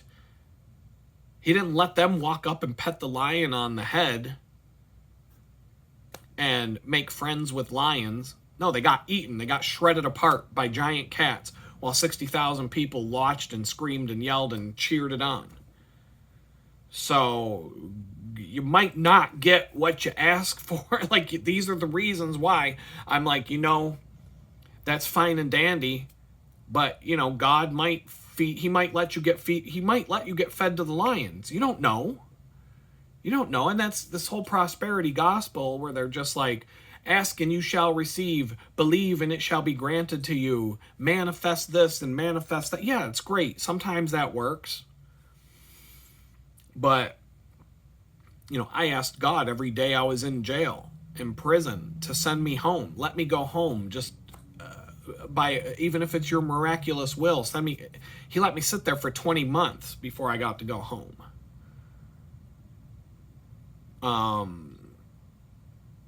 I feel like I got to go home early because he opened up a couple of doors for me that I didn't know how to open myself. But you know what I mean? Like, sometimes you're going to get fed to the lions, even if you believe in Jesus. And so when I see these videos like this woman and like this prosperity gospel where they're all about just believe and you'll have it. Just believe God's going to give it to you. Whatever you ask God for, he's going to give. Ask and you shall receive. Bullshit. It doesn't work like that. But she's a sweet girl. She's very nice. She seems like she's got a good heart, and I'm not like ragging on her too much. I'm not even going to say her name. Some of you might be able to guess just from what I just said, because then she might pop up in your feeds too. But she's getting quite a big following.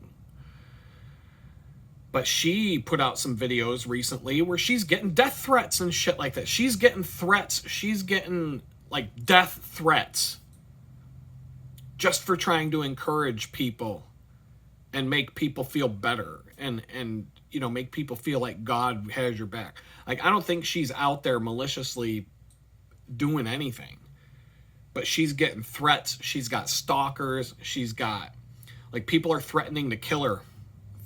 People are sending her emails saying that she had to get the police involved or something. Like, she put out a video she was going to give up YouTube because she was like literally talking about she was getting death threats.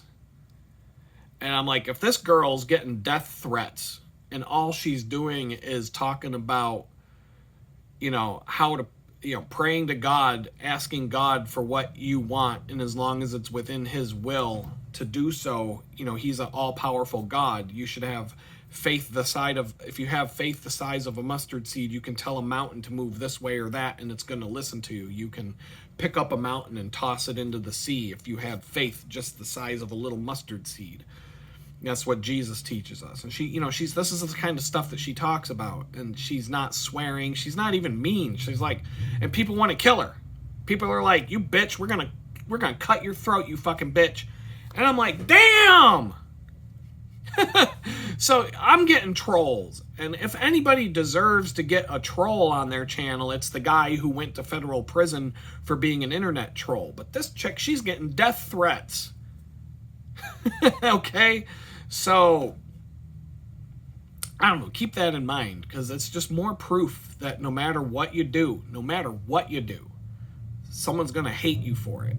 And with that, this video is long, so I'm going to get a bunch of people telling me the video is too long. Maybe I'll do a short one next time and make all the people mad that like long videos. Anyway, I'm out of here. Yeah, so this is what my fucking life revolves around now. Riding 40 miles to go to a job that doesn't even make enough money to afford to live in a fucking slum dump that I have to, and that doesn't even pay the bills to live in a fucking the cheapest slummiest dump in Houston, and at the same time, tomorrow I woke up late today because the phone had no power to charge overnight because I don't know, some wire isn't plugged in somewhere because, look around. I didn't get to charge the lights on my bike, so I'm going to be riding in the dark today. I'm going to have to be conservative and only turn on lights when I get to the darkest parts of my ride to where I actually need them to see. So hopefully I don't get run over. But it is Saturday. There'll be less vehicles on the road. Yeah, because, why wouldn't I charge my lights and get that done? And then, the other part of my life is cleaning up the fucking mess that the slumlord leaves when he shows up to fuck around with the place and not fix anything. So, that's what I get to do. I can't do dishes, I can't charge my lights, let alone do anything fucking productive in my life. I gotta do this bike ride today. I get tomorrow last weekend when I cleaned the mess that was left behind. I didn't even finish it on Sunday. I just got the place livable again. Then I have to go on the 40-mile bike ride with the job on Monday. And then I get to come home. And then I get to go on another 40-mile ride on Tuesday to go on another job interview for another job that's 20 miles away in a different direction. Because even though there's 200 places that I could walk to from here, I'm not getting anything when I apply to any of the places here. At least for now. But I said in the video earlier, or you'll see that I said, you'll see if you watch this whole video, there are things in movement, there are possibilities, there are things that might take place. I signed a 6-month lease here. I desperately need to get a car, but things are bad enough at this place. I haven't taken a hot shower now since January 31st, and it's March 23rd. It's March 23rd, and I haven't been able to take a hot shower since January 31st. He told me that he was going to have people in here this weekend to do it. Didn't happen. So I've got screenshots of text messages going all the way back to February 1st, letting him know that the hot water's broken, and receiving text messages from him telling me when it will be fixed. And I've got at least 4 sets of those where he told me it would be fixed by a certain date, and then that date come and went, and it's not fixed. And so I think I'm going to have to give him one more chance, and then I'm going to have to take matters in. I'm going to have to escalate the situation, because not having hot water in your apartment is a big deal. And it's health and sanitation and all kinds of, I'm trying to be cool about this, but I'm going to give him one more chance, and if this doesn't get resolved, I'm going to have to go through the legal process of doing whatever I have to do to get it done, because literally all this dude has to do is fix that thing, replace that thing on the wall. This tankless water heater broke when I moved in here or beforehand. It was flaking out when I moved in. There's a couple of adjustment buttons, and when you push the buttons, the graphics on the screen were flickering, and they were like, they would turn on and off and on and off, and the thing just wouldn't get up to temperature. And so when I told him about that, instead of just replacing that, he decided, well, I'm gonna install a propane tank, and I'm gonna get a propane water heater, and I have to have a propane guy come and do all that work, and I have to have an electrician come and do that work, and I need to get all these people to, and it's all just like one excuse after the next. And the other people that live in this house say he's just gonna do the cheapest possible option. And all the people in the house that live in the house who rent rooms are saying that it's going to be months before he fixes it, if he ever fixes it at all. And I'm like, no, it's not going to be months, because I'll hire an electrician to come and fix it, put a new water heater on here, and not pay rent if that's what it takes to get this done. So I have no idea. I have no idea what I'm about to do, but I'm going to give the guy one more chance to give me a date that it's going to be done. And if that date comes and goes and I don't hear a word about it, and there's no updates, and there's nothing, and nothing happens, then it's going to get worse, because this is where I'm living. This is how I'm living right now. I can't take hot showers. I have to live in squalor, because I'm going to fix I'm going to fix the ceiling and get that done. And I'm going to screw a couple of boards to the ceiling all crooked and shit. And I mean, you can't even really see this, but you can't really see because of the light, the way it interacts. But no, these boards are just kind of stuck together. If I gave you some close-ups of some other things going on in here, you'd be like, what? And look, it's dirt cheap. I signed a 6 months lease. I'm almost 4 months away from the end of it. If he doesn't fix the hot water, then that's a breach, and I can leave. So I'm honestly starting to think right now that I'm gonna have to go find another place to live and forego getting a car and rely on getting a rental vehicle. I'm going to have to rent another vehicle and go through the whole process of moving again. But see, the thing is, Houston, this is another thing I don't like about Houston. Houston seems to be such a fucking shithole that so maybe I can move, and I move into another shithole that has no fucking hot water and all kinds of problems, and a landlord that's like, yo, no comprende inglés. And whenever you need something fixed, no comprende inglés. So I don't know. I don't know if Houston's going to work. I'm really starting to wonder, did I move here? Did I make a mistake moving here? I don't know. But I just don't think Houston's going to work out, to be honest. I'm really starting to have my doubts. What's up, everybody?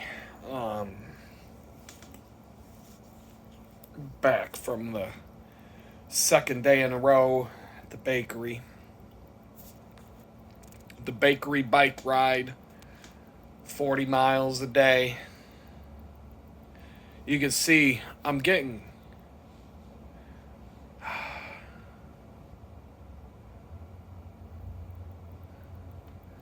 it's like I'm just looking around. I get to miss church. You just saw the video I shot this morning. In my mind, the segment you just watched and the segment that I'm playing now are 40 miles of cycling and 8 hours of working in a bakery apart. So that's like 13 hours difference between one and the next. But to you, it goes like that. Let's see. This is like a log of what you can see it. I can hardly keep my eyes open. I can't live like this.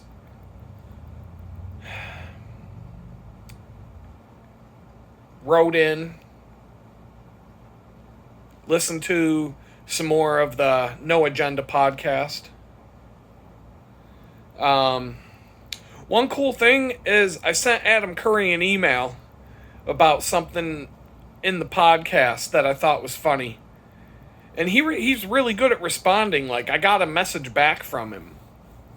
And I think that's really cool that they're really responsive to when you send them an email, don't go sending like a book length email, but you send a quick few sentences about something, you'll typically get a response. And they've got thousands and tens of thousands of listeners every week. So that's pretty cool. He's always been like that since I've been listening to the show. If a lot of times if you send them something that they might want to use for the show, that's basically what I was sending him. I'm like, I don't want to get into the details, but I was, based on something I heard in the show, I was like, you need to check this out and use it for your next show. And so that was this morning. I got passed up by a group of cyclists on, there was like 20 of them, and all of them were riding carbon fiber Cannondales that were, probably anywhere from $5,000 to $20,000 each. It's hard to say when at first glance what some of these bikes cost nowadays, but when in the mid 90s mountain biking started to take off. Road bikes kind of stagnated for a little while. And mountain bikes went absolutely crazy with technology. So much different stuff. So many different directions. So much money. And the costs and the types of bikes and all the crazy shit. It just went absolutely bonkers. But road bikes pretty much remained the same. And a lot of it had to do with road racing rules. The UCI and other organizations like the Tour de France and the professional road racing organizations are very slow to allow technology changes to be race legal, and that stifles the road bikes, where mountain bikes are a fucking free-for-all. And so mountain bike technology went absolutely nuts. And then road biking started to get more popular again. And technology that the mountain bikes started to adopt, disc brakes, things like that, really weren't big on road bikes because they weren't race legal. But then once disc brakes became race legal, road bikes just took off in a whole new direction. And now the tubeless tires, and road bikes tires kept getting skinnier and skinnier and skinnier and skinnier, and now they're getting fatter and fatter and fatter and fatter, and there's like all kinds of different, just everything's just kind of weird now. And a lot of the road racing bikes, the parts are so proprietary. They're starting to turn bicycles into the same thing as electric cars and cell phones, where it's basically a disposable product. If one part on your $20,000 road racing bike breaks, you can't replace it because it's a proprietary part that the company doesn't make anymore. And that bike is from 6 months ago. We don't make those parts anymore. And so like there's certain things that like, it's just gotten fucking weird. It's really gotten weird. And the prices on the road bikes and certain bikes has gone through when I was starting out cycling, a top of the line mountain bike, a top of the line professional level mountain bike They were topping out at like $5,000-$6,000. And that's for the same mountain bike that the professionals are racing on. Same with the road bikes. They topped out at like $4,000 to $6,000. Now they're at like $20,000 and they're just going up and up and up. It's fucking crazy. There are bikes out there that cost, I mean, cars and vehicles are getting up there too. Like, just the most basic vehicles now are going for like $20,000-$30,000 MSRP. You know, the shittiest car that you can buy, or the cheapest car that you can buy now, is like 20 grand new. And that's probably the most, you know, that's like at the same level as the most expensive bicycles. And with inflation and everything else, it's hard to say like $6,000 in 1995, is that the equivalent of $20,000 in 2025? I don't know. Like, just the whole system is fucked. But anyway, this group of cyclists passed me in their Lance Armstrong outfits. On their bicycles had to cost anywhere from $5,000 to $20,000, somewhere in that range. So I rode with them for a little bit. But, like, I'm not one of them. The difference between mountain bikers, when mountain bikers get together, they're fucking cool. Nobody gives a shit what you're riding. Nobody gives a crap about your bike. You're just out having a good time. Everybody gets along. You go out in the woods. You smoke a fucking bowl. Like, more than half of the mountain bikers are going to smoke a bowl. And, you know, or light a joint. They don't get, you know, like, it's a party. It's a party back in the woods on knobby tire bikes. You might have a few bike snobs and whatnot, but mountain bikers are cool. You go on a mountain bike ride, nobody gives a shit what bike you're on. Everybody's going to the bar afterwards. We're drinking hoppy beers and eating a fucking cheeseburger and having a good time. You go out on a road bike ride with road bike guys and road racing guys, it's a bunch of elitist snobs, and they're all poo-pooing on your bike, and the first thing they do is look at your bike and see if your bike is more expensive than their bike. And I don't talk to people whose bike isn't as expensive as mine, and all that kind of snobby shit. And it's like a completely different crowd. And there's so many different bicycle cliques and crowds and groups that it's always been like that. Since I started like seriously cycling and racing. I started out road racing and I didn't like it. I mean, I loved racing, but I didn't like the people. And then somebody got me into mountain biking. That's a long story of how that happened, but basically it happened because I was working at a bicycle shop. And I got my first mountain bike and started going riding with the guys from the shop and started getting into the mountain bike. Whole different scene. Started going to mountain bike races, totally different scene, totally different crowd, completely night and day, the opposite ends of the spectrum in terms of people. And I loved it. I love hanging out with the mountain bikers. That's my favorite. You get people like me who like to do it all. And you don't really fit in. You're not a member of the club. And I've been like that my whole life.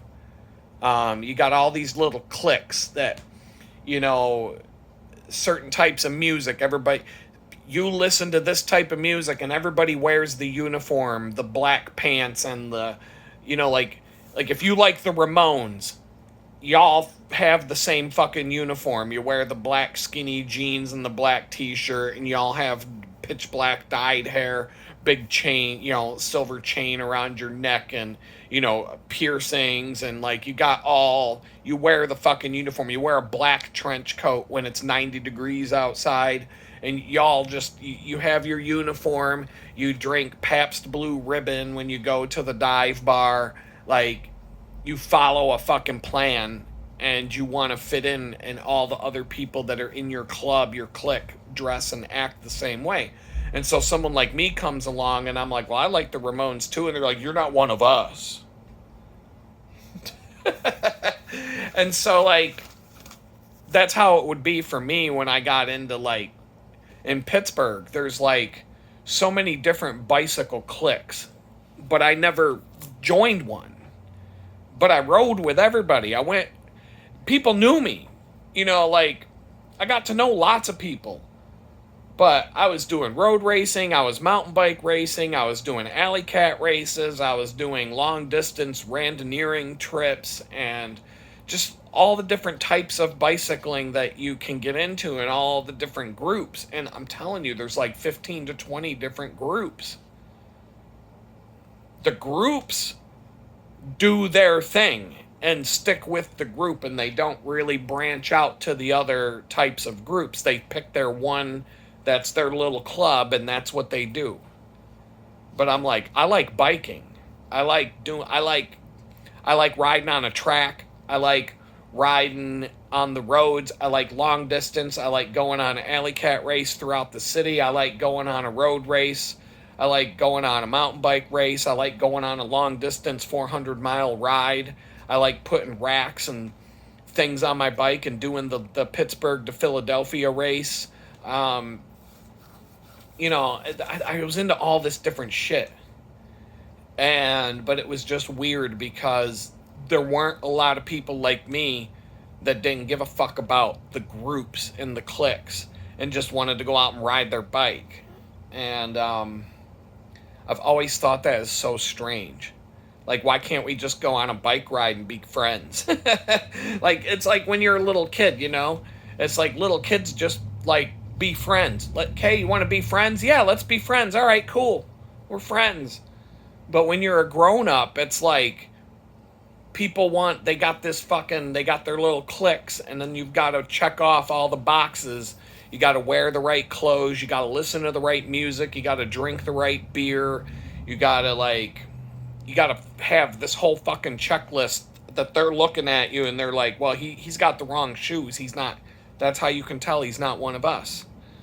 And so it's like that. And so, yeah, I was riding with the fucking Lance Armstrong, Tour de France crowd this morning, and I'm like riding along with them. They're on their fucking $20,000 carbon fiber road racing bikes. They all passed me because I didn't give a fuck. I was going slow. I was almost at work, and I was just cruising. I was listening to a podcast. And I thought I was by myself, and I see a shadow creeping up, and I'm like, what's this? And I look over, and it's a whole line of cyclists. And they were just looking at me as they were, look at that fucking bike. Huh, he's nothing. As they rode by, so I'm like, fuck these guys. And so I started riding with them, kicked up the speed a notch. But it wasn't far. It was like half a mile. They turned this way and I had to go straight, and I was literally like right there at the plaza where I work. If they had caught me a few miles back, I would have rode with them the entire way through. I'm sure if I do the flyby feature on Strava, there will be at least 6 of them. I'll be able to figure out who they were and where they were coming from and where they rode after, and like because you can look at a map and you can see where you are and everybody else who's out biking with Strava turned on. You can see where everybody is or was out when you were riding. So if you cross paths with a bunch of people, you can like see who they were if they have their public Strava turned on. And you can it's like a replay. It's not live. You go back in time, you call up your ride, you hit the play button, and you basically watch yourself ride, and you can see everybody else who was out that you crossed paths with today. And so I'm sure they were all running Strava. Whether they made their shit public or not, I don't know. I don't care. But that was this morning. I grabbed breakfast. I was, plenty of time. And one thing I did yesterday and today was, especially today, I did that little, I just said a quick prayer before I started work, and I'm like, God, can you just help make this day pleasant? for everybody, not just me, but can we all just like have a good time today, get our work done, no drama. Can we just like get through this day? Can you make it go by fast? I asked him for a bunch of different things, and I swear, whenever I remember to do that, the days are like way better. Way better. It's like a noticeable difference. If I go in there and I forget to do that, sometimes the days will get like I'll get irritated and like things will happen that'll grind my gears. Legitimate things that anybody would be irritated about. But when I remember to do that before the day starts, it has an effect. It actually has an effect. And I'm not just asking for it for myself to get through the day. I find that when I ask to make it a good day for everybody there, it helps. It helped. Like today was it was a great day.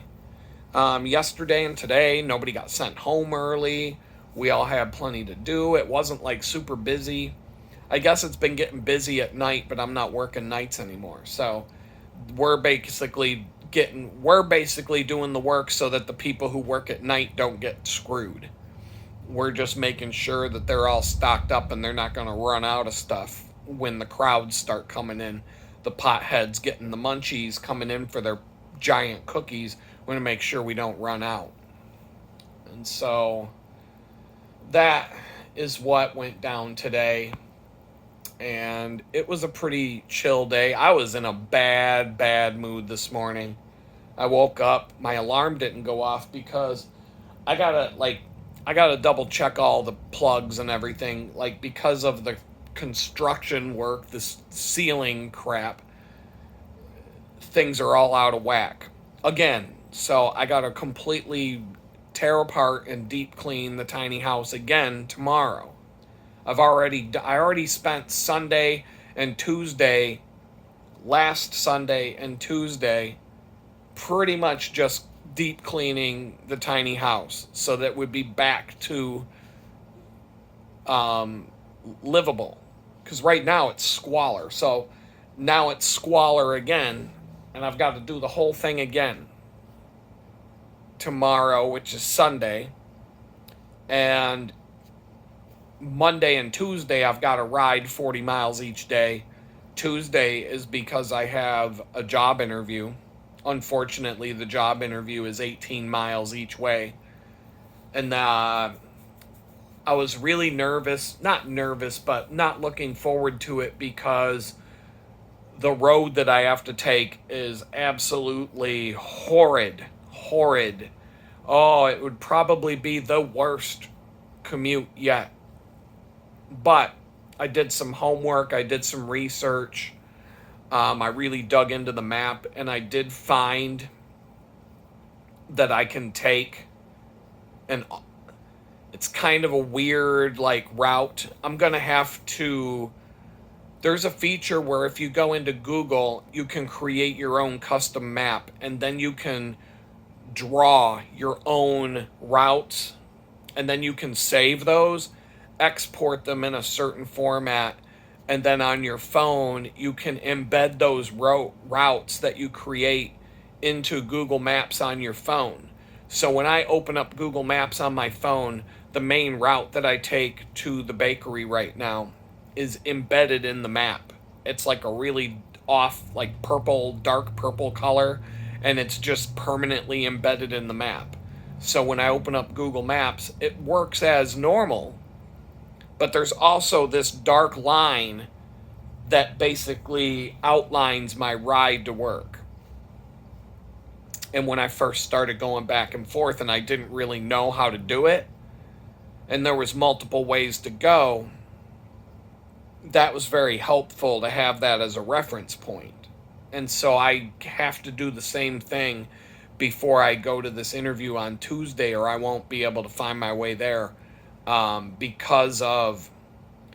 able to find my way there, but if I just open up Google Maps and I say, take me there, the roads that it's going to put me on are absolutely horrendous, and oh my God, it would be an absolute nightmare. The whole 18 miles would be horrible. But if I can create my own custom map, I'll be able to navigate my way there without really having to think about it. It's going to be right on my handlebars. And I should have a peaceful ride. I could probably get the mileage down to like 16, 17 miles each way if I'm willing to take the most horrible roads. But I can add a few miles and make the ride a little more peaceful, which I'm more than happy to do. But I've got to go on this job interview on Tuesday.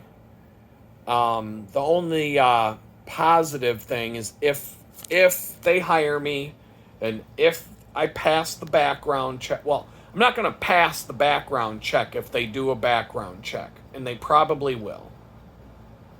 I have a feeling this.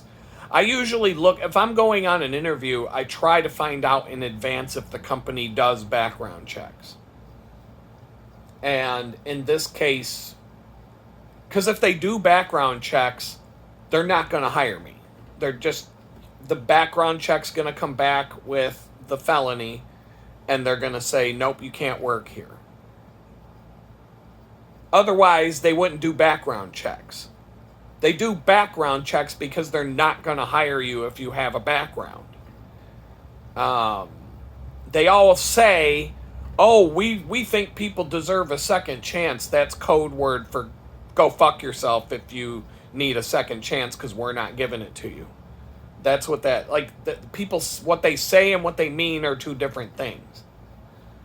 When a company says, oh, we're a second chance, we're a fair chance company, we give people a fair chance. You give people a fair chance to go fuck themselves. That's the fair chance that you get when a company says that we're a second chance company or a fair chance company. We give people a second chance. It's a fair chance to go eat a bag of dicks. That's the chance that they're giving you. They're not going to let you work there. So, but I'm still going to fucking do it. Why not? Go on a bike ride that's different. See different things. Get a different tour of part of Houston or whatever. Fuck it. But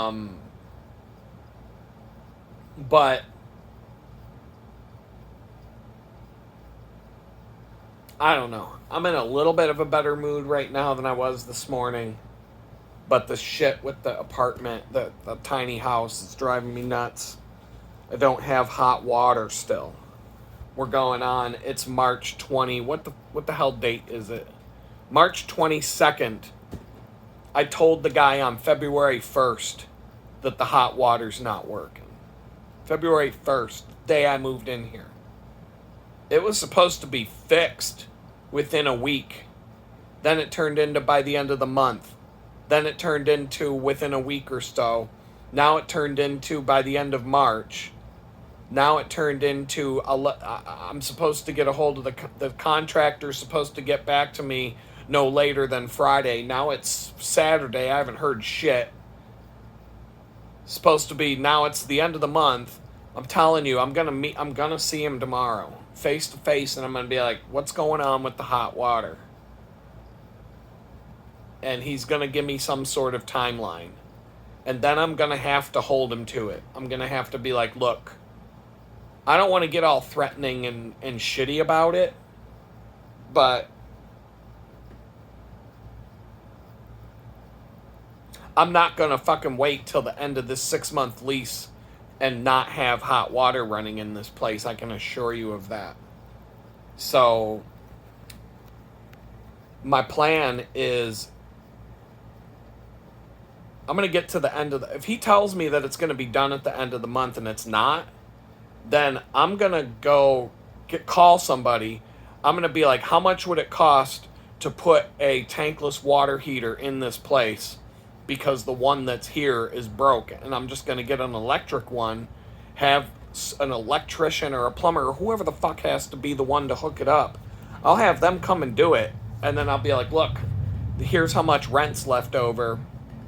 And if it ends up costing more than a month's rent, I'll be like, well, instead of paying rent this month, I got the hot water fixed, and here's the bill.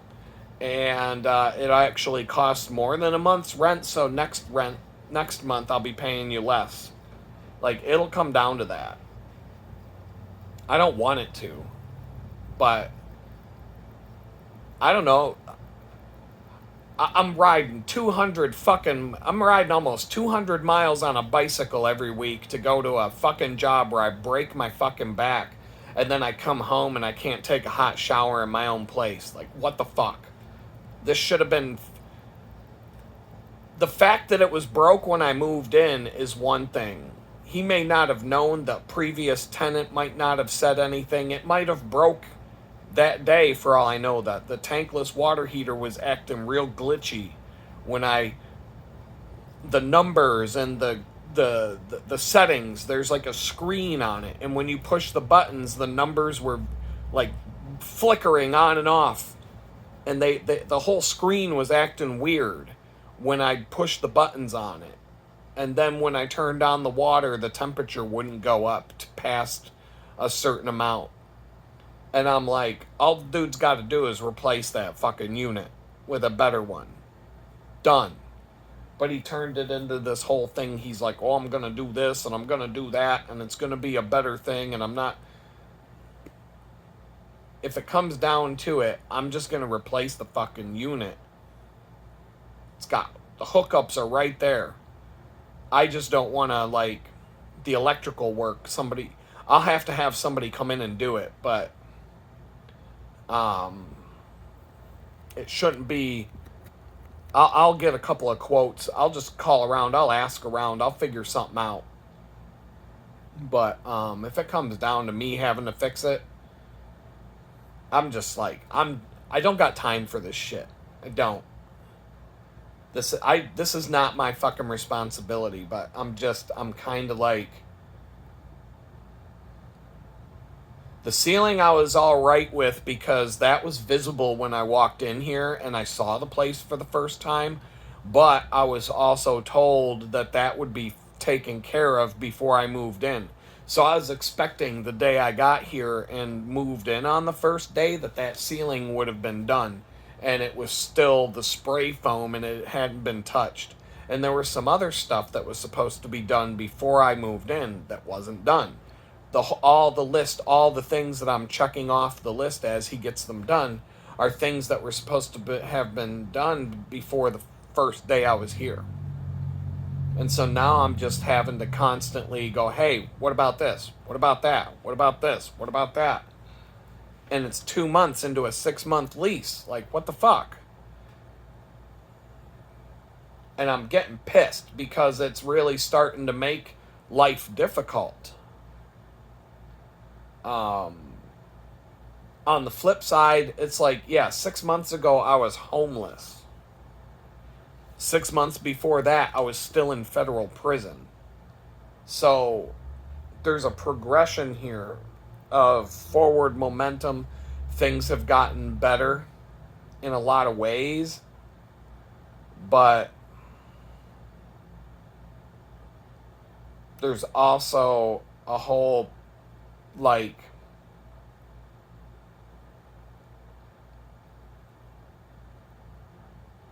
there's certain things I gotta do, and I can't keep chasing my fucking tail and getting nowhere. I've got projects I have to work on. I can't work on them. I have a second bicycle. It's a month. It's almost 2 months, and I have a second bicycle. All it needs is a fucking tune-up, and I can ride it. I can have a second bicycle to ride to and from my job. I don't even have. There's absolutely no time I can take to go do that. Right now, you might say, oh, just get off your ass now and do it. I just rode 40 fucking miles and had an 8-hour back-breaking job day. I can hardly keep my eyes open right now as I talk, let alone set up a fucking mobile bike shop, pull my work stand out, set that up, get the bike on it, spend 2 to 3 hours fucking around with the bikes. I've already put in a 13-hour day of straight physical labor.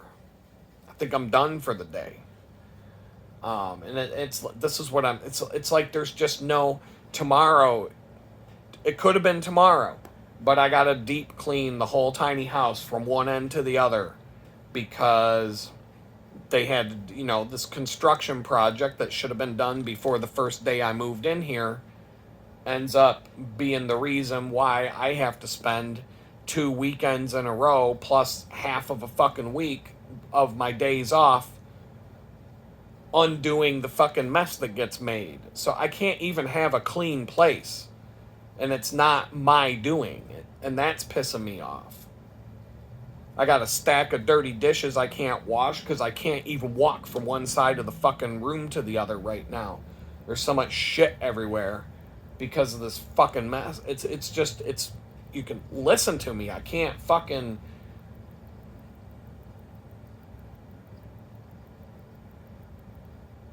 relax. I can't just fucking have a day. I haven't had a day to just relax since the day I got home from prison. And I have to take that back. I can take that back. When I was hanging out at my friend's house, there was definitely some days here and there, especially when I first got to Texas. I took like 4 or 5 days to just sit on a couch and watch Star Wars shows. And I did nothing for the first few days I was here. And then there was been a couple of other times where they would be out of town for a few days and I would just sit on a couch and just boom, vegetate and be relaxed and just try to and so yeah, I need that. I need something like that. I need a few days where I don't have, but it's impossible. It's impossible because it's just any day that I have that I don't have to go on the 40-mile ride and do the labor, I have a stack of impossible things to get done. And so I'm just I'm lost right now. I am completely and utterly, something's flipped. Something has flipped in the last few weeks. Like a switch has been flipped, and I am completely shot out. So bad right now. I don't know what to do. I'm just documenting this because I don't think this is going to last forever.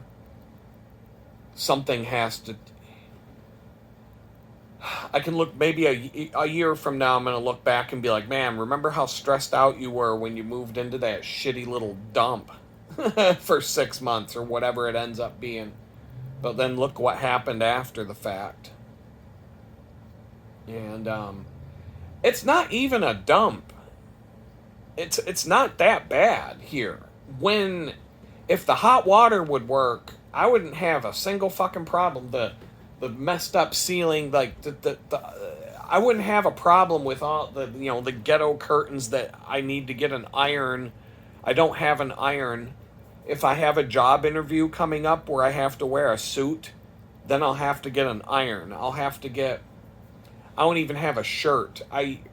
All my French cuff shirts got lost in the raid.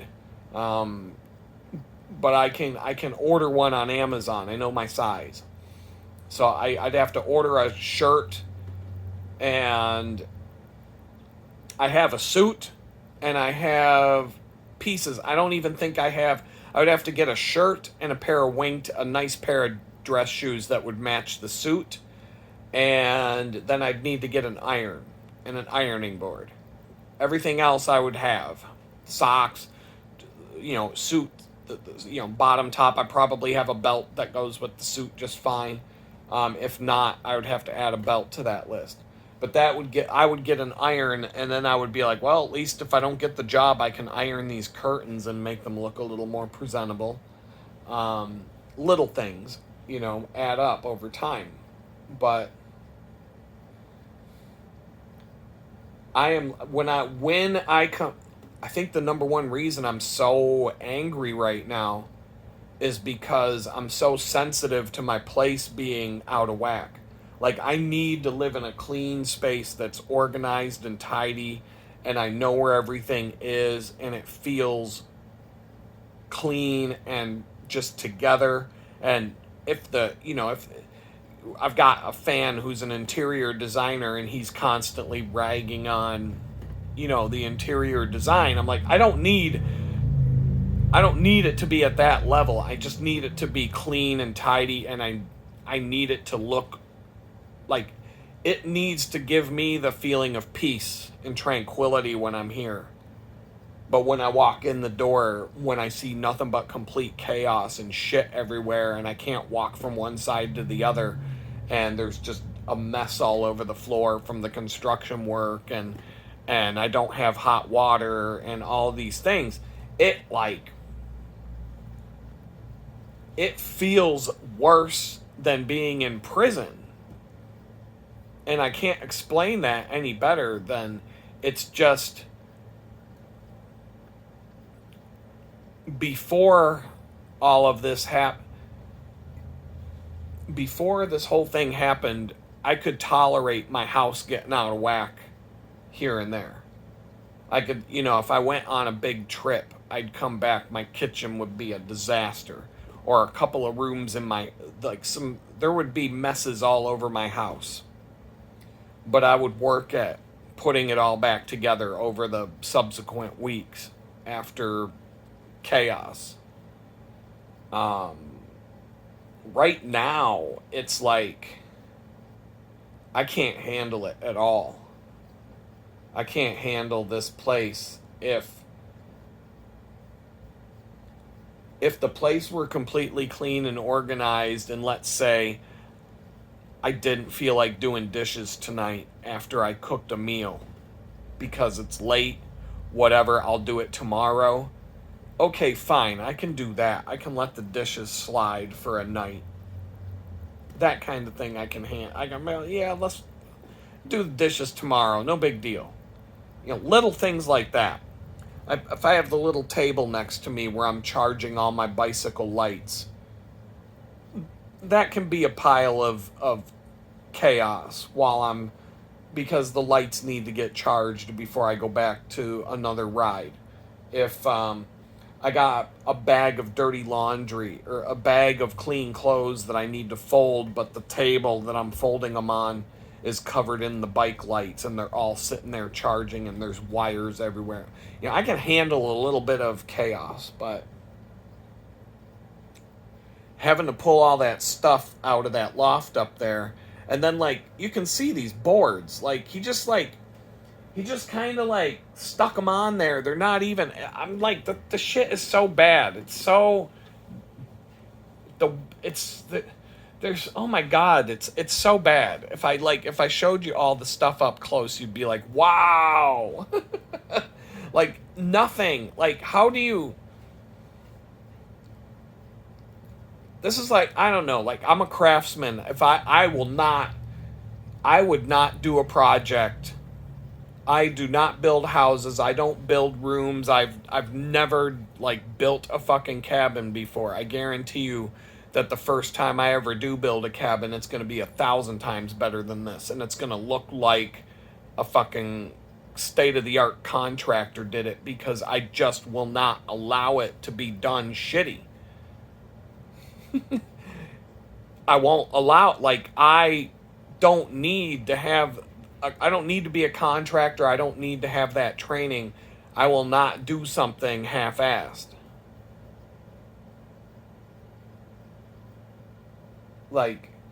If it's something that I have never done before, and, you don't know what you're going to run into when you start a project like that, but I won't. No.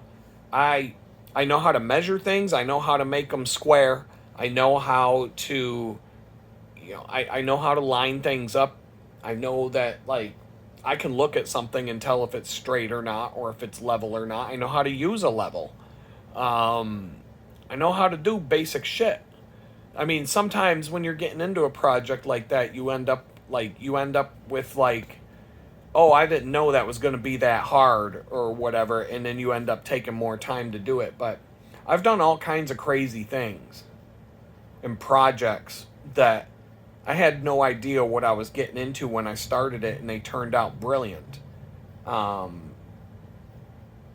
can pretty much build anything that my mind can think of, and even if it's something I've never done before, I'll find a way to make it work. I'll find a way to do it, not only do it, but it'll be like, wow.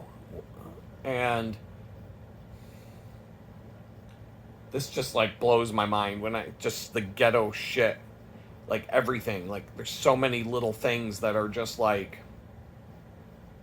how the fuck can you be satisfied with doing such a bad job on something? But I see it I've seen enough to just, I know. And it's like, I talk about good, fast, and cheap, and you get to pick two. Most people pick fast and cheap, and that's what we're dealing with here. I don't do I whatever it is, it's always going to be good. I don't fuck around. It's whatever I do is good. Whether it's good and fast or good and cheap. uh Remains to be seen, but I don't fuck around. I don't do things that aren't good. It's not in my vocabulary. Um Whether I'm baking cookies or whether I'm, building something. If I'm doing a custom thing to my pickup truck, building it into a pickup truck camper, it's going to be good. People are going to look at it and go, holy shit, you did that? Like, so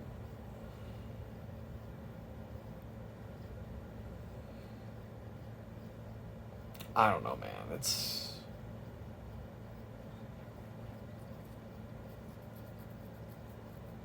I'm really like, I'll be in a better mood when I get this place cleaned up. I'm not gonna be able to go to church tomorrow.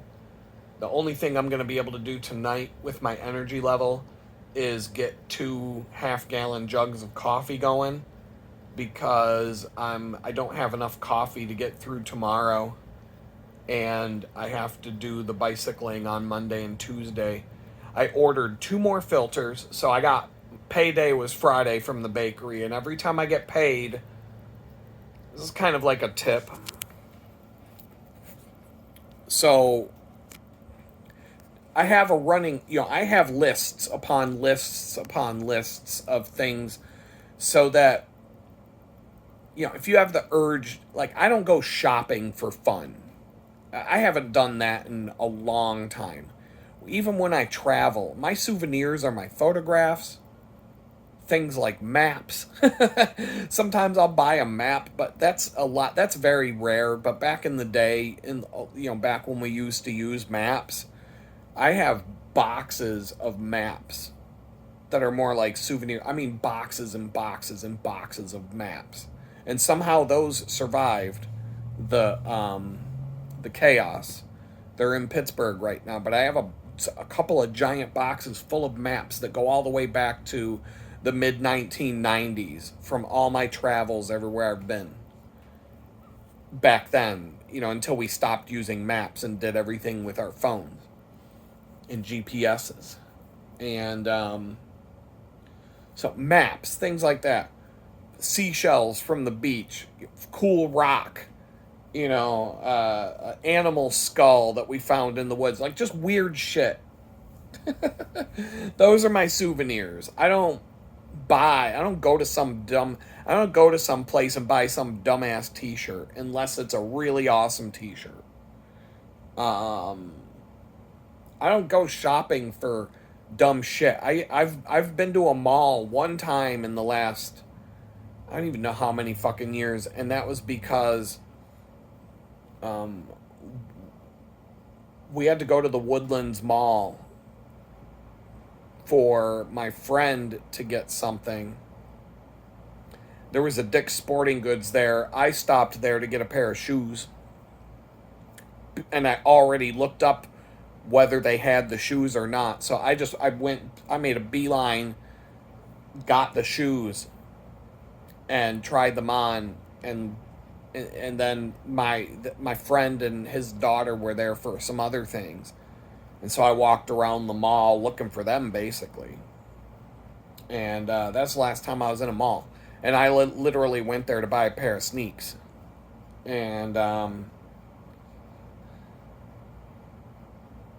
haven't bought one fun thing since I got out of prison. The closest fun thing would be like a meal or an unnecessary meal here and there.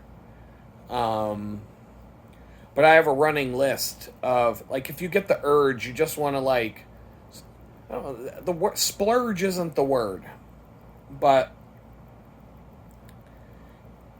when I get paid, one thing that helps me feel better, it's not a materialistic thing. It's more like I have a list of all the things that I either want or need that will help me get to the next level. And so my budget was really low this time, but every time I get paid, one way or another, I do a freelance job and I get paid, or I get a paycheck from the bakery or whatever form it takes. Um, the chicken bucket money, that just kind of goes into an account, a separate account, and that just helps pay the monthly bills. I don't spend that on anything other than like that just goes into an account where the automatic bill payments come out, and that just kind of helps me not have to think about it. But when I get paid for my labor, um, every time I bank something, I go to my list and I'm like, what can I do to improve whatever?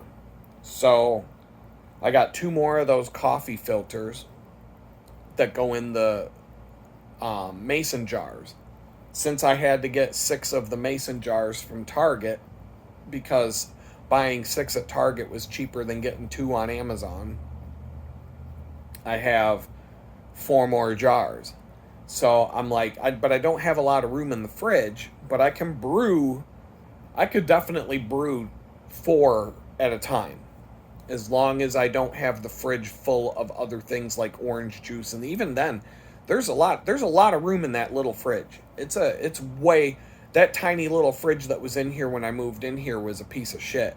Didn't have room. You couldn't even put a bottle upright in it because it wasn't tall enough. This fridge can actually hold some stuff. I have more room in this fridge here than I had in my friend's fridge.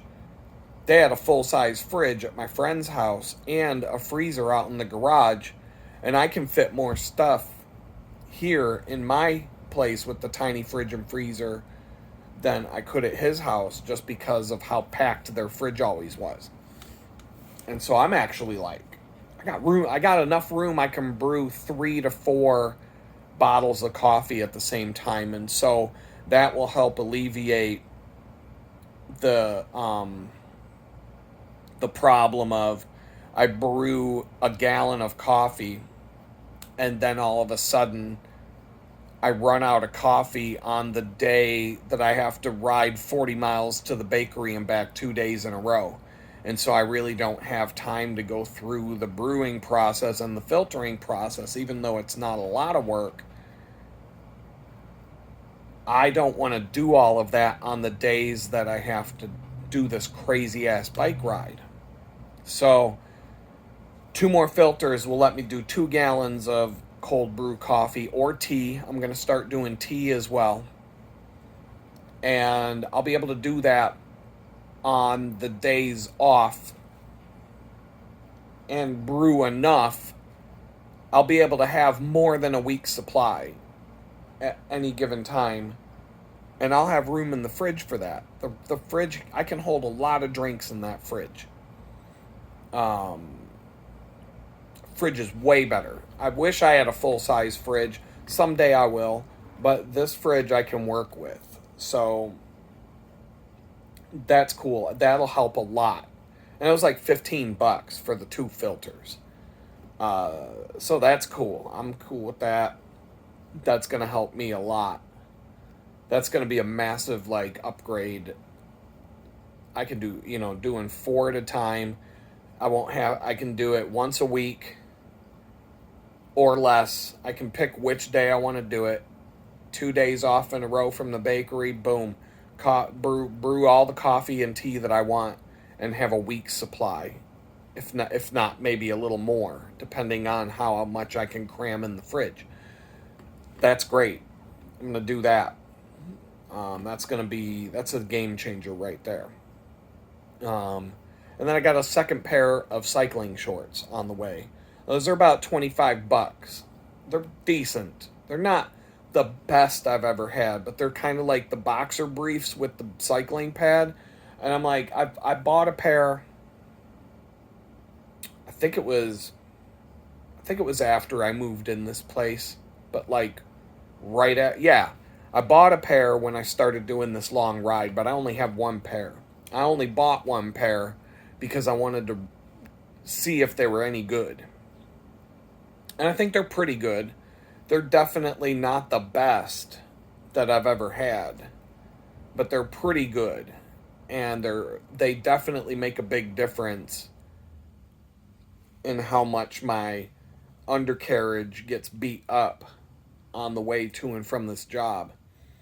But because I only have one pair, I can only wear, if I'm going to ride my bike there and back 3 times in a week, typically there's going to be at least one ride where I can't wear them because they're dirty and I haven't had time to do laundry. So having 2 pair, I should be able to get into a flow where I always have a clean pair to grab. And then on the days, there's tomorrow would be laundry day normally. So then Monday I'll have a clean pair. And then sometime during the week I'll do laundry again. And then Friday and Saturday, boom, boom, clean pair, clean pair. So I would like to have 4 pair, just because, like, that's for preparedness. I would like to have enough that I always have a clean pair of cycling shorts to throw on. But I don't want to spend all the money at one shot to do that. Plus, maybe I can get a better pair at the bike shop. I want to see, there's a bike shop. Maybe there's another bike shop. Maybe there's a bicycle shop somewhere on the way to this place I got to go on Tuesday. I don't think there is, but, there are different, I want to see, I just don't like, I like making, like, I didn't get a lot, my paycheck was a little light because of all the days we were sent home early. So I was like, well, I'll do the coffee filters and the cycling shorts, and that'll be a big improvement to next week. I'll be able to, have clean shorts. Plus, a couple people dropped some funds in the chicken bucket. And so that kind of like, even though I'm not using those funds for these things, it helps me pay some of the bills that are going to come out of an account automatically. So I don't got to worry about that. So I'm like, yeah, okay, new pair of cycling shorts and some coffee filters. Man, I'll really appreciate that by the end of the week when it helps me get through the week just a little bit easier than the week before. It's the same kind of an upgrade that getting the mason jars and the coffee filters and the system. That's been a game changer. Having fresh cold brew coffee that I make myself. Oh my God, that's like a huge upgrade. Huge upgrade. Then instead of having to, not only do I not have to buy it at Target and pay too much for the amount per half gallon has come way down in price. It's way cheaper to do it this way. Plus, now when I go grocery shopping, I don't have to put like 4 heavy bottles of cold brew coffee in my backpack along with everything else that I'm buying. And so that allows me, weight-wise, I can get different things and fill my backpack with different stuff. I can get like orange juice now partly because of the fridge being bigger. Now I can get orange juice and different fruit juices, and like I don't want to drink pop ever again. If I really don't have any, maybe some Dr. Pepper here and there, but I'm not buying pop at all. I'm buying like juice, some lemon. I'm buying some juices that don't have to be stored cold, and I'm going to be stocking up on more of those. Apple juice, lemonade, cranberry juice, things like that. Cran apple, the juices that they sell in the aisles of the grocery store that aren't kept cold. I'll have a stockpile of those. And then I'll stock up on orange juice when I'm there. Cold, good orange juice, not from concentrate, fresh orange juice. And I love orange juice. It makes me feel good when I drink it. And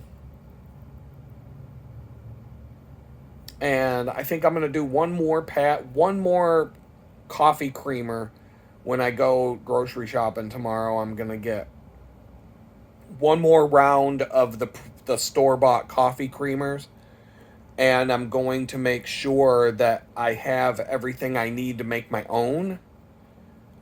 Which I think all I need is heavy cream. So I'll get some heavy cream, and I think everything else I have. I'll start making my own coffee creamers.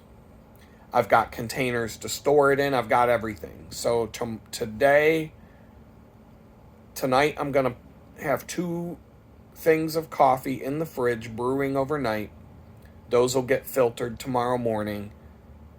After grocery shopping, I'll have enough coffee creamer that I'll buy 2 bottles of the store-bought coffee creamer. But during the week, at some point when when I'm down to 1 bottle, I'll have to make my own coffee creamer. And the recipes that I use, I'll be able to make a week's worth at a time. It's basically whatever however much heavy cream I buy, I've got to use it all, or half and half, or whatever. It's either half and half or heavy cream. I can't remember which I'm using. I think it's half and half. The rest of the stuff is it's evaporated milk, condensed milk. I think it's half and half. And then whatever extracts and flavorings, depending on what flavor I want to make. But the base is basically like a tres leches. Tres leches. I don't know how to pronounce it proper. All the Spanish-speaking people say I pronounce it wrong, but a tres leches cake, the milky substance the 3 milks, the evaporated milk, condensed milk, half and half, or heavy cream, whichever one you use. That's the base of the homemade coffee creamer, and then it's whatever flavoring extracts, vanilla extract, caramel. It could be vanilla, caramel, chocolate. You could mix chocolate with that. There's a million, cinnamon. You could do all kinds of crazy stuff. You can get creative with it, but that's the base of it. And even the base on its own, the condensed milk, evaporated milk, and half, if you mix all that together and you did nothing else, that would taste amazing with your coffee. So I'm going to just make that from now on. And once I start doing that, then that's another thing I don't have to buy at the grocery store anymore that takes up room in the fridge. It's like I get frustrated and I get irritated and I'm cranky right now because I'm tired and all this shit is kicking my ass. But I had a few really good weeks that were really productive too. And I wasn't all miserable.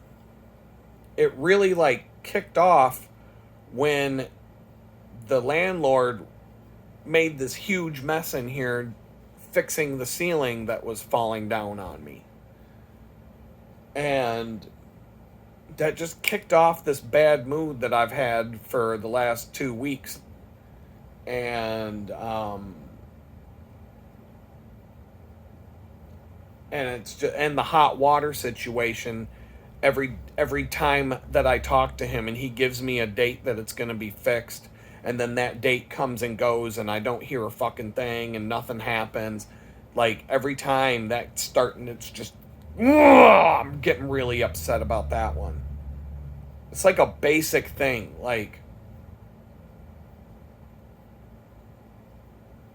and there's oh man,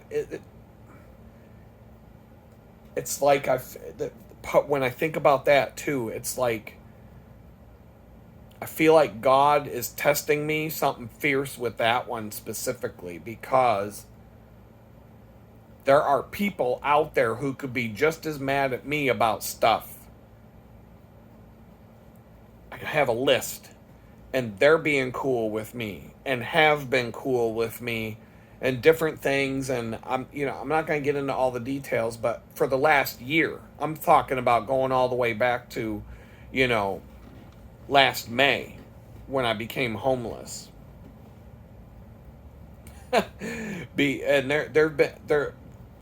Wow. Like, I mean, if I listed all the people that could,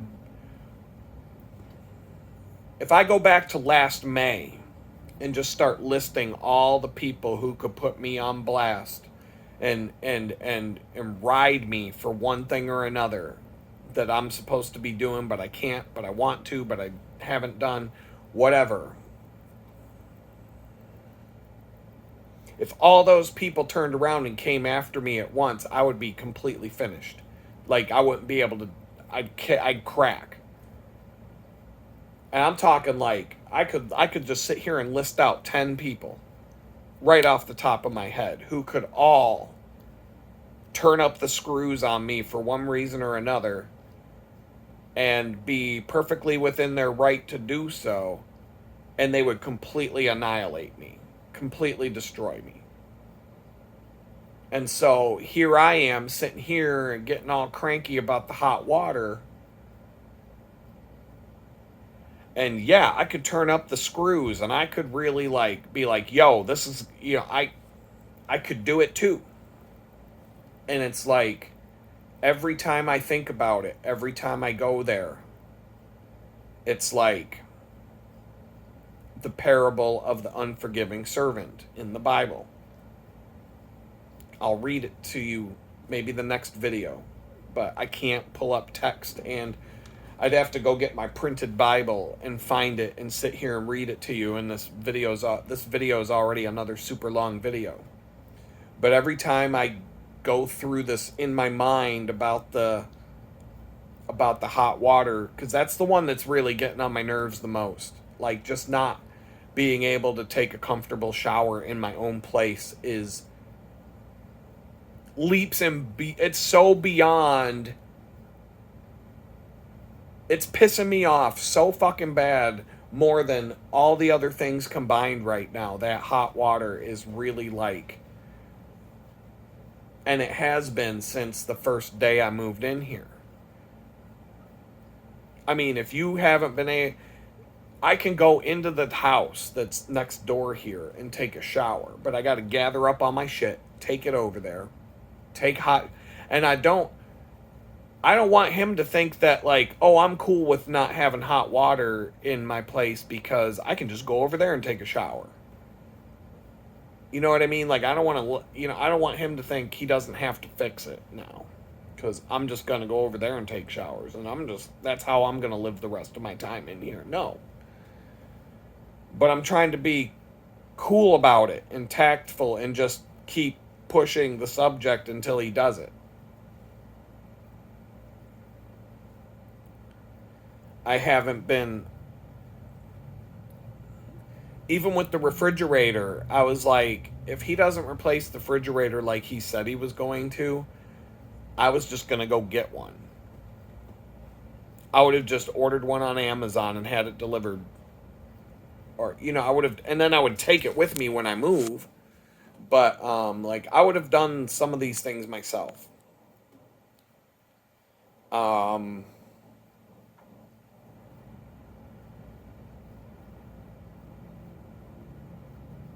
So it's like, I look at that,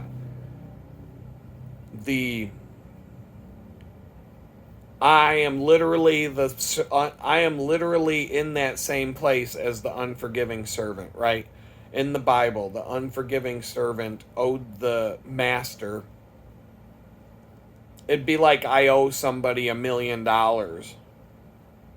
And in my situation right now, I could never pay that back. Never be able to pay $1 million to somebody. At least not where I'm at right now. Let's make it $100 million. I owe somebody $100 million, and the person that I owe the $100 million to is like, you know what? I know you can't pay that. I got plenty of money. I'm just going to wipe the books off. I want you to go live your life and not worry about that. And we're just going to be cool from here out. I forgive you. Go do your thing. You know, if I need help from you someday or whatever, you know, I'll call in a favor. But, you know, for you're off the hook. You don't got to worry about, you know, paying off a debt that you would never be able to repay. And then I walking down the street and I see somebody and I'm like, hey, you owe me $100, you motherfucker. And then start like, I'm going to take you to small claims court and I'm going to ride you and I'm going to make your life miserable. I'm going to put a lien on your, I'm going to put a lien on your vehicle. And I'm going to take your car away from you. I'm going to go to court. I'm going to get the judge to put a lien on your house because you owe me $100, or you know what I mean, like that. And then I make this guy, the guy who owes me $100, I make that person's life miserable. The dude's going through a hard time. I'm squeezing this motherfucker and riding him and making his life miserable over $100. Let's call it $1,000. Let's just, you know, something small, but big enough that I could like drag his ass into court and like make a big deal out of it. Maybe Judge Judy. I'm taking this guy to Judge Judy because he owes me $1,000. And Judge Judy's sitting there like, why don't you pay him back? What's your fucking problem? You owe him $1,000. I'm gonna rule. Shut up. Shut up. I'm talking. You're not talking. I'm talking. Oh, you're gonna cut me off. Well, bang, bang, bang. You pay him that $1,000 now. That's my ruling. I'm Judge Judy. Get the fuck out of my courtroom. And you know, imagine that. I take somebody to Judge Judy who owes me $1,000 after the guy I owe $100 million just forgave the debt and told me we're cool. But now the guy who I owe the $100 million to, he finds out that I took this guy to Judge Judy over $1,000. And he's like, wait the fuck a minute. You did what? You couldn't pass on the forgiveness that I just handed you? You couldn't pass on the spirit of humanity that I gave to you when I forgave your impossible debt, and now you're going after your brother, your fellow man, and trying to ruin this guy's life because he owes you $1,000, and you got Judge Judy involved of all the crooked, rotten people you could have gotten involved with this? What is your problem, man? All right, you know what? Fuck it. Deals, we're done. You're paying me. Take him away. And they take me to debtor's prison, put me on some prison barge somewhere to be, you know, he sells me into slavery in some country over in the Middle East where you can still sell and buy and sell slaves. And I end up, you know, working as a slave for some sheik in some Arab country, and, you know, and I basically have to toil for the rest of my life, and my children are put in bondage and sold off as slaves, and, you know, basically I'm basically completely ruined because this guy's calling in his $100 million because he didn't like the fact that I couldn't pay it forward. And so that's like what I keep thinking of when I'm like getting all really hot and bothered about the shower, even though I can't get hot and bothered because I can't take a hot shower. But it's the thing. It's the thing. And I feel like God is testing me. I really do. I don't know why I feel that way so strongly. But that's what keeps going into my head. And so it's like, I'm not saying that people make their comments on the YouTube videos. You got to make him do it. You got to make him fix that. You can't just let that slide, blah, blah, blah. I know. I think the thing is, how do I approach it? How do I get it done? And I feel like I got to ask the man upstairs to fix this and to help me fix it. Because if I do it my way, I'm going to. It's just, it's like I see it from both sides. I see it from both sides. I know it's not cheap to fix, but I'm not the landlord either. You know what I mean? Like, if you're going to rent a property out to someone, you got to understand that things are going to need fixed. And you're making money. I'm paying him every month. He can take that money I'm paying him and fix it. But at the same time, there's like, I can see it from the other side. I'm like, I have all these things that I need to do for people and want to do. And I want to get things done so that I can go to the next level, so I can make people happy, but also go to the next level. And it's like, and it's not just project work and jobs. It's, I want to have a place where my son can come stay however long he wants, if it's just to visit his dad, or if he wants to live down here, whatever. I want to be able to provide for my children. And I can't do squat right now. Like that, I mean, I just want to be able to provide for my kids and get back to a point in my life where I can do that. That's a big one. That's the biggest one of all. And so it's like,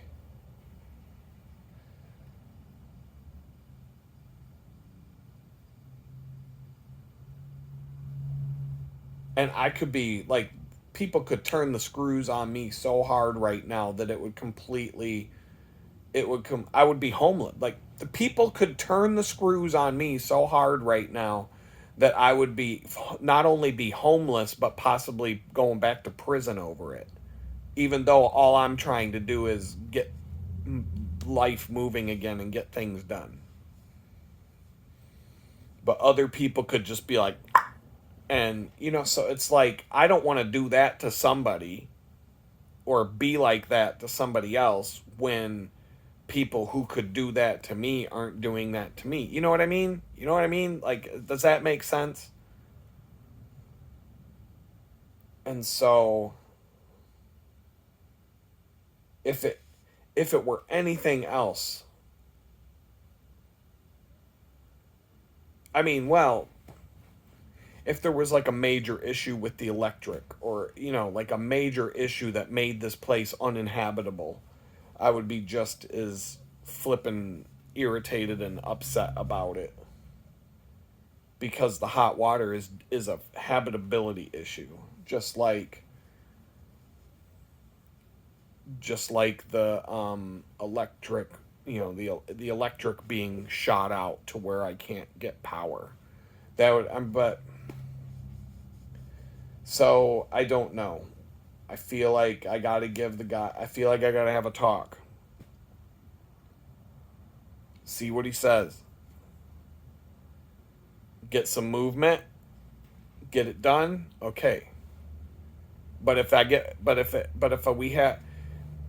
we have a talk and there's no movement and the day comes and goes and there's no communication, no movement, no progress, nothing, then boom, I'm going to have to drop the hammer, unfortunately. And so I don't know, we're going to go one day at a time with this, but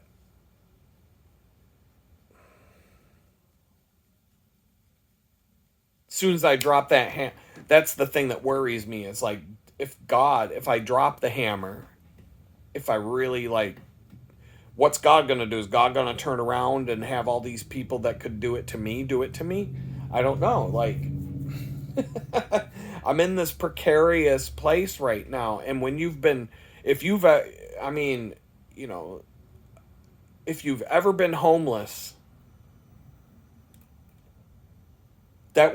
there's never going to be a day for the rest of my fucking life that I am not going to be scared shitless about ending up homeless again.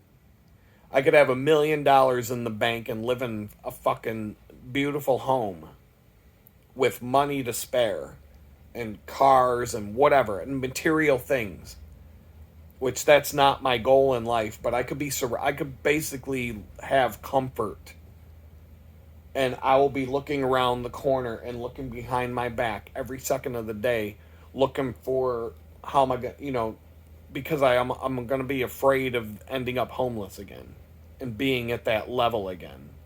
Because once you've hit it, once you've had something like that happen, you will never be able to like shake it completely.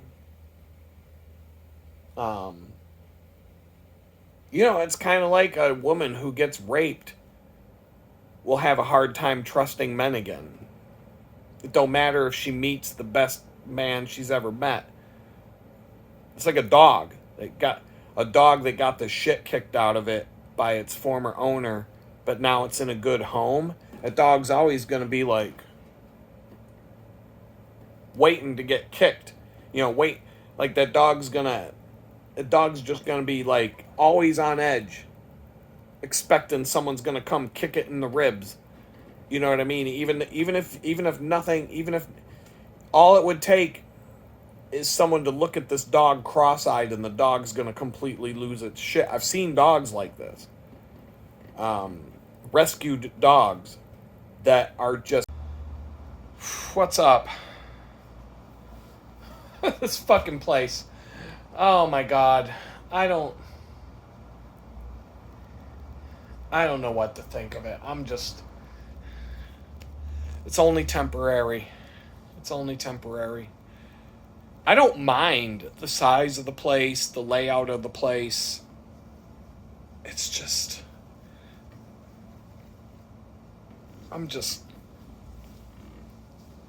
Get me some hot water and we'll call it a day. I gotta find out what the plans are, if he's planning on doing any more work, or if that's the extent that they want to put in on this. It's basically fence slabs that he's just screwing into the ceiling, and it's the same boards that he used to make a fence around the backyard. I don't think it looks bad. It's better than the foam. Way better than the foam. It's just the craftsmanship. If I built myself a tiny cabin out in the woods, my shit would be on point. I'm not a construction guy. I'm not that, you know what I mean? That is not my forte, but I can goddamn guarantee you that my shit would be tight. My shit would look professional. My cookies look on point when I'm at the bakery. I have craftsmanship. I put time in. I make shit look right. If I caulk a shower or a bathtub, it looks like a professional did the job. I've replaced sinks. I've caulked more than one shower and bathtub in my day, or replaced the caulk because I didn't feel like calling the landlord and having the landlord come over and do a shitty job. I did it myself and did a professional job. Handyman stuff, construction stuff, building things. When I build something, it's nice. I don't fuck around. That's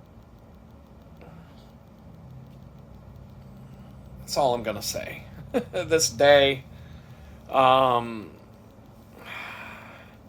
both good and bad.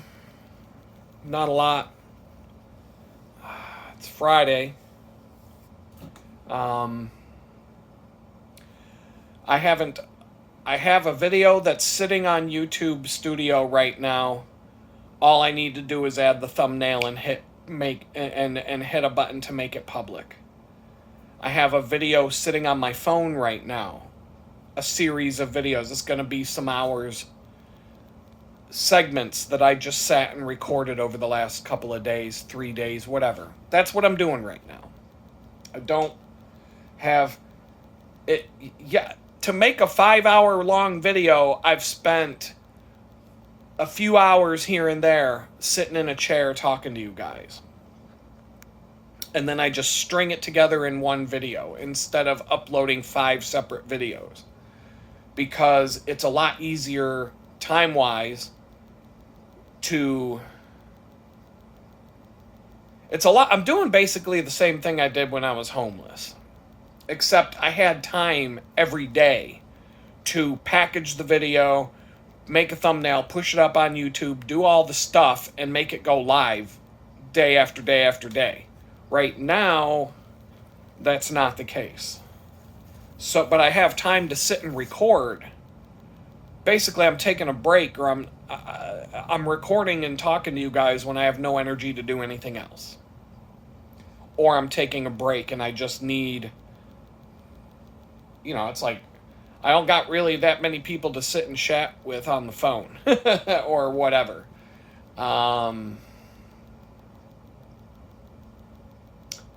It's been an interesting day. Cold this morning. Cold. 45 degrees was the air temperature, but it felt way colder than that. I wore 2 layers up top on top of a shirt. 3 layers. 2 long sleeve jerseys and a shirt underneath. I wore gloves. I wore shoe covers over my cycling shoes. I didn't wear pants, and I didn't wear a band around my ears. My ears didn't get too cold. My hands and feet froze. Cold. I didn't care. When it's cold, I have no energy. I don't give a shit. I don't try to go fast. I don't try to break my speed record. I just try to get there.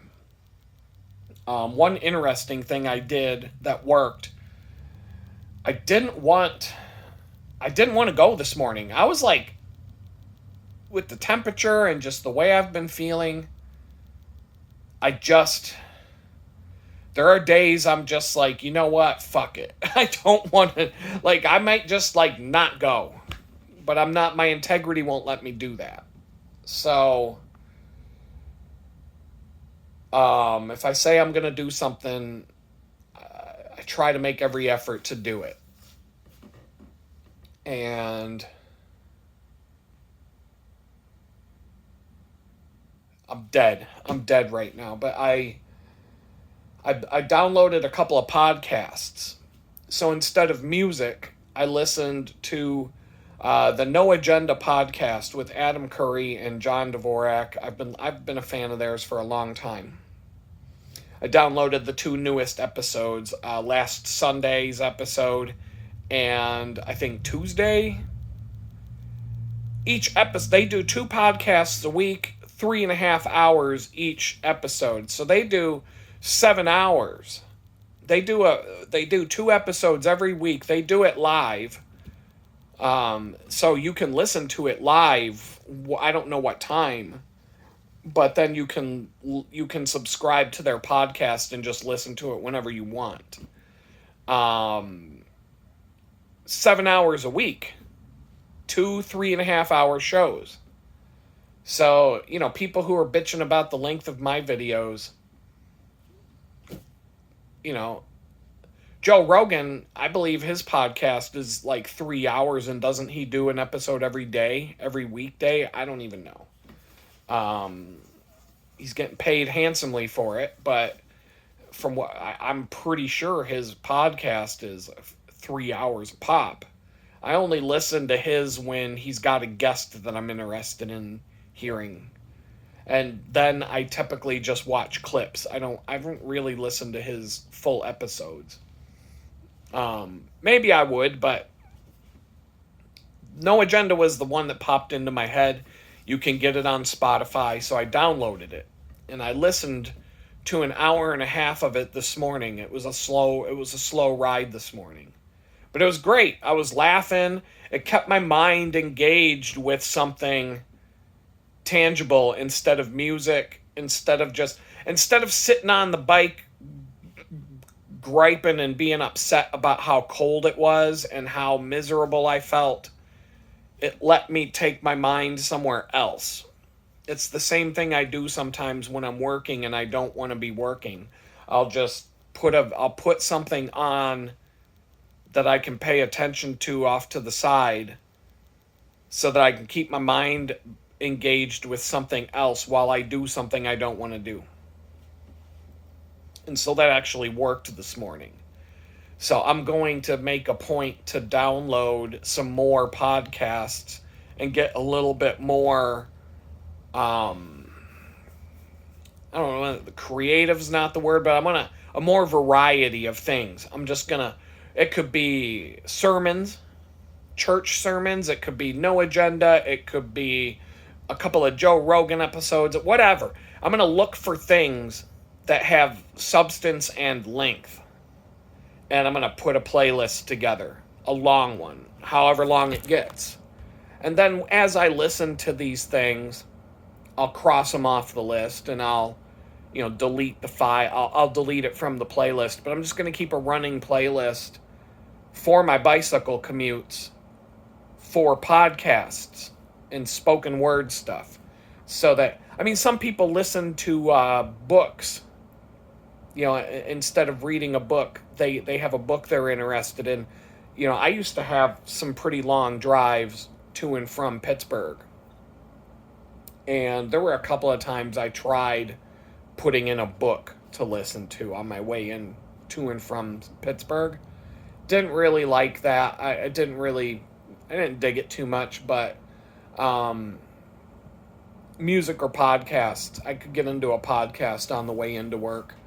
But it worked on the bike. It was actually, as I would pass people that were walking down the sidewalk or whatever, they were like, giving me a weird look because I'm listening to basically talk radio as I'm riding my bike instead of music, and it's loud. It's really loud, the speakers I have. You can hear me coming for a distance, and you can hear me leaving for a distance. So that made the ride in interesting. So, always try to mix it up. Always try to is there something you can do in a bad situation like that to make the bad situation a little bit better? And that was something I came up with this morning, and it worked. The ride wasn't too bad. The perception of time went by a lot faster because I was engaged listening to this podcast, and it's funny, and I was laughing, and I was enjoying I was getting into the content, so that when I'd zone out, and all of a sudden I'd be like, wow, I just covered 4 miles. And it, like a blink of an eye, because I was paying more attention to the podcast than my surroundings. I'm keep paying enough attention so I don't die, and so I ride in a straight line, but my mind is wandering as, it's like driving. You don't need, if you're a good driver, you don't need to be completely 100% focused. You can listen to something while you drive, and your mind can do 2 things at once. And so today at the bakery, before I started work, I prayed. I'm trying to remember to say a quick prayer to, help the day go smooth, no drama, no, none of that kind of stuff, and help everybody get along. Not just me, but can we all have a good day, have a good time, do our work, and not,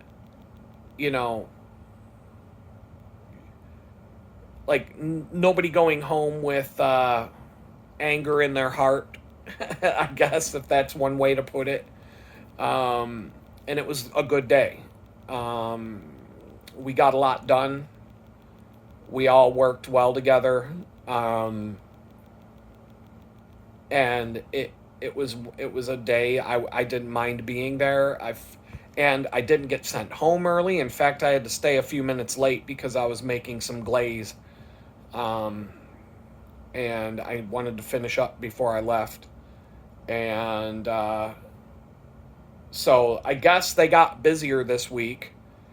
And we weren't busy during the day today while I was there, but we were busy restocking, because I guess we pretty much sold out of everything the last few days, and they've been having a hard time keeping up with replenishing the stock of what we sell.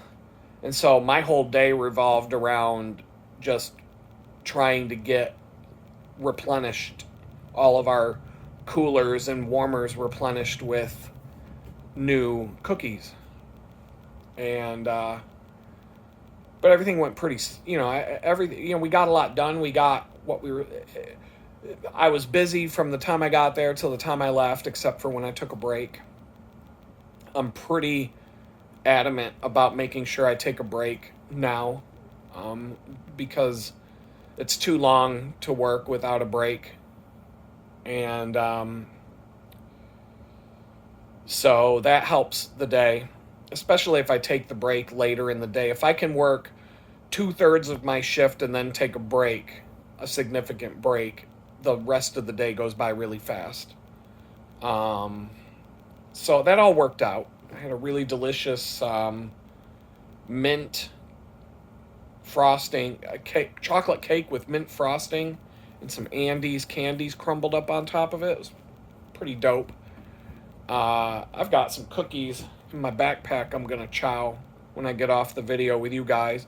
Have a mug of coffee with some semi-sweet chocolate chips with some sea salt on top. Booyah! It's delicious. Let's see if as long as they survive my backpack when I have to winter up, wear all my winter gear, and then it's like 80 degrees when I come home. The backpack gets real heavy and awkward, and it's hard to fit. So I could fit our small cookies in there, and I could just fit a tiny little box, and hopefully it didn't get crushed. Sometimes it does, whatever. It all goes down the same. It goes in the same mouth one way or another. But the ride home was pretty decent. There was a couple of horn honking incidents in the Woodlands. Just these snobby suburban douchebags that think they own the road. I've been looking at some, because the algorithm knows what I talk about and what I'm doing, so now all these videos of cyclists getting into road rage confrontations with road raging drivers are showing up on all my feeds. And so drivers getting into fights with bikers getting run over by asshole drivers with road rage. There was one video where a driver just swerved over and like blatantly ran a guy over on a bike because he was mad. Dude went to fucking prison. He got like 10 years in prison or some shit for that. Good for him. Hopefully the biker got a new bike out of it. But the comments are gold. The comments are a gold mine. It's like, it just says everything about these people. There's so many people that firmly believe that it's illegal for a cyclist to ride a bicycle on the road. But look at your fucking driver's handbook. Not you personally if you're watching this, but look at your driver's handbook. Look at the law. It's actually illegal for a bicyclist to be on the sidewalk. When I was in Jamestown, New York, people would ride their bicycles on the sidewalk all the time to get across town. And they would like sit there yelling and screaming at me and ringing their bell or honking their horns or whatever they had. And they would be belligerent assholes to me walking. Get out of my way, get out of my way. It's almost the exact same scenario. Now I'm on a bicycle and I'm on the road and drivers are yelling and screaming and honking at me and throwing shit at me and telling me to get the fuck out of their way. But when I was in Jamestown, New York, walking everywhere, the bicyclists on the sidewalks were the ones being the assholes and honking and screaming and yelling and wanting to start fights with me and shit like that because I wouldn't get out of their way. And it's like, but they were completely in the wrong in that scenario because it's actually illegal to ride your bicycle on a sidewalk. You're supposed to ride it on the road. You're a vehicle. You're a moving vehicle. You're supposed to be on the road with the cars. If it's a cycling path, a bicycle path, that's different. If it's a shared pedestrian and bicycle path, that's different. The bicycle path that I take regularly to and from my job as part of the route, it is a shared. It's joggers and walkers, it's horse people and cyclists. And they've got signs that say who has to yield to who. Basically, everybody has to yield to someone on a horse. Cyclists have to yield to the runners, and the horse people. Like, basically, like, the cyclists have to be, the horses. I don't know. There's, like, signs that say who has to let the other one, like, I can't come up on a bunch of walkers and be like, get the fuck out of my way, and like yell and scream at them. If it's not safe to pass, I'm the one that's got to slow down and wait until it's safe to go around them. And with horses, they basically have the full right of way because horses get spooked, and if you're a dickhead around a horse, that could end up bad for everybody. So, it's just the way it is. It's the same thing in the woods if you're on like a single track trail out in the woods. Some are meant for mountain biking and they will be marked as such. Some are shared. Some are hiking only and they'll be signed and say mountain bikes stay out.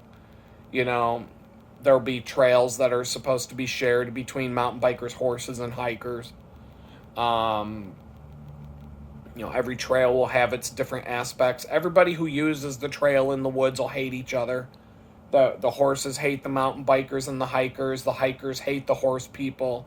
The bikers hate the horse people and the hikers. And they all, especially in the cities, anytime there's a city where there's some woods like that, where there's shared trails, like Pittsburgh has parks like that. Frick Park, Shenley Park, and Riverview Park are all 3 city parks where horses, hikers, and bikers are supposed to share the trail, but they all fight with each other trying to get the other groups kicked out of the woods. And I would just get mad, and when people would like start that shit around me, I would be like, y'all need to shut the fuck up because you're fighting with each other over a strip of dirt through the fucking woods, and y'all need to calm down and just go out and enjoy the fucking woods, for crying out loud, instead of being a bunch of assholes about it. But that's what happens in the city. Out in the country, out in the middle of nowhere, you're in a national forest. Nobody's gonna give a fuck. Everybody you meet out in the woods there is pretty much gonna be cool, and whether you're on a bike, a horse, or your feet, everybody's gonna be like, "What's up?" Everybody's gonna have a good time. But in the city, you got all these suburban assholes, and it's usually the assholes in the suburbs that start all these fights about who gets to use the trails and the woods and the park. Let's see. So that's my commentary about that. And I know what the title of today's episode is going to be, but you wouldn't have figured out why I named the title of the video the way it did until now, and this is going to be the end of the video. DoorDash. The DoorDash holes. DoorDash is something that I have learned a lot about since I came home from prison. Before I went to prison, after I got fired from my remote job for not taking the vaccine, I thought about signing up for DoorDash. It's pretty quick. There was one segment at the end. I went through the whole application process, and they were going to do a criminal background check, and this is before I had a criminal background. They wanted me to give them, like, I had to upload something about my driver's license or whatever, and then they were going to do a background check, and I'd be good to go. And I was like, I wasn't 100% sure I wanted to do it in the first place, so I was like, I'll do it later. There was just something that like stalled me. It wasn't anything other than time. I was like, I'll do this maybe tomorrow. And then tomorrow came and I was like, maybe next week. And I just never finished the process. They kept nudging me with emails and stuff to try and like get me to finish the sign up process. And I was interested in it for two reasons. One, because I had been fired from my remote job for not taking Dr. Fauci's Jim Jones Kool-Aid cult vaccine. I didn't drink the fucking poison Kool-Aid. So that was one. And number two, I traveled all the time as a photographer and an adventurer. And so I thought, because DoorDash will allow you to do DoorDash via bicycle. And I thought, wouldn't it be neat if I could DoorDash, if I could just, as I'm traveling around the country going on these adventures and stuff, could I just spend a few days, like find a camp somewhere, like set up a camp somewhere at a campground outside of a city, and then turn on DoorDash and either drive around and do DoorDash to make money for a few days at a time, or get on my bicycle, go into the city, and get paid to work out all day. It would literally be the exact same thing as an alley cat bicycle race. An alley cat bicycle race is a checkpoint race where you're given a series of checkpoints. It's always it's most often it's secret. When you show up to the race, they'll hand out what's called a manifest, and it'll have a series of checkpoints on it. And each race has a different theme. I don't want to get into the details of that because I could talk about that for an hour and a half. And I've got so many funny stories about alley cat races. They're so much fun. So much fun. But it's going to be a series of checkpoints. However you get from one checkpoint to the next, that's totally up to you. There's no set path. The only thing that happens is every race is completely different. I mean, I could tell you about 10 different races, and they are vastly different from each other than you get a set of checkpoints. You have to get to each checkpoint, and every race will have some sort of method to prove that you went to each checkpoint. There will be bona fide certified proof that you made it to each one. However that happens is going to be different for each race, but there absolutely will be a way to prove that you made it to each checkpoint. And then there will be a finished checkpoint. After you've reached all the checkpoints, there will be a place where you're supposed to go for the finish line. And there's usually a big party, wherever that is. It could be a bar, it could be someone's house, it could be a park. It could be a number of different things, but the last checkpoint on the map or on the list is going to be where you go after you go to all the other checkpoints. The alley cat racing started by the groups of, back in the day in big cities, especially New York City and places like that, bicycle messengers were a thing. Before email, before, there's a lot of different, it kind of died. When I first moved to Pittsburgh, there were 2 bicycle messenger companies, and I tried to get a job at one of them. One of them was really good, and they treated the cyclists really well. The other one was like the bigger company, and they treated everybody like dirt. But I tried to get a job at both of them. But it was just, it's a clique. Number one, it's a clique. You have to know somebody before they let you in. You have to be part of the clique. And number two, there's so many people that wanted to do it at the time that it's really hard to get into that. But that was what I wanted to do when I went to art school as my job. I wanted to just ride around town on my bike making deliveries. And bike messengers back in the day, email was like a brand new thing back then. So that's when messenger service started to die, Because back in the day, if you wanted to deliver, you know, there were bicycle deliveries not just for food but for courier. It was a courier service where you might just be delivering like a FedEx envelope kind of a thing with documents from a lawyer's office to some other fucking office downtown. That kind of stuff. But now it's all electronic. But back then, you might be spending all day going to some office, pick up an envelope, ride across town, drop it off at another, and the bicycle was the fastest way to deliver all this shit. Because by vehicle or by car, it's going to take longer because of parking. But they could call a bicycle messenger service. A cyclist would show up in like 10, 15 minutes. 20 minutes later, the document got delivered.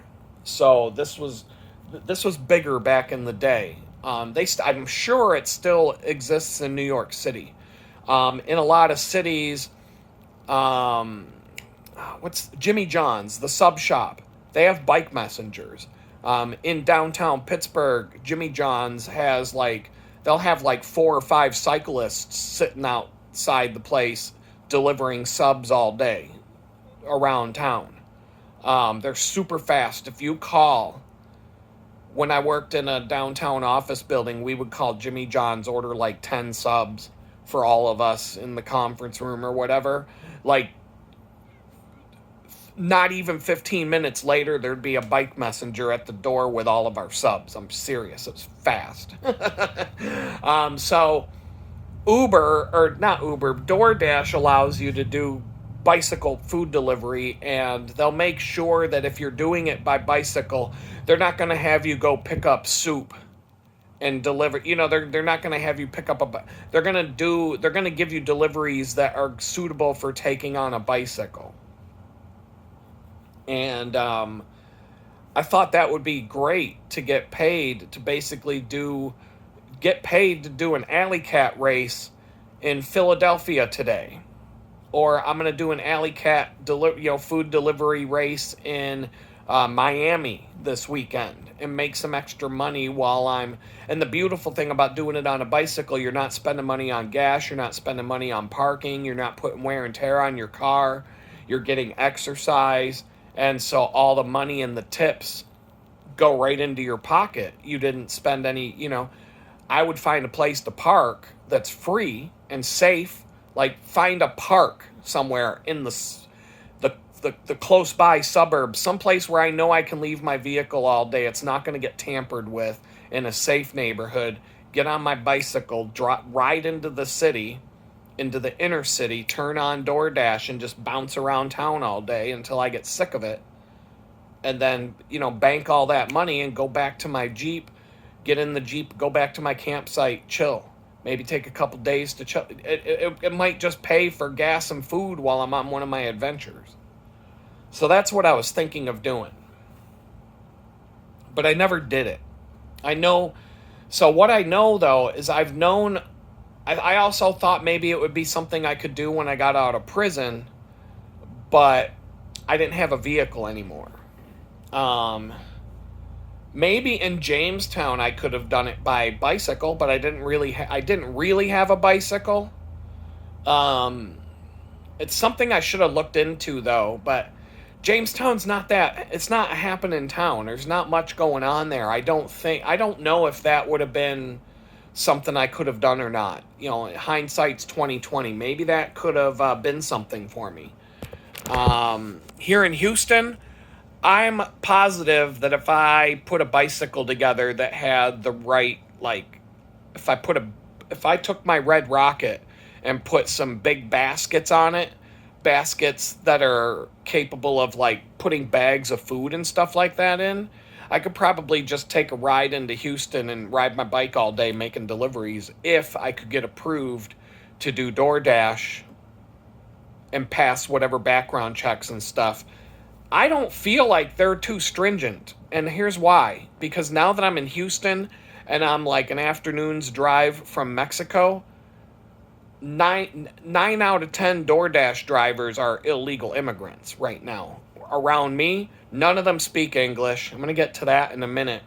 All I'm saying, Donald Trump, if you want to send Tom Housin or whatever your name is, if you want to send ICE out to scoop up some bounties, all you got to do is sit at a fast food joint, and when they come in to pick up the DoorDash orders, all you got to do is confront them and ask them a couple of questions in English, and if they can't answer you back in English, slap on the cuffs and throw them in the paddy wagon and take them back home. You will scoop up hundreds of illegal immigrants if you just sit outside fast food joints and restaurants that participate in DoorDash and, like I said, just confront them when they pick up the bags of food. If they can't answer your questions in English, booyah. Slap on the cuffs, throw them in the paddy wagon, take them to the courthouse, and put them on the plane to El Salvador. So, because one of the things that they do is I don't know what documentation DoorDash accepts. Like, it seems like it's pretty loose. But one of the things that I've heard that they do is they'll get like a sister or a brother or somebody that they know that's a U.S. citizen that has documentation.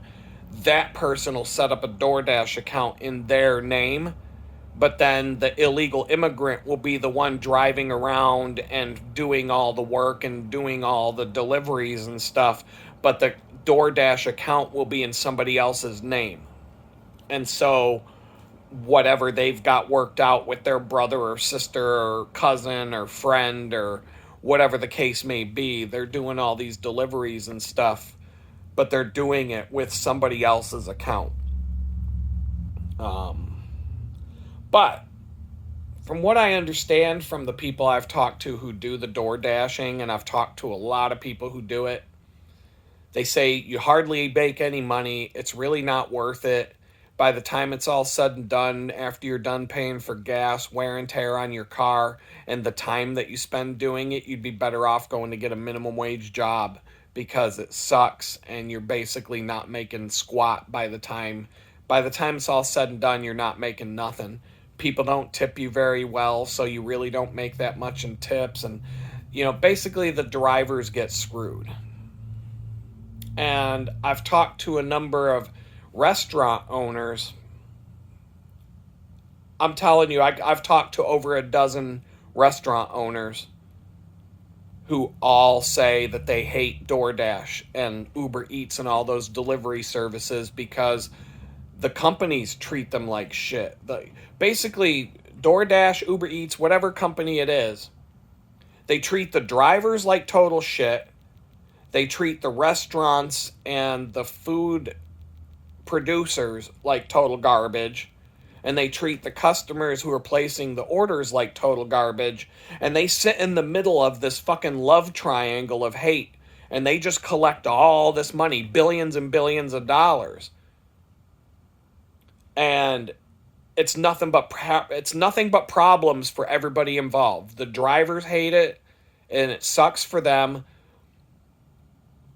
I can tell you my experience at the bakery. Every time that phone rings at the bakery, if the phone rings 100 times in a week, 95 times out of 100, it's going to be a customer who ordered something on DoorDash and it didn't get delivered, or there was a problem with it, or DoorDash, or the driver ate a fucking driver will eat the cookies and like leave an empty box. I swear to God, like anything goes.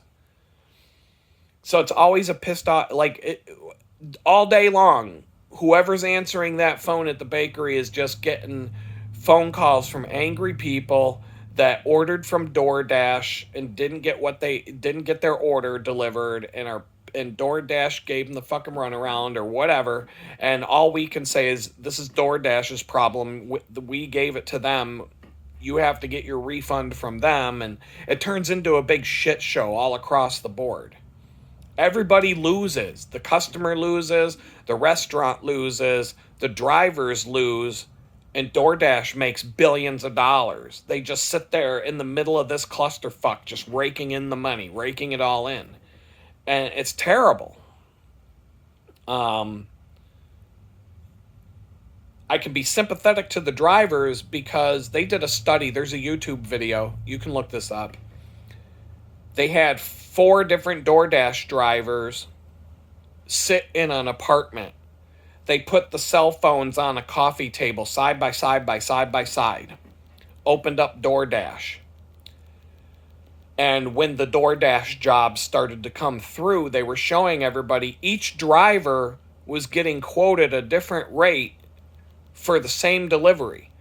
So here's 4 drivers sitting in the exact same room. The phones are literally touching each other. 1, 2, 3, 4. And there's like a $10 difference between each driver. When the job shows up, go to Burger King on such and such street, pick up this order, take it to this address. One driver is going to make $15. Another driver is going to make $25. Another driver is going to make $8. Like, each driver is getting quoted a completely different price for the exact same pickup and delivery. They're all sitting in the exact same spot. So, not like, I don't know what games they're playing, because you've got 4 people sitting in the exact same spot, and they're each getting quoted a completely different price for going to pick up this food and deliver it somewhere. And there's all kinds of shenanigans and games going on with how they treat the drivers. And like I said, the restaurants get screwed because if DoorDash fucks it up, the restaurant is basically on the hook for the. And this is what every restaurant owner has told me, that it's nothing but a hassle. If DoorDash fucks up the order or fucks up the delivery, it's up to the restaurant to fix it for the customer. And it ends up being a big. They're losing money. It ends up costing them time and money. I can tell you that a handful of restaurant owners that I know have cut DoorDash out, and they won't do it anymore. They refuse to do DoorDash or any of those delivery services because they end up running around in circles trying to deal with these pissed off customers that weren't even their fault in the first place. And then they've got customers that they're trying to serve in the actual restaurant, and they're falling behind on their customers that are sitting at the restaurant because they're running around in circles with these dumbass DoorDash Uber Eats orders. And so, but on the flip side, I've been told by lots of people who work in restaurants, own restaurants, etc., that all these out of all the customers that come into this bakery, nobody, by and large, whenever I'm dealing with someone who's a rude asshole, if there were 100 rude assholes that came in the door and were just assholes to us, complete arrogant douchebag assholes, 99 out of 100 times it's going to be a DoorDash driver. A DoorDash hole. Dash holes. That's what I'm calling them from now on. Like when we had 2 today. We had 2 of them today. Dash holes. Now here's the thing. Now this is a tip. This is a handy tip for all of you. We have people that come in to the cookie shop who DoorDash, and they're super friendly. They're outgoing. They're thankful to us. They understand that when people come in to pick up their orders, we fill their orders on demand. We don't just let things sit on a shelf for an hour waiting to be picked up. Everything that we deliver, everything we put out the door is fresh. So sometimes people got to wait a few minutes. So we get DoorDashers that come in that are ultra friendly. They're super friendly. They have strike up conversations with us. They're regulars. They come in multiple times a day. We'll turn around and we'll be like, hey, you want a cookie? Anything you want, whatever. Here, take a look at what we got today. Whatever you want. Go grab a cookie out of the warmer, throw it in a box and hand it to them. Oh, thank you so much, blah, blah, blah. Everybody's happy. Everybody had a good time. And this isn't like a little cookie. This is a fucking 1,500 calorie fucking cookie. All right, if you gave Cookie Monster a cookie from this place, he'd be like, nom nom nom. He'd be like, and then you want to give him another cookie, he'd be like, no, me no want cookie, me full, Cookie Monster, me full, me no want cookie no more. Like these cookies would shut Cookie Monster up. That motherfucker wouldn't be able to eat another cookie for like 2 days. Okay, so that's what we're having. Like, if you're nice to us and you're pleasant and you come in all the time and you're always friendly to us and you're not an asshole, you're gonna get a fucking cookie or a cake or a fucking pie or who knows what. You're gonna get a treat. Just for being a nice person, we're gonna be like, hey, you want a cookie today? Yeah, thank you. And we got some other DoorDash people that come in and that they come and go. And they're not assholes, but they just, they come and go and they're not like, I guess they don't reach the level where they're earning free cookies every time they come in. I don't know how else to explain it. We've got delivery people that bring deliveries to us. The nice ones, the ones that do a good job, and the ones that don't make it a total shit show, we give them cookies. If they come in and they're an asshole to us, we're like, get the fuck out of here. You're not getting a cookie. You can pay for one. But that's all I'm saying. Like, if you're nice to people, people be nice to you. But these DoorDash holes, holy fuck. 2 of them today. This morning, we get a notification that the DoorDasher is very close. So we'll get the order ready and it'll be sitting there. Should be, if everything goes perfectly, the order will be done pretty much at the same time the DoorDash person walks in the door, but that's not always the case. So this morning, the DoorDash person parked right in front of the bakery and just sat in her car. The order was sitting on the counter for like 10, 15 minutes, and this woman's just sitting in her car. So one of the people at the bakery was like friendly, in a friendly way, was like, come on in, your order's right, and pointed to the order. Well, this woman, she walks in, and she like looks at my coworker, and she was like, she's an illegal immigrant, obviously, because she didn't speak any English, and she's like, you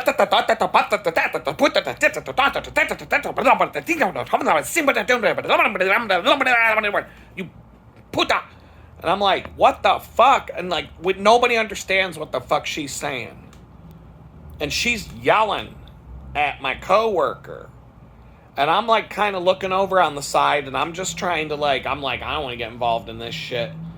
But she started to take a couple steps, like she's about to cross the counter and come at somebody. And I kind of got up and I'm like, the fuck you are.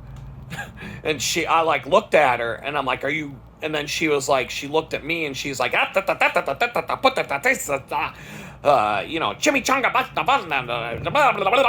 and just speaking a bunch of fucking Spanish. And I'm like, I have no idea what she's saying. I look over at my coworker. I'm like, should I get Google Translate out here or something? And they're trying to explain to her.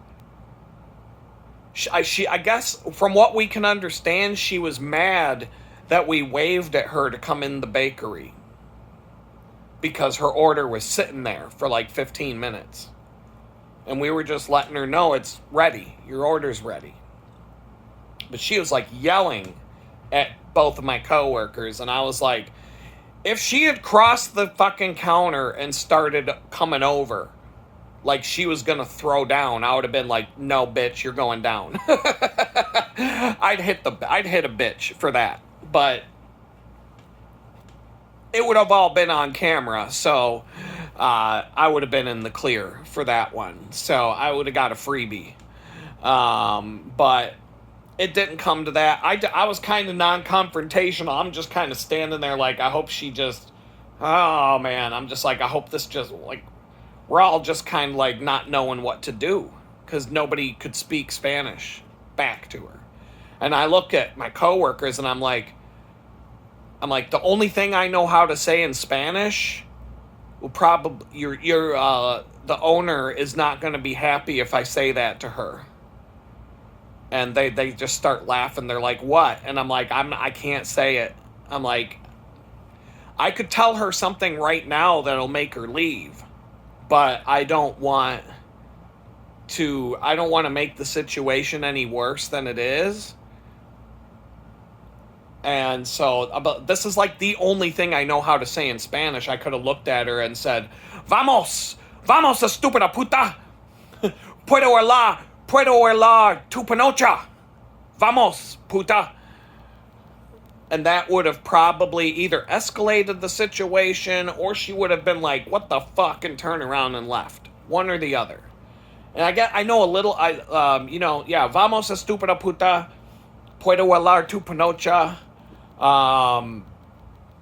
Puedo hablar tu panocha. Vamos, estúpida puta. And I think, the only other Spanish I know is yo quiero cerveza, and donde está el baño y papel higiénico. And that's pretty much all you need. Like, if I were to go to Mexico, I would, if those four sayings would get me pretty far. But other than that, I don't know a lot of Spanish. But I'm like, I don't think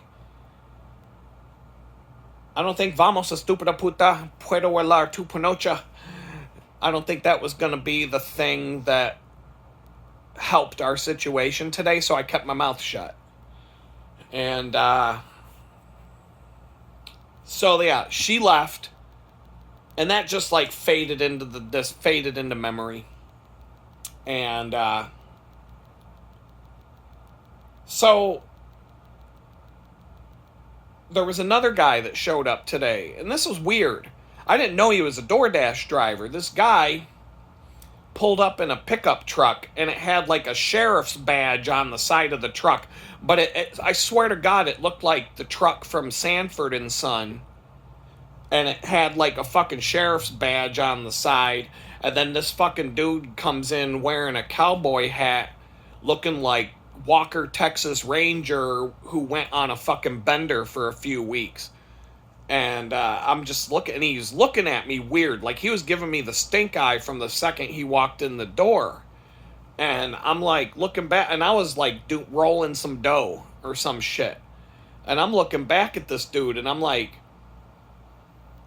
cause I'm looking at the badge on the side of the truck, and I'm the cowboy hat and the whole Walker, Texas Ranger get up, and I'm like, what in the fuck? I thought maybe like he's here for me. Like, what the fuck's going on? Like, I'm on federal probation, so what the fuck? Of course I'm gonna think weird shit like that. Anyway, he gave me the stink eye, but then he placed an order he picked up an order and he left, and I just forgot all about the guy. Went about my day. Well, I'm in the back doing dishes. It's like an hour from when I'm supposed to go home or less. And somebody yells out, one of my coworkers yells out, "Hey, Adam, can you come up and help us?" And I'm like, "Yeah, sure." And I come walking up, and she goes, "Hey, can you go see if you can help the other girl who's," and there's a pretty big crowd of people up front waiting for food, waiting for cookies and stuff. And so I just kind of walked up towards the front, and I'm like looking for whoever needs help. Well, here's Walker, Texas Ranger again, and in his fucking cowboy hat, and he's got this fucking look on his face again, like he's there to fucking take me in. And he looks at me, and I'm like, "Can I help you?" And he's like, "Yeah." He's like, "There's a whole bunch of fucking people here waiting in line. Like, why don't you get off your fucking ass and do something?" And I'm like, are you kidding me right now? I'm like, are you kidding me right now? And I just like turned around and walked away. And somebody asked me to help out with some cookies that had just come out of the oven and needed some stuff done to them. I'm like, "Yeah, I'll do that." They're like, "What did he say to you?" I'm like, "What, Walker, Texas Ranger up there?" And well, then it turns out he was a DoorDash driver. That's why he was there more than one time today. He's doing DoorDash. I don't know why he's got a fucking sheriff's badge on the side of his fucking Sanford and Son pickup truck walking around in a fucking cowboy hat all day looking like Walker, Texas Ranger spent too many fucking weeks at the bar on a booze binge. But this dude was pissed and he was like just acting like a dick to everybody. And I'm like, well, somebody told me he was a DoorDash guy, and I was like, oh, that explains it. Because they're always like more. Most of the assholes we deal with are DoorDash drivers who come in. There's been times where we'll have a crowd of people waiting for their cookies because that place can get extremely busy in a blink of an eye. It'll be dead all day long, and then at like 3:12 in the afternoon, 50 people will just show up all at once. They like for whatever fucking reason, the Illuminati broadcasts the signal to the lemmings that it's time to go get your fucking cookies all at the same time, and they'll all of a sudden we'll just be like, holy fuck, how do we get all these people their stuff? But you just put your head down, you just work through it. But people are going to have to wait in line.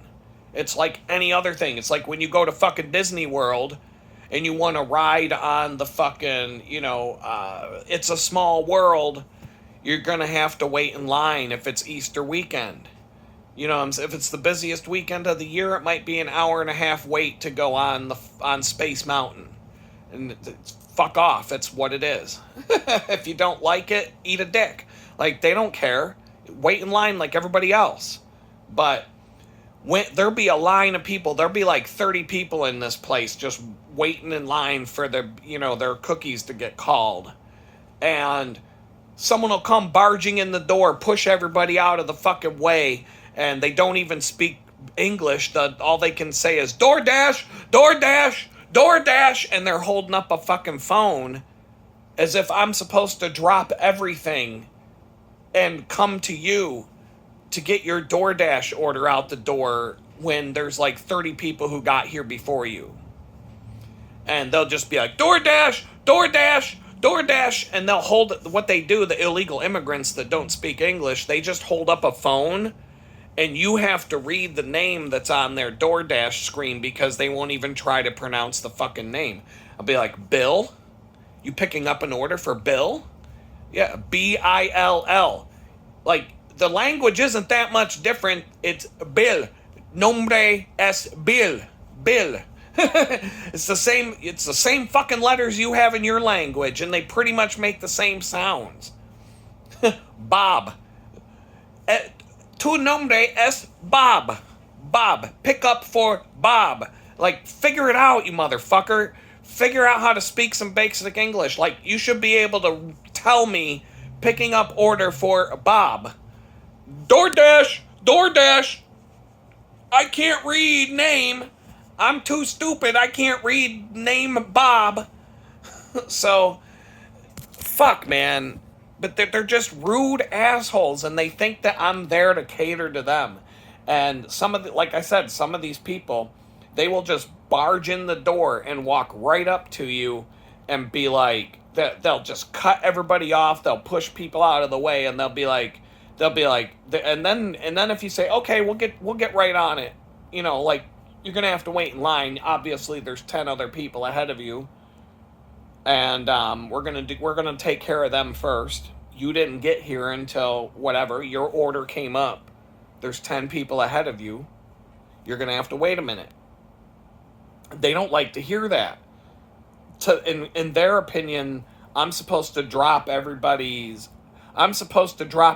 else's order and do yours first. And that's not how we roll. That's how no restaurant's going to do that. It is what it is.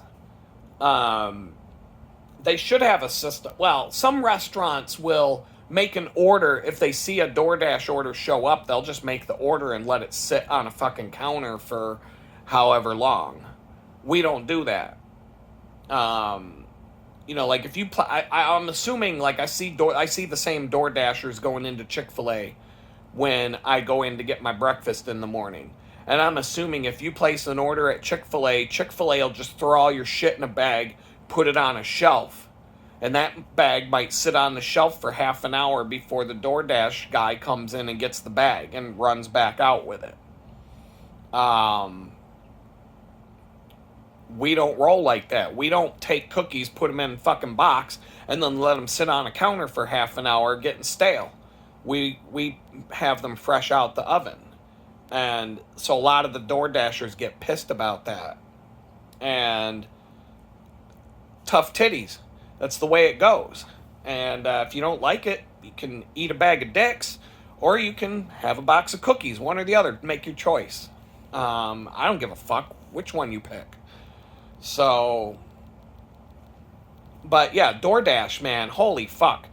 If I ever owned a restaurant, there's no fucking way in hell I would deal with DoorDash or Uber Eats or any of that crap.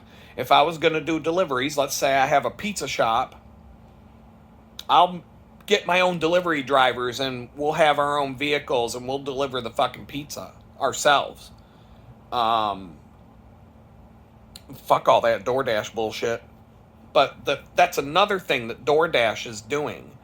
They're fucking over the drivers, they're fucking over the restaurants, they're fucking over the customers, and at the same time, raking in billions of dollars while they do it.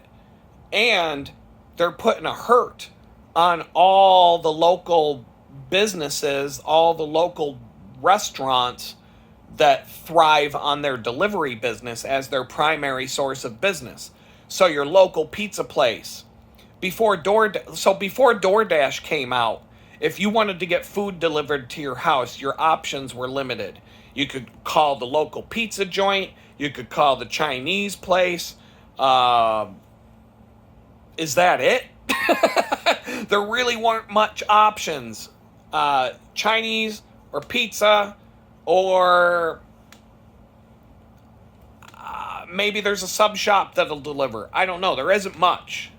There isn't much out there in the options for delivery.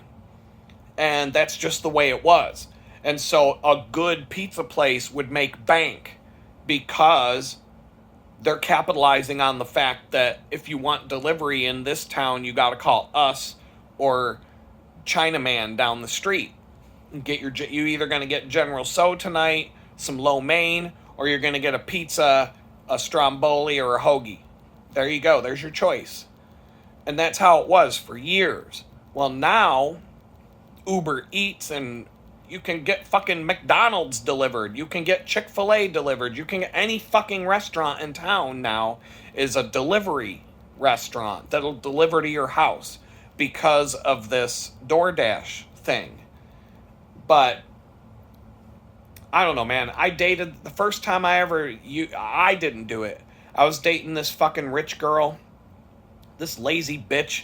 She was rich. I mean, this chick would go out she would fly first class to she'd fly to New York City first class just to go to the fucking Chanel store, buy a $15,000 purse, maybe go get a frozen hot chocolate at Serendipity, and then get back on the plane and fly home because she was fucking bored and just wanted to go shopping today. So this lazy bitch, she would fucking order a milkshake from DoorDash from a restaurant right across the street from where she lived. I'm not fucking kidding. She was holed up in a fucking hotel, living in a hotel for a while, and I was hanging out with her, and she ordered a fucking milkshake. The place was right across the fucking street. We could have taken the elevator down, walked across the street, got milkshakes, walked back, took the elevator back up. Less than 15 minutes, maybe 10 to 15 minutes, somewhere in there. No, she had to call DoorDash to order a milkshake. So that's probably like a $30 milkshake by the time it's all said and done. Took a fucking hour to get there or what. I don't even know. Fucking the most ridiculous shit ever. But that's what it is now. People are just going to, all these local businesses that used to thrive on the delivery business are getting killed now because now you can just go to DoorDash and you can order, I can get a Big Mac. I can get the number 2 value meal delivered right to my fucking house. thanks to DoorDash. But yeah, I mean, if you thought McDonald's was bad when you went through the drive-through, imagine how bad McDonald's is going to be after it was made, sat on a counter for 45 minutes, got picked up by some fucking illegal immigrant working for DoorDash, sat in the back of a fucking jalopy for half an hour, and then gets to your house, if he can find your house, and then he drops it off on your fucking porch and walks away, and you don't even get a notification that it was delivered. You come outside and see a fucking bag of McDonald's on your porch that was made like 2.5 hours ago, and it's all cold and soggy. Your French fries are all stale, and you got to eat McDonald's French fries in like the first 5 minutes, or those things are beat. So I don't know. You get what you pay for. You get what you deserve. I'll never use DoorDash. I'll never order anything from DoorDash ever. I'll never do it. After all my experience and everything I've seen, and just not seeing it from both sides and all the perspectives involved, from the drivers to the restaurants to the customers to the whole thing is just a sham. I won't participate in it ever. If I'm in a anytime I'm holed up in a hotel, or when I was traveling or whatever, the only food I would order would be food that delivers. Like sometimes it's Domino's, if that's what I can get. I'm not doing DoorDash. Domino's is gonna win, because at least Domino's shit is design. At least Domino's designs their business around delivering food to people on a regular basis. So they're gonna make your thing. They're gonna deliver it to you. Like they got this app, and you can just watch. You can almost. I mean, they're gonna get to the point where there's a camera, and you can just watch them make your pizza on the fucking camera, and you can watch them put it in a box, and then you can probably watch the dash cam of the driver while they drive over to your hotel room. I don't know. I mean, they're almost there. It's like ordering from Amazon. You can watch the delivery truck drive around your neighborhood till it gets to your house. The Domino's basically has the same shit. Or even better, if I can get some good Chinese, or a Mexican place that delivers, or a local pizza joint that's got like flair, and it's got local like quality and good flavor, or just something different. Um, I will only order delivery food from places that deliver, not some third party illegal immigrant delivery service like DoorDash. I will never do it. I'll never do it. I might be in the room with somebody who does it. Like I would order from Jimmy John's, because Jimmy John's, if I need if I'm in downtown city or wherever the hell, and there's a Jimmy John's around the corner, we'll call Jimmy John's. Hey, can you deliver some subs here? And then after you hang up the phone, click, there's a bicycle messenger right at the door. And I'm like, I just hung up the phone. Yeah, we know, we're fast. So, yeah, I'll do that all day long, but I'll never use DoorDash. I might actually do DoorDash on a bicycle. I'm thinking about it. I might even, like, on the next day off that I can, the next time I have a day off where I can just chill and sit in front of a computer and mess around, maybe I'll get back on DoorDash, and maybe I'll fill out a profile, see if my criminal record will keep me from being able to be a DoorDasher, and I'll say I'm going to DoorDash on a bicycle, and then I'll just try to get a proper messenger bag, or a front rack, or a rear rack. Like, I'll get some sort of food friendly rack system for my bike. Just take a ride into Houston on a random day and see if I can make more money riding my bicycle around town all day than I could make working in the bakery all day. That might be a fun video to shoot for the channel, an experiment. So I'm going to leave it there. I can't stand the DoorDash holes. But I might try to be a DoorDash hole. I'm good at being a dash hole. I can do that all day long. So maybe I'll try that. Maybe I'll try DoorDash on a bicycle and see how it goes. And maybe I'll get my I'll get my what do you call it, helmet camera out, and some extra batteries or whatnot. Maybe I'll get one of those 360 cameras with motion stabilization or whatever. I don't know. It's worth an experiment to see if I've got a job interview next Tuesday. That's going to add another, that's going to be about, well, it's going to be another 40 miles. It's almost 20 miles each way to go to this interview. It's another long one. So I'm going to get, I got 42 miles today. I'm going to get 42 miles tomorrow. I'm going to get 42 miles on Monday. And then I'm going to get another 40 miles on Tuesday. And then I'm going to have Wednesday and Thursday off or whatever. And so with that said, I got a job interview on Tuesday. There's another job. I just had a job interview yesterday over the phone. The next step for that job would be a Zoom interview with screen sharing, who knows what. That would be a job making about 140 grand a year.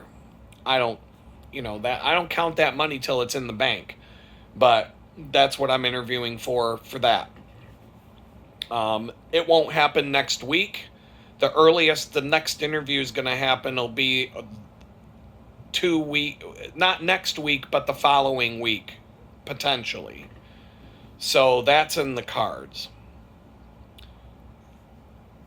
Lowe's keeps sending me a text message saying that they want to have an interview with me, but they don't have any time slots available, and I'm getting this AI robot generated text every single day saying they want me to come in for an interview, but we can't have you come in for an interview. So we'll see what happens there. So that's 3 things. And there's a 4th company that I reached out to, didn't hear back from for a day or two, reached out to an email address that I found in the company, and somebody who basically seemed like the hiring manager reached out to me and asked me for some more material and told me where to send it. And so that could turn into something. And out of all of the opportunities, that one actually seems like the one that could go somewhere in terms of, having to navigate around the troubled waters of a criminal background check. If I can bypass that and drive around that without having to stop and just, see ya, drive by that station, drive by that checkpoint without having to stop and have my inspection taken care of and just drive on through. Out of all of these different options that are on the plate right now, that one seems like the one that could go that direction. But all of these are in the beginning. None of these, 3 weeks from now, I could just be bust. I could get I could be a big fat 0 out of all 4 of them. So that's what I'm working on, though. I had somebody went out of their way to send me an email saying, quit being a whiny bitch. You have to work a regular job like everyone else now. Stop bitching. And I'm like, okay. So what that actually means, the way he worded the email, you have to work a regular job just like everyone else. Just like everyone else. That means whoever sent me that email is just some fucking loser with a shitty job. Probably doesn't have a criminal record. Probably has nothing that would stop him or her from getting a better job other than being a lazy idiot who had no ambition to try and learn something or to get a skill or obtain knowledge or do something that would advance your life. So you're just happy, you're just stuck working at some, you work at McDonald's or Burger King or some shitty factory job where you punch a time clock and you got some asshole breathing down your neck, or maybe you work at the Amazon warehouse having to pee in a water bottle because Jeff Bezos won't let you take a bathroom break, or whatever the fuck. You got some shitty ass job like everyone else. So I gotta do what you do just like everyone else. Because I fucked up, and now, so basically the other thing this guy is saying is that you made a mistake. You went to prison, and you basically have to serve your life sentence, and you have to spend the rest of your life being punished and serve your sentence for the rest of your life, your 2-year life sentence. Basically saying, I hope you never rise above this, so that I can look at you and laugh and say, hi, you're a loser just like me.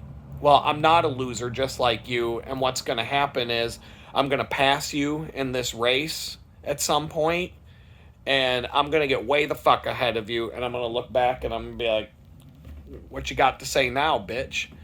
But it might take a few years. It might not be next week. It might not be the week after. But I just went from being fucking homeless with no prospects to having 6 streams of income that can all turn into 6-figure level incomes with a lot of hard work. I've got a tiny house with no hot water and a fucked up weird ceiling, but I got a place to live that's mine. I don't have a car, but I've got 2 bicycles, and I'm a badass motherfucker who can get on a bicycle and ride 40 miles a day, even though it does wear me out. I'm 49 years old, so, it's not the easiest thing in the world to do. I'm not 20 anymore. And even when I was 20, that would have been fucking tiring to ride 40 miles a day and work a full-time job. So, I don't know too many people who will get on a bicycle, ride 21 miles, do manual labor all day, and then get back on their bicycle and ride 21 miles to go home, and then what? What are you going to do after that? Do some fucking landscaping out in your yard for a few hours? Maybe I'll get out my hammer and my tools and finish the ceiling that they didn't finish, because I got all this fucking energy and everything else going on. But, yeah, don't think that if you're going to send me some troll comment or some douchey email like that I'm not going to have... I'm going to have the last word. But I'm not going to lose any sleep over your dumbass shit comments. But, you're not going to get the fucking gold medal in being an internet troll. I already got the gold medal. And believe me, the prize was not... It wasn't even something you'd want to win. I got to go to Club Fed for 2 years on a vacation. And, it wasn't very fun. And I sure as fuck didn't get my name and my picture on the Wheaties box. But if you think you're going to beat the internet troll who went to federal prison for being an internet troll, if you think you can out-troll that guy, think again. Think again. Bring it. Bring the best troll comment you got. You're not going to win. But I'll give you a handy tip. If you're a Democrat, you can make death threats, and you could actually probably show up to my tiny house and burn the place down, and you could probably leave death threats down in the YouTube comments, and nothing will happen to you. The only way that the FBI will do anything about that is if you're a Trump supporter. So if you're a Democrat, give it your best shot. Let's see what you got. And with that, I'm going to say peace out. We'll talk again.